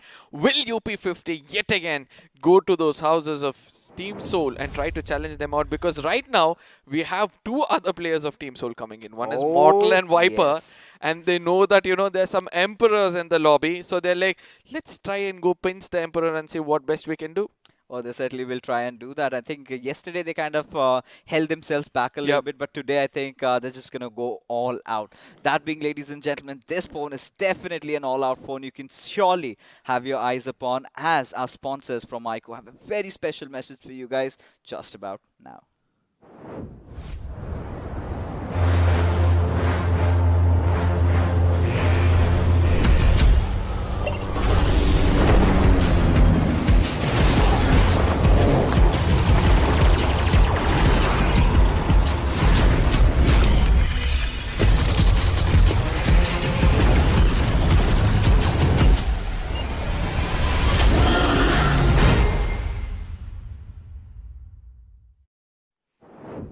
Oh wow. 90 FPS, ladies and gentlemen. Put your hands in where it needs to be, and Neo 6 is where you would want to land your hands with, and also get in for the grind. Head on to Amazon right away and get the best deals on this device. But at the same time, one question for you, the biggest question which is lingering in my mind, I know most of these people in the chat would also want to know, a young IGL like Jelly is going to be coming in over here from the side of OR. Can he take his team to that big trophy? Oh, he certainly can. I believe in him. But before I answer your question, of course, we've got to talk about the giveaways that we have. Something that we're giving away. You've been loving us. It's time to give it back. Of course, you can support your favorite teams. Hashtag whichever team do you think is going to be ending out on top by the end of the evening, just on the fact that it is today's days, right? Show your support, and if you're lucky, then you might win some beautiful goodies. And if you're not, you can also try winning 10 of these iQOO Neo 6 that is on giveaways, right? On your chat section, there is a pinned comment. There's a link over there. But before you press on that link, make sure you subscribe to the BGMI official esports YouTube channel and follow them on the Instagrams. While you're at it, you can also check us out as well. But this is where, we come down to the discussion about OR esports. Now, this is a question that I did ask Jelly a couple of days ago. Now, do you think you guys are going to win the trophy? Do you think you've got what it takes? Now, this is what he had to say, right? The last time he played in the iQOO BGS, it was a team that was given to him.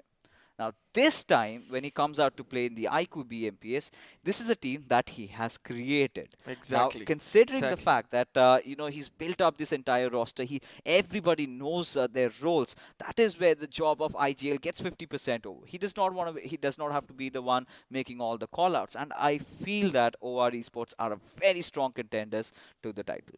Now, this is where we already have 3 big names for the title already. And let's not forget, there are some loose cannons coming in over here. Big Brother as well as Global Esports, right? All of a sudden, they have taken the limelight away from everybody on the top of the table.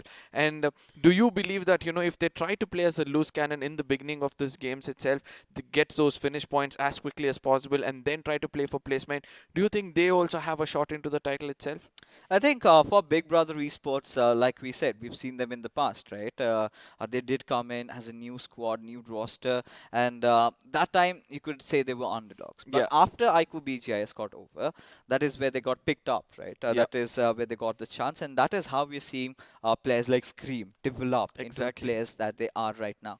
Now, it hasn't always been about Scream. I feel in weeks 1, it was Zen OP who was doing the job, but while we transitioned till the week 3, I think Hellgod has also picked up pace in terms of being on the top 20 fragger board. Now, I really have good vibes coming in from the boys from Big Brothers. I really feel they have a bright future. But are they contenders for the title? When you ask me that question, I'll have to say one thing. It all comes down to the first day. Oh, yes, obviously. And let's not forget that, the other titles are also going to be contested, like MVP and also most number of finishes, because they also have a big chunk of money, as well as the bragging rights, telling that I was the MVP of the tournament, even though my team couldn't make it. There are a lot of contenders for this. Joker coming in from the side of GE. Then we have Zen OP, as you already said, Scream coming in, Goblin coming in, and we also have Spray God coming in all of a sudden. Sarang coming in. Who do you feel is one of the top 3 contenders for you for this title of MVP? I think the ones that are on top 3, undoubtedly, right? They've proven themselves in the past in the games where it all mattered. Goblin, of course, being the one on top, but Aditya, Atanki, also these 2 players. But I think Fierce is also one to really watch out for. But EXO. Enough talk right now. Enough chit-chat. I know you're going to get bored of us. You're already, but finally it's moments. Last game for teams from Group C. They have to deliver the final Miramar of iQOO BMPS League stages, ladies and gentlemen. For one final moment, let that moment sink in, and we venture into the territories. But even carrying forward with the discussion, right, I really feel that teams to watch out for will be Team 7C and Global Esports. How are they going to perform in finals, right? Because mostly it's all been about engaging in fights. Now, when they get a little serious, when they play for position points a little bit, you never know, they could come out as the victors. But this is where there have been 2 teams that we have never really looked at. They've never really paid much attention, but slowly, surely, they have done the job. This is where I have to ask your thoughts about Team Enigma Gaming and Hydra officials.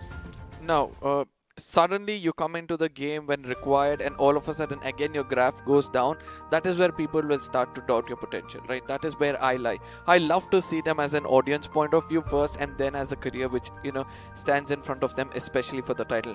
Nigma on the other side, they have performed much better before. Enigma on the other side, slowly the graph has been going up. I do understand they rely on 2 to 3 players of theirs the most, especially Rex when it comes to finishes and whatsoever, but at the same time, as you said, these are the teams which performance of the first day and the second day will matter a lot for them as well. It is indeed. But finally, time for business, right? Well, we are in the church, and all you fans out there, especially the fans of Team Kinetic, will surely have to make prayers. And more than that, I think GOG and Esports Wala WSF need it, because nothing less than a chicken dinner can save them from entering into the top 16. But for now, one last gaze at the mountains, the ranges of Miramar, and then we will be back into action. We've been talking about that Seoul UP50 fight, and this time we do have Mortal and Viper with us, so UP50 could maybe fancy their chances, but here we go. The big bird has taken it up to the skies, and the flight path trajectory, ladies and gentlemen, is from El Pozo towards Los Leones' southern side. And this is where the team's going on to the most northern side or the northern eastern side of the map. We have to be very, very careful and hoping that the circle goes close to them, because eventually holding the circle, having the high ground and the hardest cover in this map is going to matter a lot. And let's not forget, defending it will also be one of the other priorities to make it until the end. And, I just, I'm going to let it breathe a little bit. I just have my eyes at Picardo. Yep. UP50, are they taking a drop? Do we get to see multiple teams fighting it out? Because everyone wants to take down Mortal, maybe for their Instagram reels. I took down Mortal. We know how the hashtags work. We know how the clickbaits work. But yes, UP50 is headed over there. So are Team Seoul. But I also do see 7C. But I think they might go a little towards maybe Graveyard or Hacienda del Patron. Yeah. And also, let's not forget that, the fight on the other place between Hydra and GE, where I really wanted to bring in the second love story, and Jackson is going to be running for his life, waiting it out for Dynamite on the other side to pick up a gun and then come in closer as DBS, AK, M7. Oh my goodness, look at the cavalry which is going to be rushing in towards the side of one man from the side of Team Hydra. I could literally hear him yelling for help at this point. But Hydra, I mean, you've got to give it up to these boys, right? They don't want to back up, right? Yep. G is going after you. Jackson takes a jump again. Manya does hear the footsteps, but has to get inside cover yet again. But look at Dynamite making those moves from the backlines. Can get the better of Manya. What on earth is he doing? Now, at this point of time, he's looking like a small cockroach for me. That's going to be Jackson running around in the kitchen. But at the same time, the backup which is required might be coming in. Two different Uzis are going to be coming in. One far away is going to be Rage God trying to take it into the face of Akshat, as Mortal and Viper are going to be in the back end waiting for the others to strike and then come in and dominate. But let's not forget, UP50 are there to enter into the building of Team Seoul. This is the first time I've seen UMP becoming so offensive and trying to challenge Team Seoul to the dead center of where they stand. Oh yeah, UP50. They're trying their best. This time, they've dropped over at the red buildings. Look at KSR's position. Oh, Akshat has a slight idea of where his teammate is. KSR cooking up the grenade. Akshat instantly realizes and backs off. Now, he's going to be safe and sound for now. But the only interesting fact is both of these teams do not have any loot. And while all of that is happening, ladies and gentlemen, the circle has again taken a southern shift, centered in at Chumacera. I mean, something else which is catching my eye right now is our Esports and GOG going on a face-off at Porto.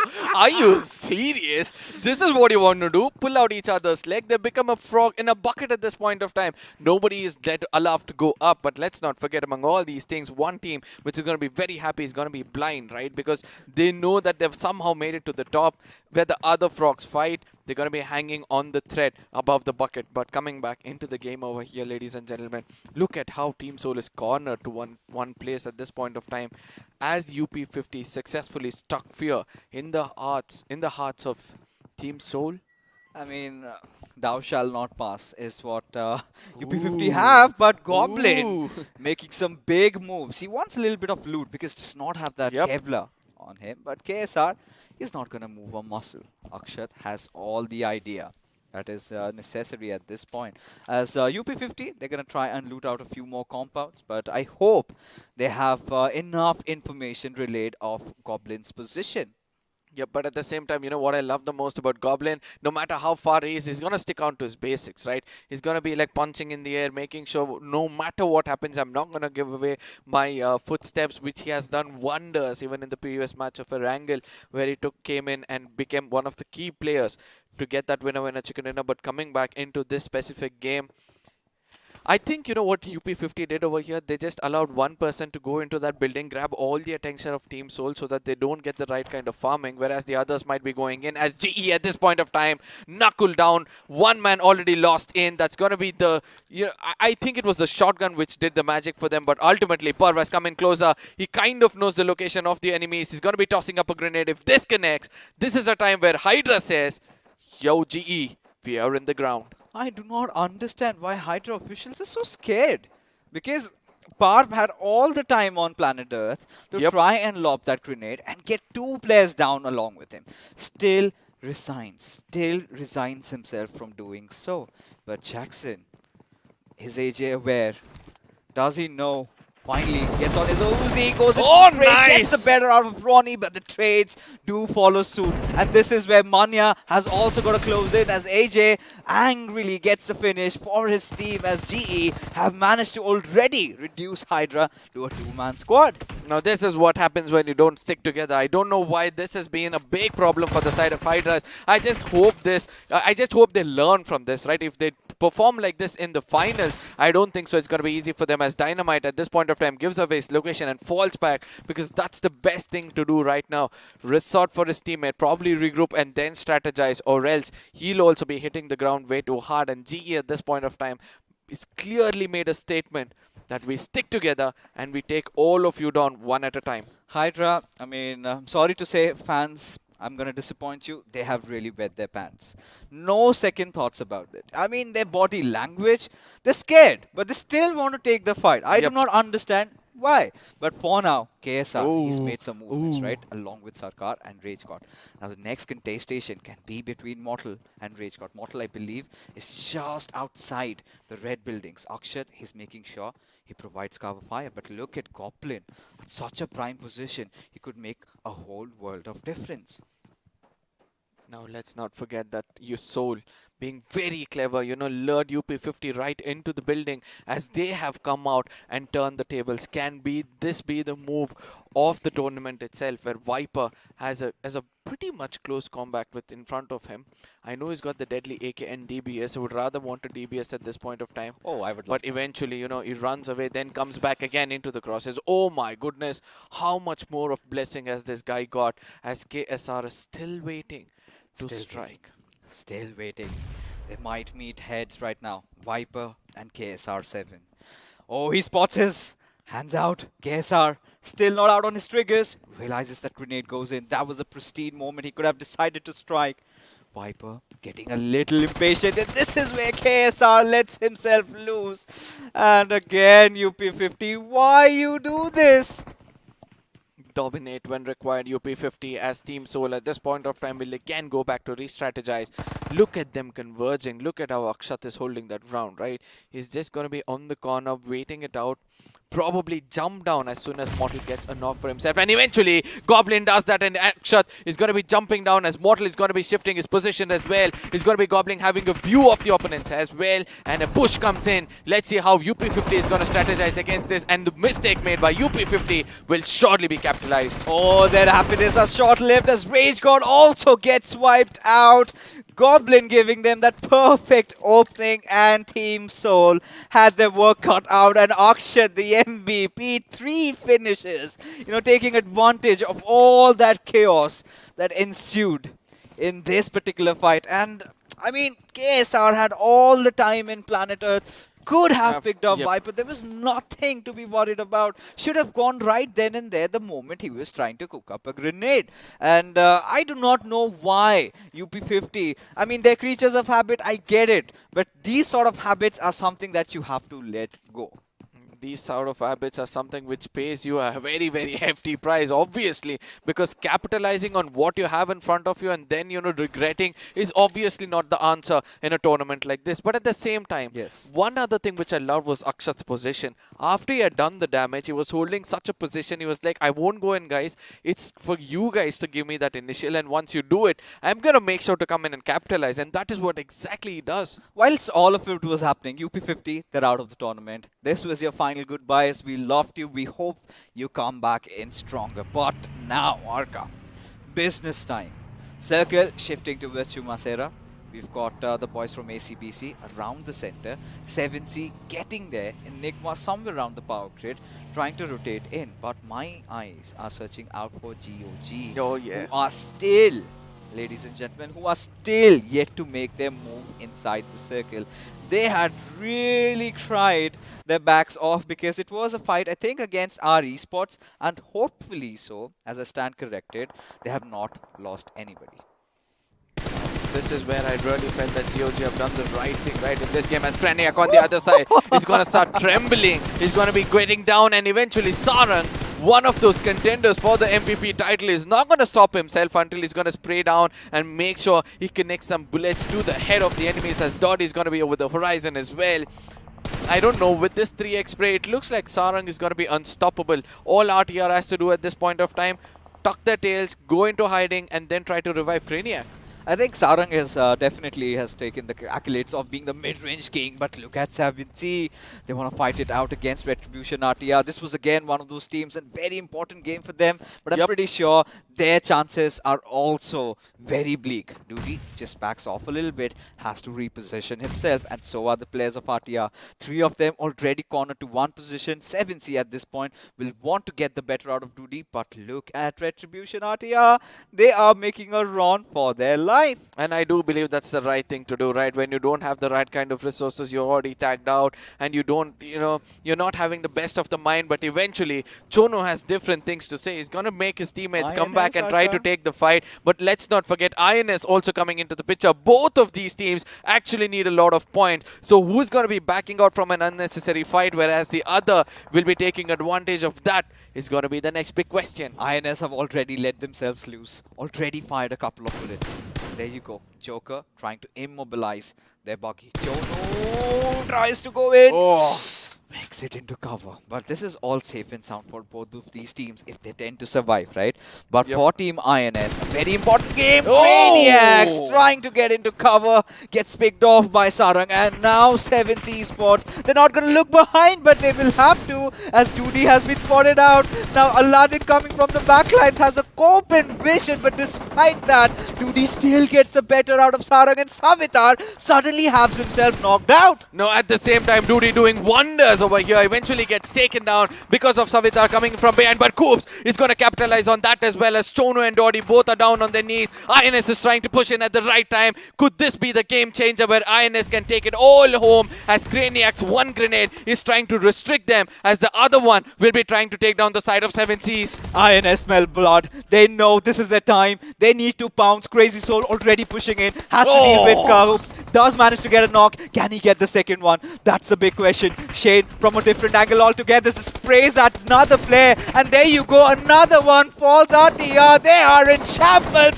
as Chono, a last fight, a last stand for him, but there he goes, falling down, and Retribution RTR, goodbye, says INS, but 7C, they somehow still have 2 players surviving. One finish was actually stolen by the side of INS in a very, very clever way of doing. But on the other side, it's going to be Team Soul versus the side of Enigma. Avi is just going to restrict himself, as going to be very beautiful cover fire coming in from the side of Goblin pretty far away, where Akshat is going to be regrouping to his teammate. But what a game we had just now, witnessing the perfect time, I would say, for the side of INS to come in and strike, as Savitar has got a very good off angle. I would like to say this bird eye view will be relying information, and Prince can strike to take down Crazy Soul. INS, They are hounds at this moment, right? They have been looking out for every single player, every single body that they can get. Ensure they have the central area to themselves. Yep. And now Savitar could make a world of difference, right? Now Prince need not move a muscle over here. He has to be steady. He has to be sturdy as a rock. But still, he's made those movements. INS have an idea. Crazy Soul out with that grenade, the perfect opening that they need, and goes kaboom! Is gonna be Prince. Now Savitar, does he respond? Does he retaliate? Joker already pushing in, getting the finish, but Savitar does not still wanna move, but he is doing something notorious. A grenade right at the center. Now INS know. Joker firing at his direction. They'll be taking it up the stairs, and down goes 7C as INS 6 finished strong already. Now, this is where I would like to say Team INS have taken things way too seriously, and RTR are going to regret of coming back to the same fight which they thought is not necessary and eventually had to pay a hefty price. And let's not forget there's another team coming in closer. Could this team be the next one to get taken down? And that's going to be Hyderabad Hydras, who heard all the commotions from pretty far away. They're going to be coming in as INS are preparing themselves to evacuate this place where they have the best spot in the house. GOG, this could be a nightmare. Look at their West. It's global esports that they have to deal with. Elsewhere, Enigma and Team EXO, they're fighting it out against each other. It's fine. We don't care right now. I'm just scared about GOG if they do not get a chicken dinner, if they do not have a good game. And so goes the same for the players of Esports Wala WSF. They were right at the southeastern side of Chumasera, and they are safe and secure for now. The next shift is going to be quintessential for every single team. And Team Kinetic, they have their objective set, right? They have to be consistent, 7-8 points, and they're good to go. Obviously, I mean, Team INS have thought this through perfectly. Came in and struck when exactly when the iron was hot, and eventually the circle shifting away from all these teams, favoring off the side of FS, who has already made it through peacefully, and Hyderabad and the Hydras, I'm so sorry, Hydra officials at this point of time with 2 men standing is kind of gatekept by the side of Team FS. But which team will be slowly making it inside the circle? We can already see Team INS, EXO, and GOG all are making it inside the circle. As you correctly pointed out, I think GE versus GOG will be the fight to look out for, because ultimately the winners of those two will be making it very, very clean into the next round. I know GE is not in the contestment, but still, let's not forget what kind of impact they can leave for the side of GOG. But look at FS Hitman making all those fearless moves, already going in very close. Dynamite goes down, and so will Barb. Takes a fight, but kaboom! And it's a little bit of a TK. It's alright. It's alright. They've got to get inside the circle. They have to look at the bigger picture. But Team INS realize they still have the better of the zone. But right next to them lies the players of Team EXO. This is where, you know, I have my eyes set at the fight between GOG and GE. But now Kinetic, a very important fight for them. This is against a very informed Team Enigma. At the same time, Team Enigma knows their throwables, how to restrict the teammates from coming inside, as throwables are going to be chucked into us the side of Evo, who's having a very, very safe spot. Kinetic, without information, going in for the resources would have been the biggest mistake they've done. Not only they're burning resources, but also giving out their location with so much of moments, as Avi on the other side wants to come in from a different angle and try to take down the side of Team Kinetic. They don't have any pressure right now, Enigma.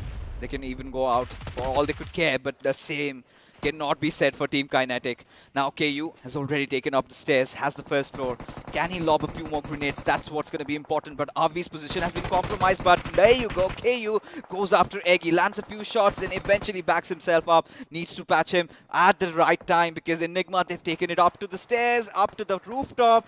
Now this is going to be a little bit of a reset, as Avi has to do wonders. Now this is what I said, right? Burning of resources unnecessarily. Now in case they had resources with 3 different directions, if they tossed it upstairs, the story could have been so different, as Evo comes in from a different angle. His footsteps have been given away. I think God has a vague idea from where he's coming in from. And let's not forget, they're just merry-go-round around this building, right? One side it's going to be Kinetic who tries to come in. Eggy on the other side kind of knows the location, as God tries to come down and taunt out the side of Eggy. Eggy is going to, you know, hold his nerve and just be as composed as possible as Kinetic at this point of time. The more they extend this fight, Autobots are going to come in to dominate. Oh yes, you can already see on the minimap, right? They have their eyes set. They just want this fight to break out and they will contest. They want those finishes, these position points. They have had a very good first last day, right? But now, Team Kinetic just scouring around and everyone just eyeing out for that first knock. Look at the plethora of smokes that have been deployed over here in this particular case, right? Everyone wants a piece of the pie. And again, the first knock is going to be crucial as Eggy realizes, well, the safe haven isn't safe anymore. He backs out. Now, heals himself up. Now the next circle is also going to be forming and eventually AB gets taken down, and it's important for Kinetic to hold this composure to make sure that, you know, they take down the other two players, as Enigma at this point of time are looking a little bit vulnerable, but I do understand that, you know, they might want to survive at the circle. Again, going away from the teams which won this game so far. I know that Autobots at this point of time will have a small smile on their face as they make it inside the circle, but let's not forget to see how Enigma for the first time are suffering to, you know, take down a team. Now Enigma, Evo, Eggy, two players surviving over here.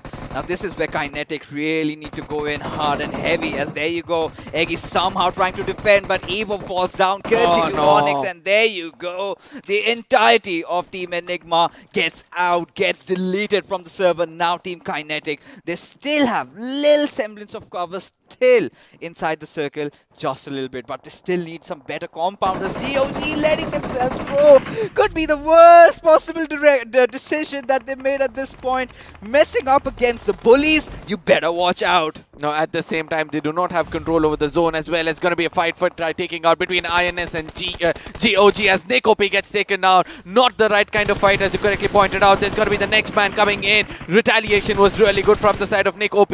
Bullet OP, but on the other side, he has to watch out for those pixels right below the vehicle where the finish might come in, as Crazy Soul gets tagged off with a grenade coming in from the side of GOG. I love this micromanagement, the way he is shifting himself around, but Joker, he's got to make those moves already done. Bullet goes down, and down, same goes Nick with him as well. As leader, somewhere inside the vehicle, he's got to tuck his tails and run, but where does he go? He's got so many squads shooting at his direction, not just one, but many. But INS, 10 finish strong already, as FS, they're burning, but still alive. Now this is where I would like to read out the GOG. Might get out of the tournament with 9 finishes, with 9th position, 0 finishes for themselves. The final map, they have to go bonkers, as INS is not stopping themselves. Puts down another player that's going to be immortal, and EXO is going to be challenged this time. Oh yeah, Crazy Soul wants to get some first hits for himself. Needs to patch himself up, but will make do with the bandages that he has. As Akshat just goes ham after the players of INS. Nothing seems to connect at this point, but look at Leader fighting with life and death, but still, Akshat gets the better out of Joker. I'm pretty sure the revival will be there, but look at Viper. Does not want to let go of Crazy Soul, even out of his sight, but for a single second, but K47 making a move and could fall down. Akshat still holding that red dot towards the enemy. He really wants to make sure that nobody's going to come into this compound. It's kind of pretty much in the open, right? And the zone is going to be favoring the 2 solo players of 2 different teams, Sensei and Leader OP. And let's not forget that WSF also has an important game in front of them. They've survived better because of the man advantage, but let's not forget that Kinetic, they're also giving the 100% over here. 4 finishes strong, they're looking, and they've taken down the side of Enigma. But how will they make it inside the circle, as a lot of crosses are going to be towards them? Sensei almost had that silhouette visible over there, but Team Kinetic, how do they get inside the circle?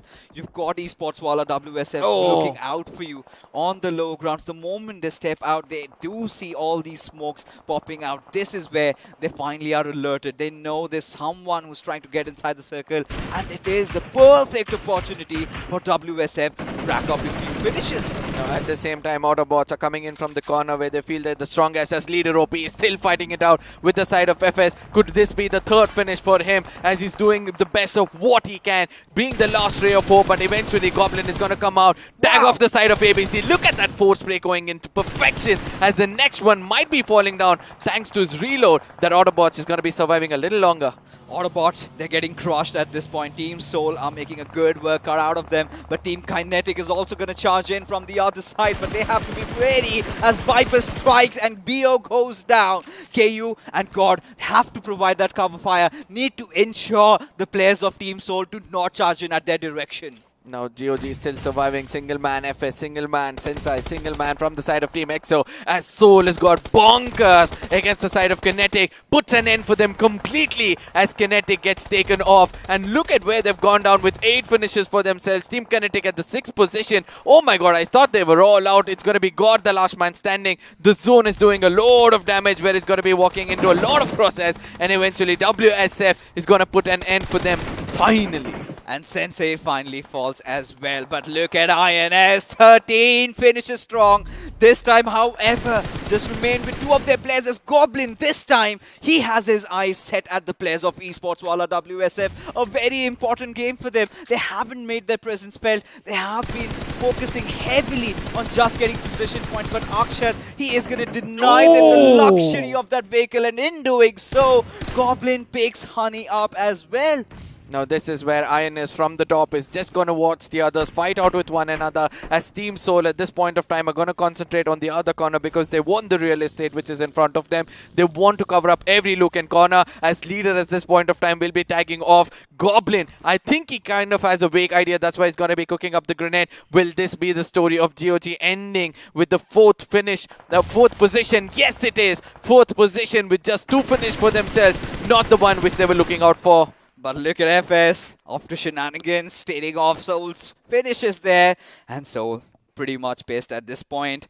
They can do something, but INS Billion, he's going to survive with all his lives. Goblin goes after Clutch. I knew this was coming, but how does Clutch hold himself off? Can he pull a Clutch as a grenade goes falling in a little shy, but this one won't be as somehow he still lives. But there you go, Goblin putting an end to him as Team Soul. They're also looking strong with 11 finishes with their name as Mortal just suddenly erupts. Now this is where the big OGs are going to come out and show what they're capable of. Look at that. The follow-up comes in with the side of UP50. Still not feared by the bullets which is going to be coming in towards him as Viper from the off angle takes that real estate for him. Goblin is going to be pushing in from the other corner as well. They're not at all bothered about the backstab which might be coming in. That's going to be Billion out of nowhere trying to do that $1 billion game as Viper's attention is come towards him. Can Billion take the other person down as Viper comes in, puts an end, and now it's going to be Soul versus the side of WSF. But now Bajwa, he's got to pull off a magic. Right now, laser nade at Akshat, misses. He's going to cook one more. Will it connect? That's the big question though. In the midst of it all, Tango has got that crucial revive that they need at this point. But this is the perfect time for Esports Wala WSF to try and push a Team Soul, try and hurt them where they're injured but mortal. A golden grenade might just be on its way as Tango does not take a lot of damage, but a second one will definitely follow. Now at the same time, there's a return grenade coming in from his side. He's got the deadly MK14 for himself. Can he do the magic with it? Because he and Viper, 2 of the strongest, were together, but eventually gets taken down. The other one has gone in for a revival. WSF looking way too strong at this point of time. Eventually wants to put the final nail in the coffin. That's got to be Akshat over there. Esports Wala WSF, the most wanted winner chicken dinner finally coming their way. But this is going to change the whole picture when it comes to the overall points table. Yes, ladies and gentlemen, we head into the post-match segment powered by Loco. And come with the R and Esports Wala WSF strike. And boy, oh boy, a chicken dinner with 9 finishes to their name. Team Soul, you were amazing. We love you. But we're going to put you on the sidelines just for now because Team INS, I'm pretty sure they racked up 13 finishes and on a 3rd position. Now, this has completely changed the tables around. This is where the pressure is going to build up on so many of these other teams, Arka. I'm just dumbstruck by this point of time. 2 teams, they just proved to us that if you gave me a pressure situation, we know exactly what to do. The rotation was like perfect. You know, every single corner they held, every single fight they took, they exactly know who to go forward, who should be rushing in, who should be giving the cover fire. Oh my goodness, 2 teams, hats off to you guys. Let's take a look at the point standings. Ladies and gentlemen, let's take a look at how much have these guys digged in at this point. Esports Wala 24 points. Now Team INS 23 points. And Team Kinetic, hold on. They've also managed to secure 10 to their name. And GOG, well, I don't think that 8 point looks fancy anymore. Oh my goodness. I mean, Blind, ACBC, all of these teams are going to be looking out for the final map because they all know they have to perform at this point of time. Team INS, I've never seen 320s in a long time when it comes to the final week, and 3 teams are able to do that. And look at the sharing of the possession points all of a sudden coming in. GOG relied on that possession points. If not for leader OP, I don't think so that, you know, they would have even had those 8 points. But at the same time, let's not forget, if GOG even wants to dream about making it to the next round, they need a 35 points, you know, to make it into the next round, which is next to impossible with a lobby like this. But let's not forget to see the bottom of the table, right? Hydra, UP50, 7Cs, RTR. Retribution, RTR, one more game, I don't know. I'm going to write all these teams off, even for GOG as well. But now let's take a look at the iQOO MVP. Who's that one player going to be? Who's the player that stood when it all mattered? I know who it is. Has to be Crazy Soul. I'm just going to call it out, because of the sort of contribution he had into this game. But, you know, we're just going to give our own MVP titles, because for me, I mean, it had to be Crazy Soul. Every single fight that INS got themselves into, he's done so much. Absolutely. I mean, there were several other performances which came in, but he was the one man standing out over there. And let's not forget that, you know, if not for him, I don't think so the team would have survived at one point of time, because eventually when the teammates were getting taken down, he was not only picking up finishes on one side, on the other side he was also giving cover for the team, and that is what an MVP has to do, right? You know, assist as well as get those finishes. But ladies and gentlemen, now is the moment we come to the final map of the day. This is going to be the map of Wrangle, and I know that, you know, those fans, those big fans of the new teams which have come up over here and proved themselves, proved their mettle, you all are going to have calculators in your hand just waiting for them to go bonkers. But I would like to say just one line out of this.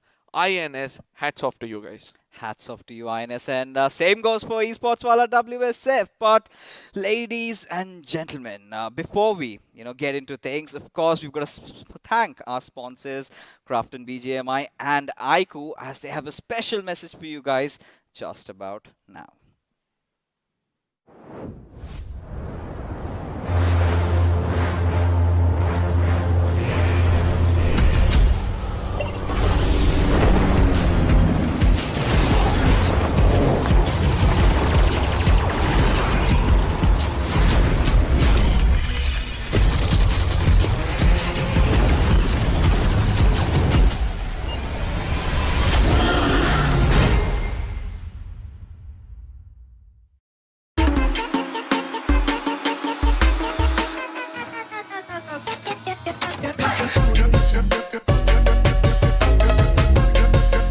Watch it, earn it.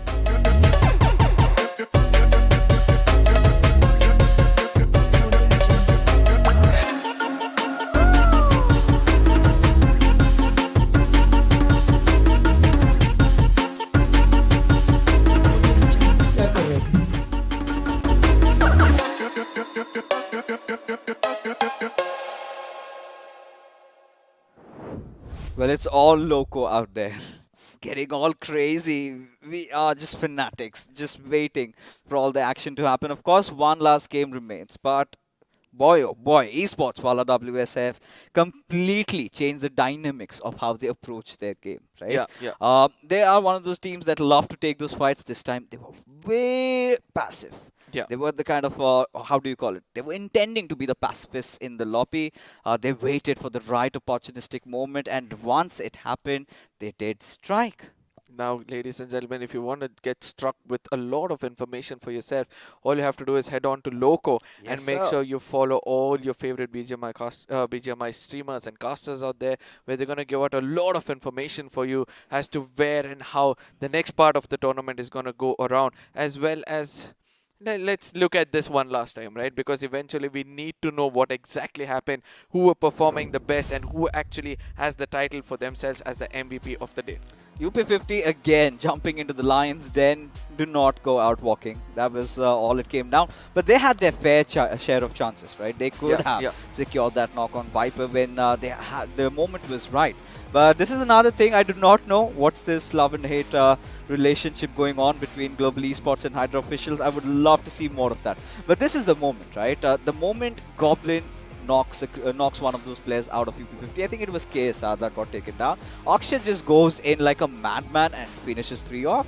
Now, at the same time, let's not forget that rotation was perfect from the side of Goblin. Now, coming back to the most important game, which is there in front of us, I really don't know how INS pulled that off, right? They came in, stuck exactly when required, and from here on, it was just domination from their side. The sheer balls they have, to execute such plays, right? Especially when you know your survival is on the line, and despite that, they go out with 13 finishes. I mean, I do not know how to respond. For Team Exo, I mean, it's sort of a alright situation. It's a-okay because honestly they've qualified. I'm not bothered. Team Autobotz again tried to survive till the end, just resorting to their natural instinct, tried to get as many position points that they could, and it was all that they could get away with. At the same time, this is where I have to give credits to INS, right? They were all getting taken down, but still, they survive at WSF on the other side, all inside one shack. They try to do the best of what they can, but eventually, the way they bounce back from that situation was really commendable because the whole area was controlled by the side of Team Soul. They took a little bit of an attention away from the side of WSF, and then eventually they started to do the damage. And let's not forget that, even though they had lost 2 players, they come in, did the best of what they can as billion strikes against the side of Goblin, and that is the opening which WSF was looking out for. Oh yeah, and after that they just followed it up. I feel Bajwa was the MVP in that fight. Viper goes out for that revive. Rakshat and Mortal just cornered to one direction, clearly out of doing anything out there, had to be picked off. Of course, when you've got 3 players charging at your direction, everybody needs to tremble, and indeed it is what happened. But yes, Esports wala WSF, one last game. Same goes for the boys from INS. But considering the kind of a performance that they have pulled off, I really feel that INS might have done it. Now, this is where I want to get back to the teams which are playing it out, right? Because I really want to know whether Blind has also come back into this game. They're still, one last time they have to prove themselves. I'm looking out for the rotations and the positions of these 3 teams right now. They shouldn't come out in the open. They can't do the same kind of thing which they did over here because eventually everybody will be watching out one another. So it's important for them to take the right kind of drops. Probably, where would you want to be? Center of the map, try to avoid anybody coming in closer to you, or go to the corners, pick up all those resources, go in for a heal battle if required. More than Blind, actually I'm concerned about Team Walkouts, if you remember in the previous game. This time we do not have UP50, so it's going to be a little bit of a breather for them. But the question still remains. It's going to haunt them, right? They went off to where they usually drop, and 2 of their players were picked off. And Hyderabad Hydras got the better out of them towards the end. So Walkouts, a make or break came for them, and they can settle with nothing than a chicken dinner at this point. Now, Walkouts, Blind, WSF, Team INS. I know GOG is not in the picture. Let's just consider them because they are there. RTR Retribution.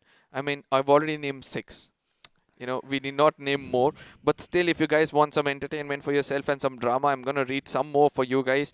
Hydra Official and Global, we'll really want to see whether they're going to be clashing yet again. And Esports Wala WSF, they are also in over here. Initiative Academy is over here. I know, kind of, they're pretty much already, making themselves into the next round, or they might get kicked off. Because Initiative Academy, it's done. Yeah, it's done. But again, as I'm saying if they go bonkers, no matter what they do, even if they entirely wipe out the lobby, it's over. He's strong about this, but at the same time, ACBC are also playing this game as well. A lot of teams playing here, ladies and gentlemen. What you have to do at this point of time is share it among your friends, bring them all over here as we're going to be stepping into the matchup. That is going to be pre-segment of powered by Loco, pre-match segment powered by Loco. And on the desk, we're going to have the big man himself, Tuck, coming back. There are a few questions to be shot against him because there's a lot for those teams who are going out of this tournament right now. They need to learn, they need to understand. And this is where all those people who have represented the country, who have lived over here, in this game, what are they going to do? So your wisdoms, Thug, over here on the desk, your wisdom for the teams which are actually going out of this tournament, because they'll all be left out. They're going to be disappointed. What do you have to say for them? I think for them it's more about expansion of their learning curve. What I believe that when I look at the teams that are at the bottom 8, there's a huge points difference, except for barring the top 3, of course, the 17th to 20th. Yeah. But for the teams that are at the bottom 4, bottom 5, I think they really need to work a lot on their tactics. They really need to go back, have they will have a long break before the next tournament kicks in. So I think they just need to work on the mistakes, try to understand the various reasons why they could not stand a chance against this top-rated teams. Because this is the reality, I mean, like, although we do speak of such long formats, but losing out on such long formats gives you a very good reality check on things and areas that you need to work on. So I believe there's nothing to get disheartened, because ultimately they are the best 24 teams right now in India. All the among thousands of registrations that we got, all of the teams are setting out. Among all the invited teams we got, a lot of them are setting out. Exactly. So being the best 24 at this point is a pretty great achievement, but I think if you want to be the top 16, which is where the actual deal begins, you need to maybe go home, sit, and use this break that you might have over the next couple of months to figure out what you need to do to bounce back and take these teams head on. Now, guys, this is what you have to do. Work on your mistakes. Make sure you stick together. Try to, burn yourselves out. Grind much, much better. Wait for the next event. For now, we're going to be thanking our sponsors. That's going to be iQOO coming up. iQOO smartphones with this amazing Neo 6. There's going to be a small video coming up on our screens for you to show what this beauty is made of.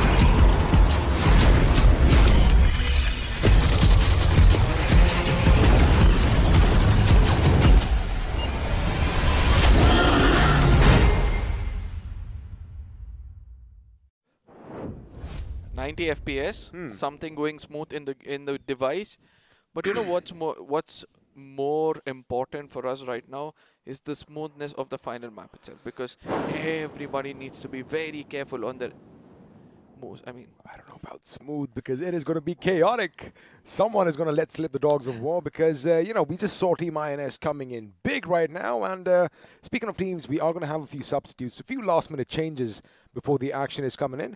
And Salman is going to be coming in from Enigma for Abhi, and we haven't really seen a lot from this gentleman yet. Maybe he might just come and showcase what he is made of. And speaking of showcasing things, we are going to be showcasing these lovely t-shirts and bottles that you see on the bottom of your screen right now, and all you have to do is click that link below. Predict. Now, I wonder if you've been doing your maths. Yeah. Predict which team is going to come out on top on the last day of League Stage Week 3. And who knows, you might just get some BGMI merchandise coming your way. And if you're unlucky in that, well, we're also giving away these bad boys. Absolutely. What you guys have to do is get to the chat. There's going to be a pinned comment over there, right? So click on that. You'll be going to a specific link, which will later lead you to subscribe to our channel and follow them on their Instagram. And if you're ready to do that, and if you do that and come back to the same link which was given, which took you to a specific page over there, you're going to put your name and your email address and just wait it out, because this device is something which you need to have if you're a BGMI gamer. Absolutely. Of course, that 90 FPS is something that's going to make you stand apart from every single other competition out there. And who knows, maybe next time we might be talking about you on our big screens. But for now, it is time for the final game in this league stage. It is going to be the nail-biting finish that we were hoping for, because after this, well, we are going to say bye to 8 teams. And the question is still open. Who are going to be going? So before the game starts, we're going to say bye-bye for one last time from the studio this week. However, we are going to visit Erangel once again, and I expect some shenanigans, buddy. I expect a couple of curveballs coming in, and hopefully we have a few more drop clashes and a couple of other teams ganging up on either the big boys just for fun, or some of the teams languishing mid-table. I still want to do the math, I still want to check out which is the team which has got that opportunity. The production at this point of time, the kind of seed, the kind of seed they put in our minds, where we can't concentrate on one thing regularly, but at the same time, if this is the case for us, what's going to be happening with the teams?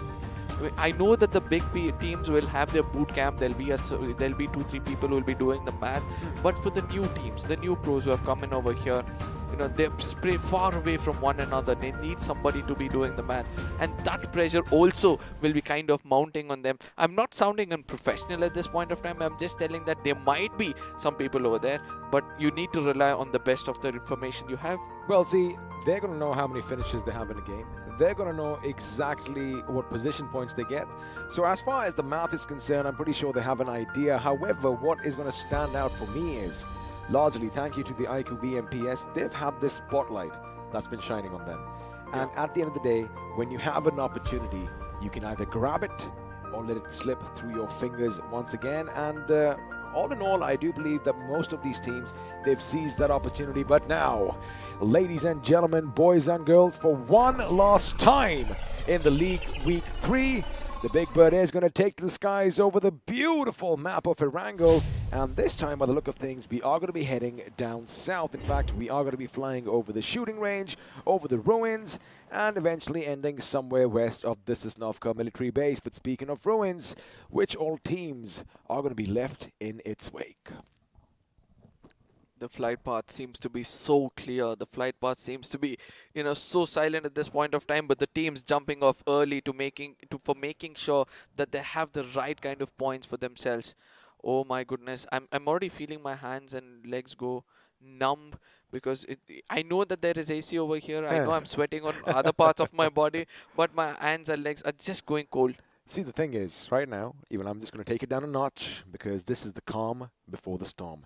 Now, we saw in the last game, Esports while WSF, oh boy, they came out swinging, but the question is still going to be, was it enough for them to get the job done? Now, they still have another opportunity right here. Question is, are they going to make the best of it? Now, all teams are going to be dropping down from the heavens above.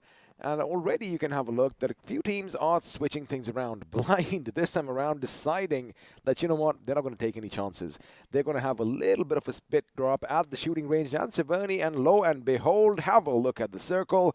It is something that is going to be in their favor. Now, RTR.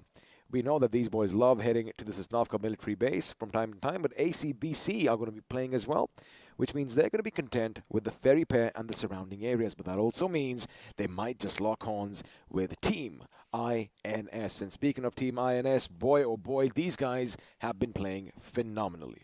Now, not only Team INS, also WSF are also in the picture, right? Even they have been playing amazingly well. And look at what's happening over here as GE is going to be hitting the ground. It's going to be Hydras yet again. Oh, the right kind of gun as well as Jackson almost took a player down. And eventually, we have to see what kind of retaliation will be coming in from that player. It's going to be Ronnie going in with the gun, but at the same time, shotgun versus the side of AR as Ronnie's going to be trying to duck as much as possible. And it's going to be the Hydras, the Wolves rushing in together and trying to take them down. Mania far away is also giving out its location. Hydra, why are you doing this? Man, this is their city, and Global Esports have dared to step in. They're going to make sure they make them pay. And you know what? They did anticipate that. Now, Global Esports, they did glide all the way to the city itself, but Hydra were expecting this. They knew. They packed up a few weapons from a compound to the north and were heading back south. And now, although they have the upper hand, they have a man advantage on the boys from Global Esports. They don't really have a lot of options except falling back. But knowing Global Esports, well, as long as they have a weapon or two in their hands, they are going to bring the fight straight to the enemy. For now, Manya is going to be on the left of your screen as AJ is just trying to make sure he has a nice little path to fall back on, because keep one thing in mind. Although Hydra officials do have this building, there's only going to be X amount of loot, and looks like the stalemates have already started. And speaking of stalemates, Team INS down south could be heading on a collision course with RTR.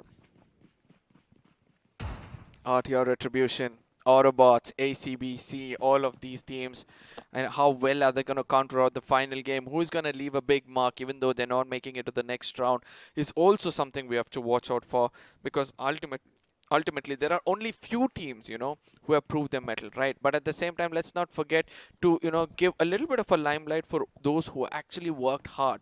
We have Walkouts over here, we have Blind over here, we have WSF, we have INS. These are the 4 teams who are actually fighting out for those positions to make it inside the next round. Well, speaking of the 4 teams that you just mentioned, they're going to be still comfortable right now, Manya. Oh boy, he knows smokes have been deployed. He knows Hydra might either try and, take advantage of obscuring their vision, or perhaps it is just going to be a little ploy on their part. And he's like, you know what, maybe we don't have the advantage, but now this is where Hydra could pick up a few finishes. Down goes Mania. He thought nothing's going to happen. In fact, Global Esports were thinking that, wait a second, if they've gone to the right, we're going to do the same. But that was beautiful mind play coming in from Hydra officials. They deployed all that smoke to confuse the enemy that, hey, maybe we're already over him. And Pop making sure he checks every single nook and corner, every single cranny, as elsewhere we did expect this happening. Coops from RTR is going to get the better of INS's crazy soul now. He does move forward a little slowly, but have a look at Billion and Joker. They could be spoil sports. Yeah, eventually there's where the shot's going to be coming in from. San would have given out the information. That's how backup comes in, as Joker wants to go a bit more closer towards the side of Coops. Will have to watch out for his teammates again. They also have a high ground, a vintage point where they can take down the side of Team INS. They could indeed. One out Joker's position is nice. Perfect switch over there. He did switch to the Uzi. He knows that rate of fire is something that's going to be helpful. And Chonu has the same idea as well. Now he is going to be jumping. The position is given away. Chonu has no idea that Joker already saw him coming in. And this is what we were talking about, ladies and gentlemen. Team INS firing on all cylinders as the man himself, one of the most underrated players in the community, is going to make sure he racks up those two finishes in Retribution RTR. They could be in a world of trouble. Team INS Joker, oh my goodness, the composure, the way he was just holding his ground was also really commendable. Legend at this point of time is going to call his teammates. He's going to be like, I think I see him out, behind this door. What we're going to do is just wait out over here as AJ on the other side is going to be striking. This is the moment where the backup has to come in. He's playing around with the mine, but eventually goes over the compound where it's going to be Dynamite from the other side also tagging him off. Reload is going to be the AKM. Well, the AKM is confirmations as well is going to be coming in, and Legend and Dynamite. Nakul needs to do wonders.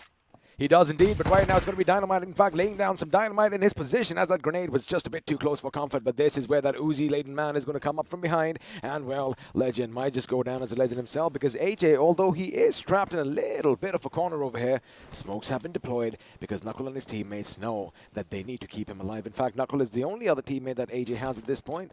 However, those smokes are going to work. Legend's position is going to be given away, and looks like Knuckle was trying to go for the grenade, but now he is just a little bit confused. At the same time, Hydra, they somehow made sure that the teammate comes into cover where they can go in for a revival. I do understand that, AJ could have struck immediately as soon as he got those knocks, but, he's heading in the right direction at this point of time. I just hope it footsteps doesn't give too much information for the side of them to come in, as Loki on the other side falls off from a vehicle. Well, looks like he must have been sprayed with lead by Mr. Spray from Walkouts, as a result of which, before the vehicle went boom, he decided to get out, and, well, it left to his demise. Now, Walkouts do capitalize on that finish, but once again, we're still going to focus on this little skirmish between Hydra official and the boys from Global Esports. Now, AJ did set up a nice little, flank over there. He actually caught them by surprise. I do believe Legend was just trying to see if he can hear something around him. But again, he couldn't capitalize on both those finishes. For now, Knuckles going to back up just a wee bit, as AJ is going to be on the other side. And speaking of the other side, have a look at what's going to happen down below. Team INS are going to be driving past RTR, which means chances are their vehicles are going to be full of bullet holes, as those teams are going to be going forth against one another. ABs, on the other hand, they're going to take their time coming into the blue.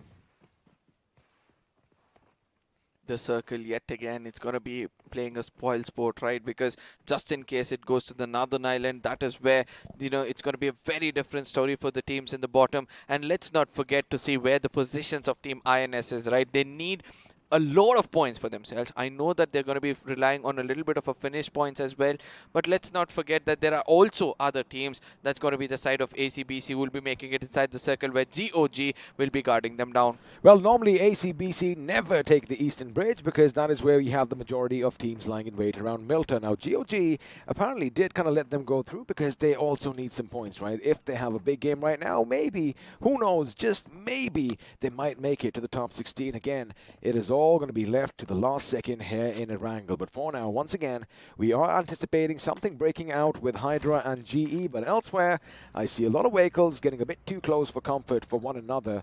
As for now, we are going to be focusing on Walkouts. But have a look at what is around them. You have Team MG at one end, and the circle is going to favor them, as well as OR Esports. Well, they're going to be heading in the direction of yet another team, and chances are we might have a little bit of a skirmish breakout just east of Rozok. Yes, Naya, the love story continues between the side of G and Hydra. To the southern side of the map is where BB and GOG have caught up to one another. They're just passing by at this point of time. Nobody wants to take any kind of, unwanted fights. But ultimately, we all know these two teams, one among them have already gone out, and the other one is still trying to patch him up and make sure they try to survive. That's going to be leader OP at this point of time, as Nick OP from the other side tries to take an off angle, or probably is literally walking into the jaws of death. It could be, because I do see a couple of members from BB. They are in a vehicle. One of them, in fact, is riding shotgun, but Nick is going to be on their backsides and decides once again not to let loose a few shots from his M4. Of course, it was a bit too quick for him, and they still want to keep that element of surprise. And speaking of surprises, BB are going to be moving into the circle without any opposition hitting them at Pochinki, because keep in mind, if you remember, Blind Esports this time around, they did not drop down in their favorite city. In fact, they dropped down at the shooting range and Severny, and you know what? Looking at the circle, buddy, it's kind of panned out right for them. Hopefully, because right now, by the way the circle is panned out, half region of the higher ground, half region of the high island and the lower island are both in the picture, right? So you need to be exactly where walkouts are at this point of time to make sure that you have the right kind of rotation. Next, as ACBC has gone in way too closer towards the side of OR, and that is where the fight has turned out as Jelly gets taken down. Aditya is going to be coming in a bit more closer as Hydra on the other side as GE Knuckle takes down Legend. The fight still continues at Yasnaya. Well, AJ is going to make sure that Hydra is going to be answering for a few of their questions, and now it is going to be a 1-on-2 situation. Parv knows exactly where the enemy is. His teammates might be giving him that information. The grenade comes in. It is going to be raining down shrapnel from above like a flak grenade. However, it isn't going to be enough, and now AJ does have a little bit of an angle on the man from Hydra officials. Parv is the last man standing, and for now AJ is like, you know what, I see them. I'm just going to confirm a few finishes for myself, as Parv is going to be on the back foot. Little did he know there was a little wall over there, and he does spot them. They both jump, they both shoot, none of them connect, and now AJ is going to go in for seconds. All he needs to do is move in at the right time. The AKM is going to be locked and loaded, and Parv might be running low on a few bullets, but now Parv is the one who's going to make a first move, but AJ knows that he has his flank secure. Oh, nice! Puts in the final nail in the coffin, and elsewhere, looks like Team INS are going to get the better of Retribution RTR. This means that INS are looking finish strong for themselves, still looking forward to make it into the next round. They're playing it to perfection at this point of time, and also RTR out of this game. They had a very, very good game so far. GE on the other side is also suffering in the hands of BB, as Helgor is going to be raining one more bullet just to make sure that he gets those finishes of two players, as on the other side, Retaliation with the grenade is going to be from the side of MG. Well, MJ and Bullet OP, they need to make sure they provide enough cover for their teammates down below, because, well, Leader is going to be down on his bloody knees. However, Zen OP, he is going on a little bit of a rotation, and if he gets to the top, and of course right now he's trying to make sure he doesn't make any sound, MJ is going to be focusing on Helgor. There you have it. Shots are going to be fired from the left flank over there, as Zen OP is going to make them pay, and with one big boom, Big Brother Esports are going to make quick work of GOG. Now, one finish, that scream out of this game is gonna, kind of affect their performance, but let's not forget they've already made it through, right? So BB are gonna be happy. They'll be trying to experiment and see, but a very, very beautiful flank coming in, something which they're gonna cherish for a really long time. But coming back, Nigma Galaxy way towards the eastern side will have to make it inside the circle, probably from the side of shooting range. And let's not forget, INS will be coming to the big mountains, expecting nobody to be there, but will BB coming and backstab them when they're making it inside the circle? Well, we're going to find out. What's going to happen right now is, as we are going to see INS on the move, I expect a lot of action breaking out on those little Delta Islands, because OR Esports are heading straight for the position of Walkouts. And speaking of Walkouts, well, we do have them on our screens right now. Carito and the boys, they do have the compound down for themselves, as one team just went past them, and of course is Enigma. But they've got to keep one thing in mind. They might not be aware that OR Esports could have a little bit of a high ground. And speaking of high grounds, it's going to be Dionysus who makes sure that Rex is kept at bay, but for now they know that there's an enemy in the compound down below. Now Marcus Gaming knows nobody's going to come back from behind them and backstab them, and that is why they're aiming for those finishes, just to make sure that they have enough to make it across the line. This is the final map, ladies and gentlemen. Everybody would want the maximum of what they can gain, but the bigger picture is going to be this. They need that winner chicken dinner. The biggest chunk of 15 points is what most of these teams will be looking out for. Now have a look at what's happening on the other side. To the left of the screen, you will have a look at Autobotz once again braving the blue coming in north. So what you said earlier, Marcus Gaming, they do have the backs against the ball. That is not the case right now. OR Esports are taking the fight once again to ACBC. They're going to make them pay for taking them down, but OR Aditya is the first one to be brought down. Now the big grab on the M249 is going to be rattling off those shots. Jelly's position has been given away. Jelly gets up for a grenade. He's going to go take it down, and almost Rain had a triple knock for himself, but this is where his teammates need to step up. Arthur is in the line of fire. Aru still with a little sliver of HP. Oh, nice. A lot of damage, but he does manage to take down Haxa, and once again, Arthunki is going to be the last man standing for OR Esports. Now, let's not forget ACBC is a very important game for them. They need to survive. They need to get those placement points. They need to get those finish points as well, just in case they have to make it across, because GOG is out, RTR is out, Hydra is also gone out. They're inching closer to get that winner chicken run. What have they done between all these things? Slapped in the faces of the biggest teams over here. That's going to be OR. One last finish. They're going to have 4 in their pocket. However, now Nigma Galaxy, they're going to be applying the pressure on ACBC, and is MJ going to make it rain? No, the smokes have been deployed with certain precision over here, because it's going to keep the enemy thinking that, wait a second, they could be in the smoke. But now MJ, he might get a bit of a visual.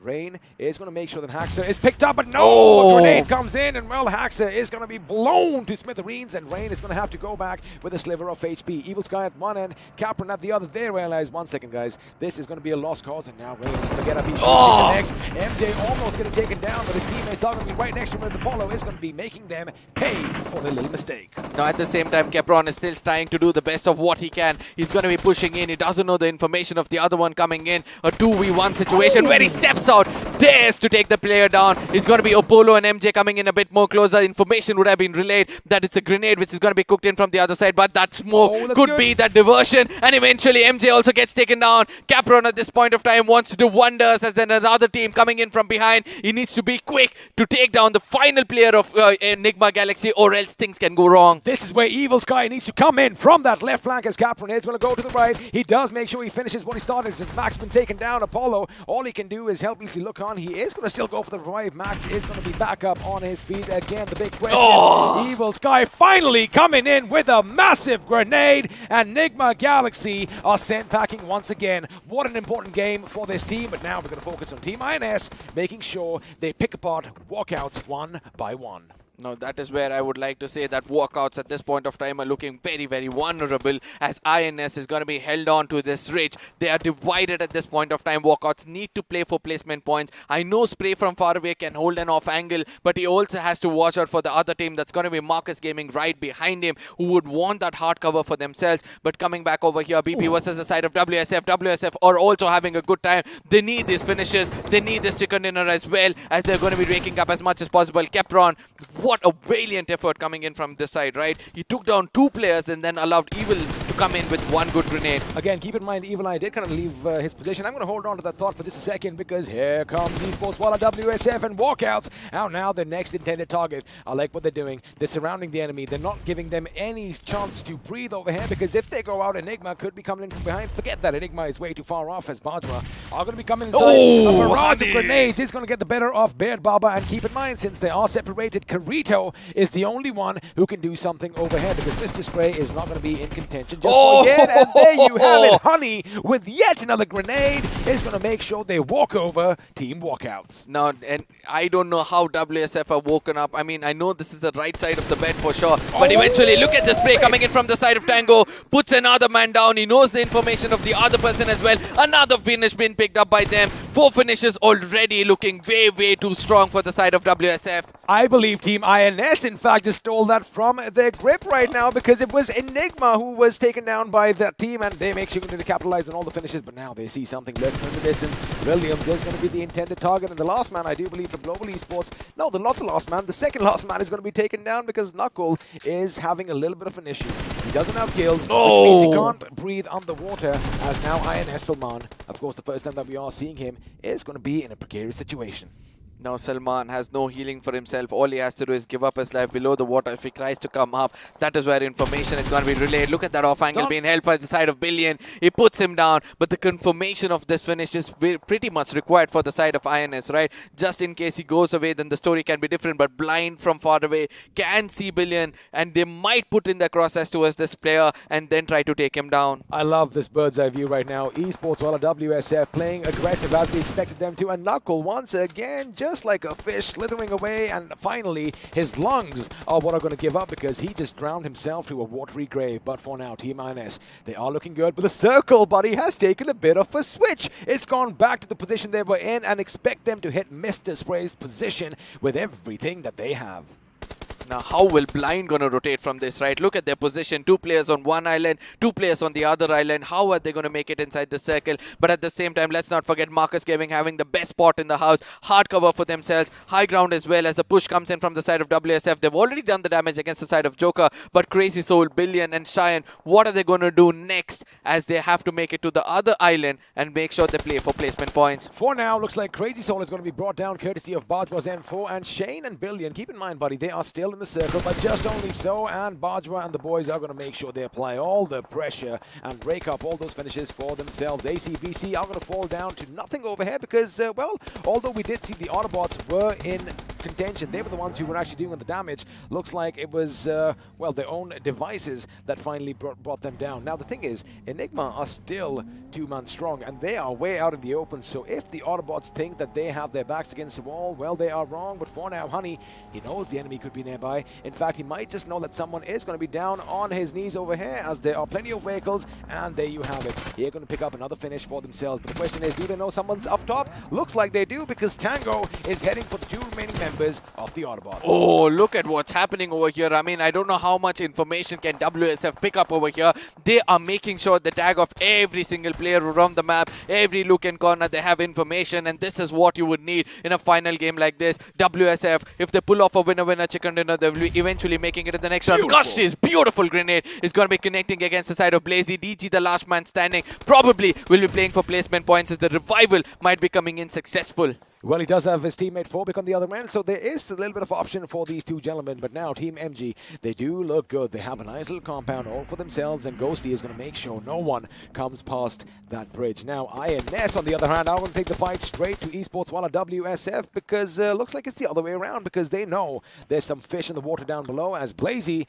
is going to be finally wiped out. Now, I love what Esports Walla are doing. Can they get it themselves a back-to-back chicken dinner? And speaking of Phobic, we did say that his position is going to be a bit instrumental, as Ghosty is going to be brought down onto his knees. Now, Marcus Gaming, I know there is no way they can come and pick up Ghosty, right? So they'll be holding that hard position yet again. But the next circle shift is going to write the fate of load of teams over here, because eventually, if it goes towards the side of Southern Island, Marcus Gaming is going to be rewarded. If it goes to the Northern Island, then oh my goodness, it's still challenging out everybody. Everybody have to come out in the open and then only fight. But the only team which has got a little bit of an advantage because of that small hut in front of them is going to be WSF. It is going to be WSF, but they've got to be wary, because looks like they do know the Autobots are going to be behind them. Have a look at Orba's HP being chipped away. In fact, it could even be someone from Team MG dishing out all the damage. Now, Tango, he's got a nice little angle for himself. They've got all these vehicles for cover. Have a look at how they've made a makeshift fort out in the open grounds over here, as of course they do have the backs to a wall, literally speaking. They've got to be careful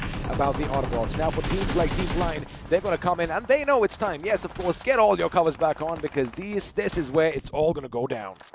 Oh, Pavkilo on the other side, playing it as clever as possible. He just wants to stay in the water. Look at the spray coming in from his side, making sure he takes as many finishes as possible, because Marcus Gaming needs it. 4 for themselves so far, and 1 man has done 2 right in front of our screens. Team INS were looking oh so good, but they are going to be out in the 6th position with 8 finishes to themselves. Not a bad outing considering last game as well. But now Team MG, they need these points. They are still a 4-man squad, and they are going to have to cross the waters at some point. But for now, what they've done is pretty smart. They're going to make sure, hold on to that thought, because right now, Esports Walla are taking the fight straight to the enemy, and of course, you are going to shoot shotgun. You are going to fire from your vehicle, but now Hydra gets out. He's going to get the better of ABs over here, as Mr. IGL has been taken down. However, I wonder if they know there's still 1 man standing, and that man, Orva, is going to make his quick escape in a vehicle, possibly heading for the water, but no, it's Honey who's going to put him 6 feet under.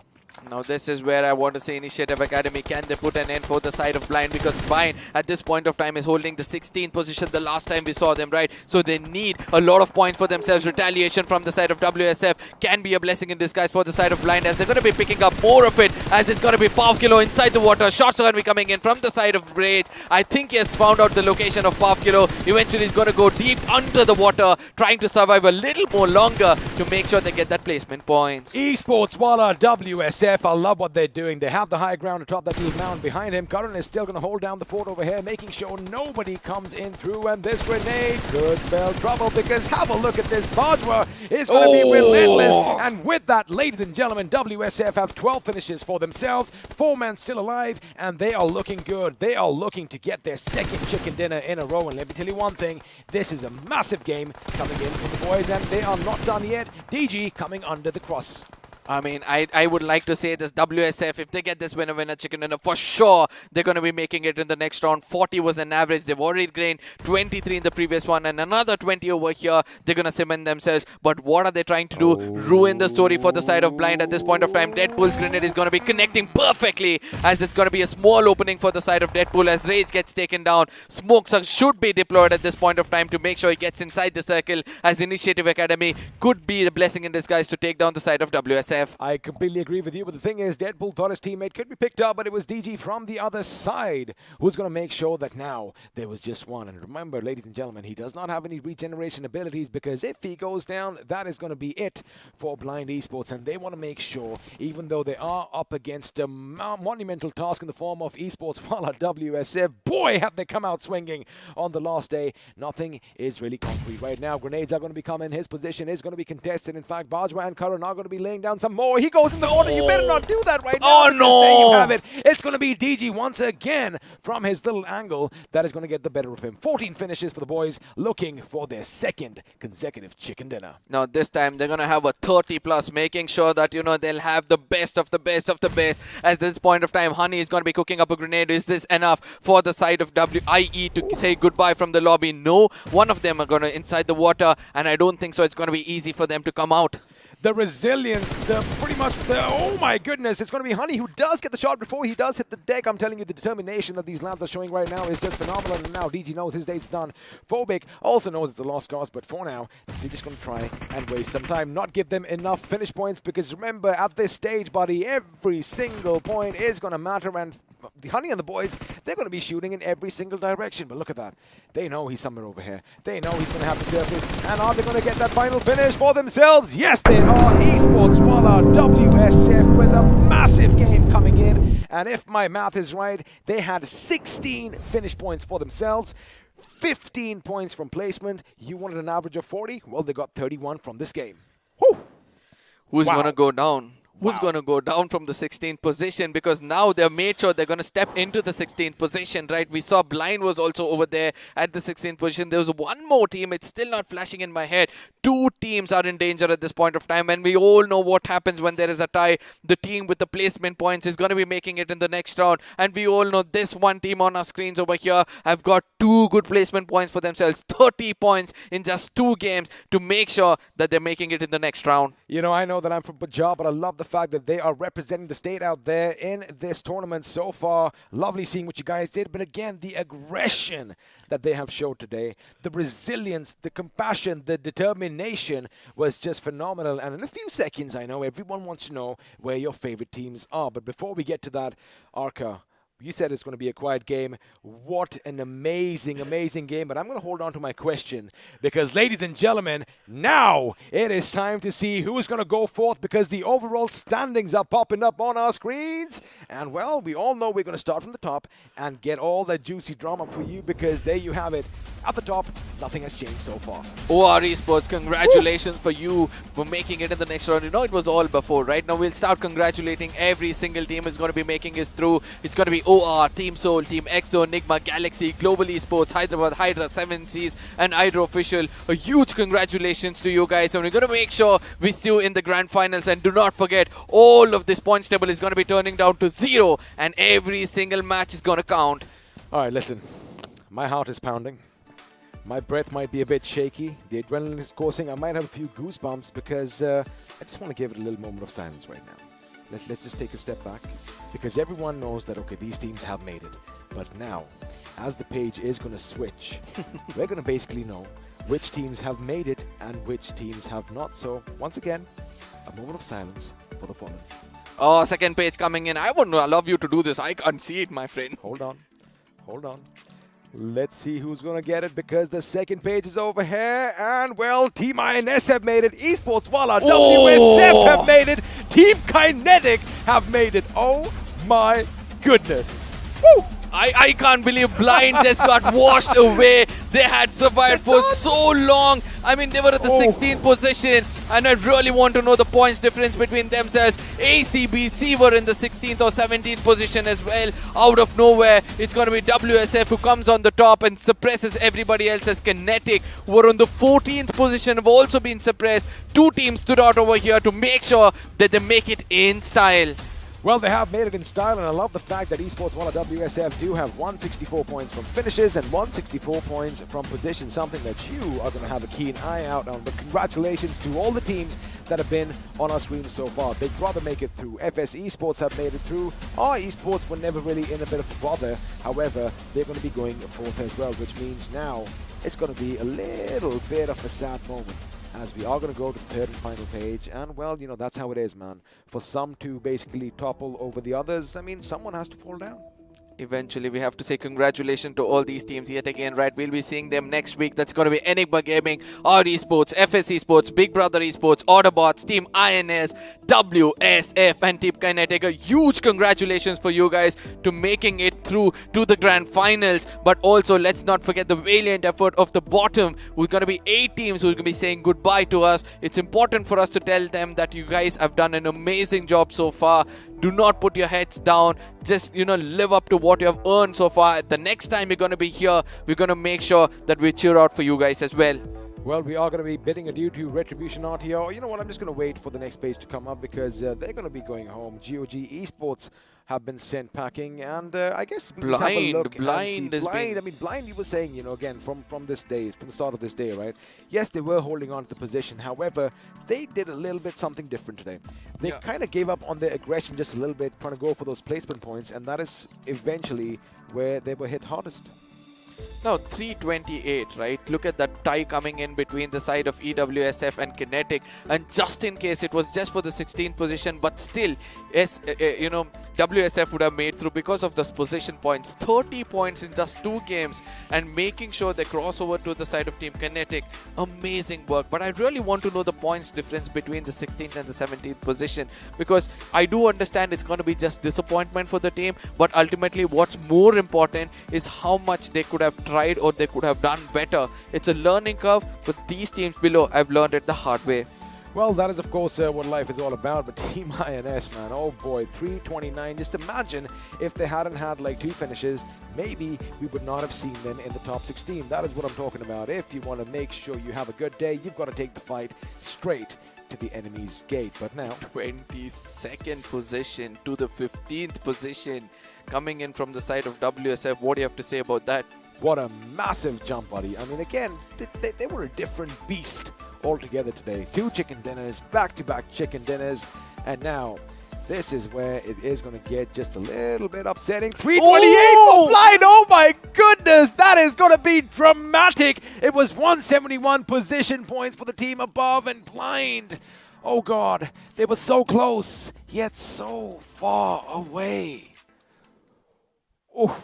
I mean, I know that you're going to feel something for it. I'm pretty sure all the Blind fans out there are going to feel something as well, because when you have a tie, maybe, you know, it always comes down to those position points and the number of chicken dinners. If they had had 1 more chicken dinner, it could have gone the other way, but oh my goodness, that kind of stings. I mean, I do understand this, right? We need a breather in between all these things. Wow. The best way to do it right now is allowing to thank our sponsors. That's going to be iQOO smartphones coming up with an amazing device. There's going to be Neo 6, ladies and gentlemen. We're going to allow you to go in and watch this promo, as we both need a very big breather. I mean, it's going to be hard for us to understand what had happened over there. But at the same time, guys, enjoy the promo.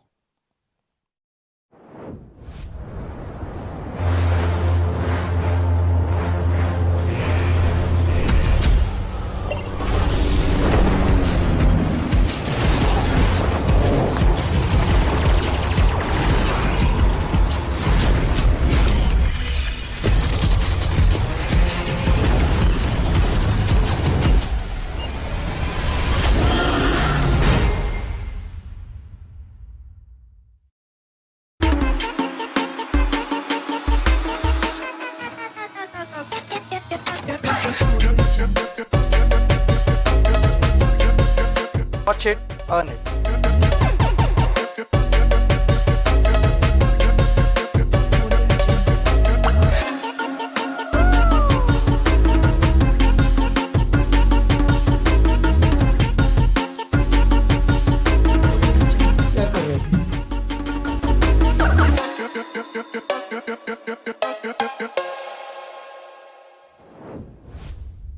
You have to head on to Loco and make sure that you have this app on your device, and you're going to be enjoying all this perspective, all these talks from different streamers, different players, different casters speaking about it.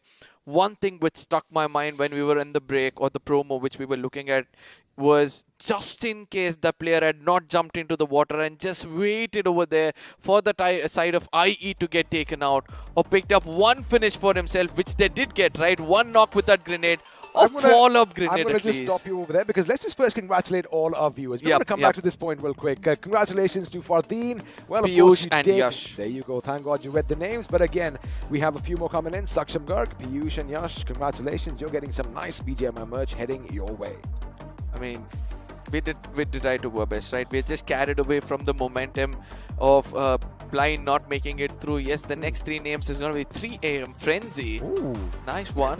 Aishwarya. And then we have Prasanjit Sarkar coming in. The three other big names. I mean, three other good names, or the lucky names. Of course, and we are going to have a lot more winners in store for you, because Dhanraj is going to get a t-shirt coming his way, and a bottle, as is Adnan Alam. I love that name, actually. Kind of reminds me of Adnan Sami from back in the day. But of course, we have Unwanted with an O instead of an A. And Sushan Thakur, congratulations for all your goodies. Unwanted with an unwanted O.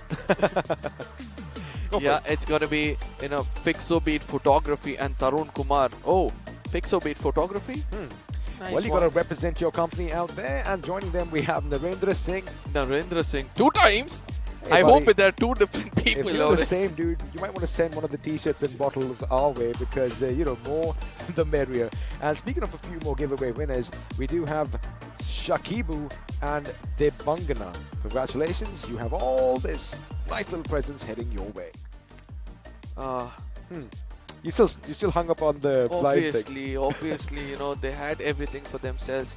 I'm just waiting for the next few names to come up. It's going to be Sanket, Shivaji, Nagare and Yug. Oh, I like the name Yug. And Kaushik P. Just 3-letter, but still sounds big. Yug means error, right? Yeah. Ah, I see. I do know. It's a century itself. It's a century itself. And then we have Ajupro and Dipesh Dalvi getting these amazing goodies their name. And now we're going to say last final 2 names, because if it's not you, well, there's always next time in the grand finals. So congratulations Punyaslok. Punyaslok. Punyaslok. And of course, and Jyoti Lal. Jyoti Lal Matau. Congratulations, ladies and gentlemen. You're going to have a lot of BGMI merch headed your way. Now, sorry to cut you off earlier. We were talking about, the teams that have qualified and the teams that have not. But before we get to blind, let's just once again have a look at which all teams have qualified. I mean, you've already seen it, but just bask in the sunlight, bask in the glory, because there you have it. Ladies and gentlemen, a huge congratulations to all these teams who are Team Soul, Team EXO, Nigma Galaxy, Global Esports, Hyderabad Hydras, 7C, Hydra Official, Enigma Gaming, R Esports, FS Esports, Big Brother Esports, Autobotz, INS, WSF Esports Wala, and Kinetic Esports. Well, of course, these are all your qualified teams, which means once again, the battle is going to commence starting from the 9th of this month. So you better mark your calendars, you better free your evenings, because it is going to be non-stop action between these 16 teams. Now, of course, for some to prosper, others must fall. And now we're going to have a look at which teams are going to bid us adieu from this tournament. However, let me tell you one thing, a lot of them have a place in our hearts. At the same time, a lot of respect coming in from the fans and having their own fan base is going to be the side of Blind, ACBC, Marcus Gaming, Walkout, RTR Retribution, GOG Esports, IE, and UP50. Now, of course, at UP50, they did finally have some fun this time. But again, this is a learning moment for a lot of these teams because, chances are, we've seen one thing.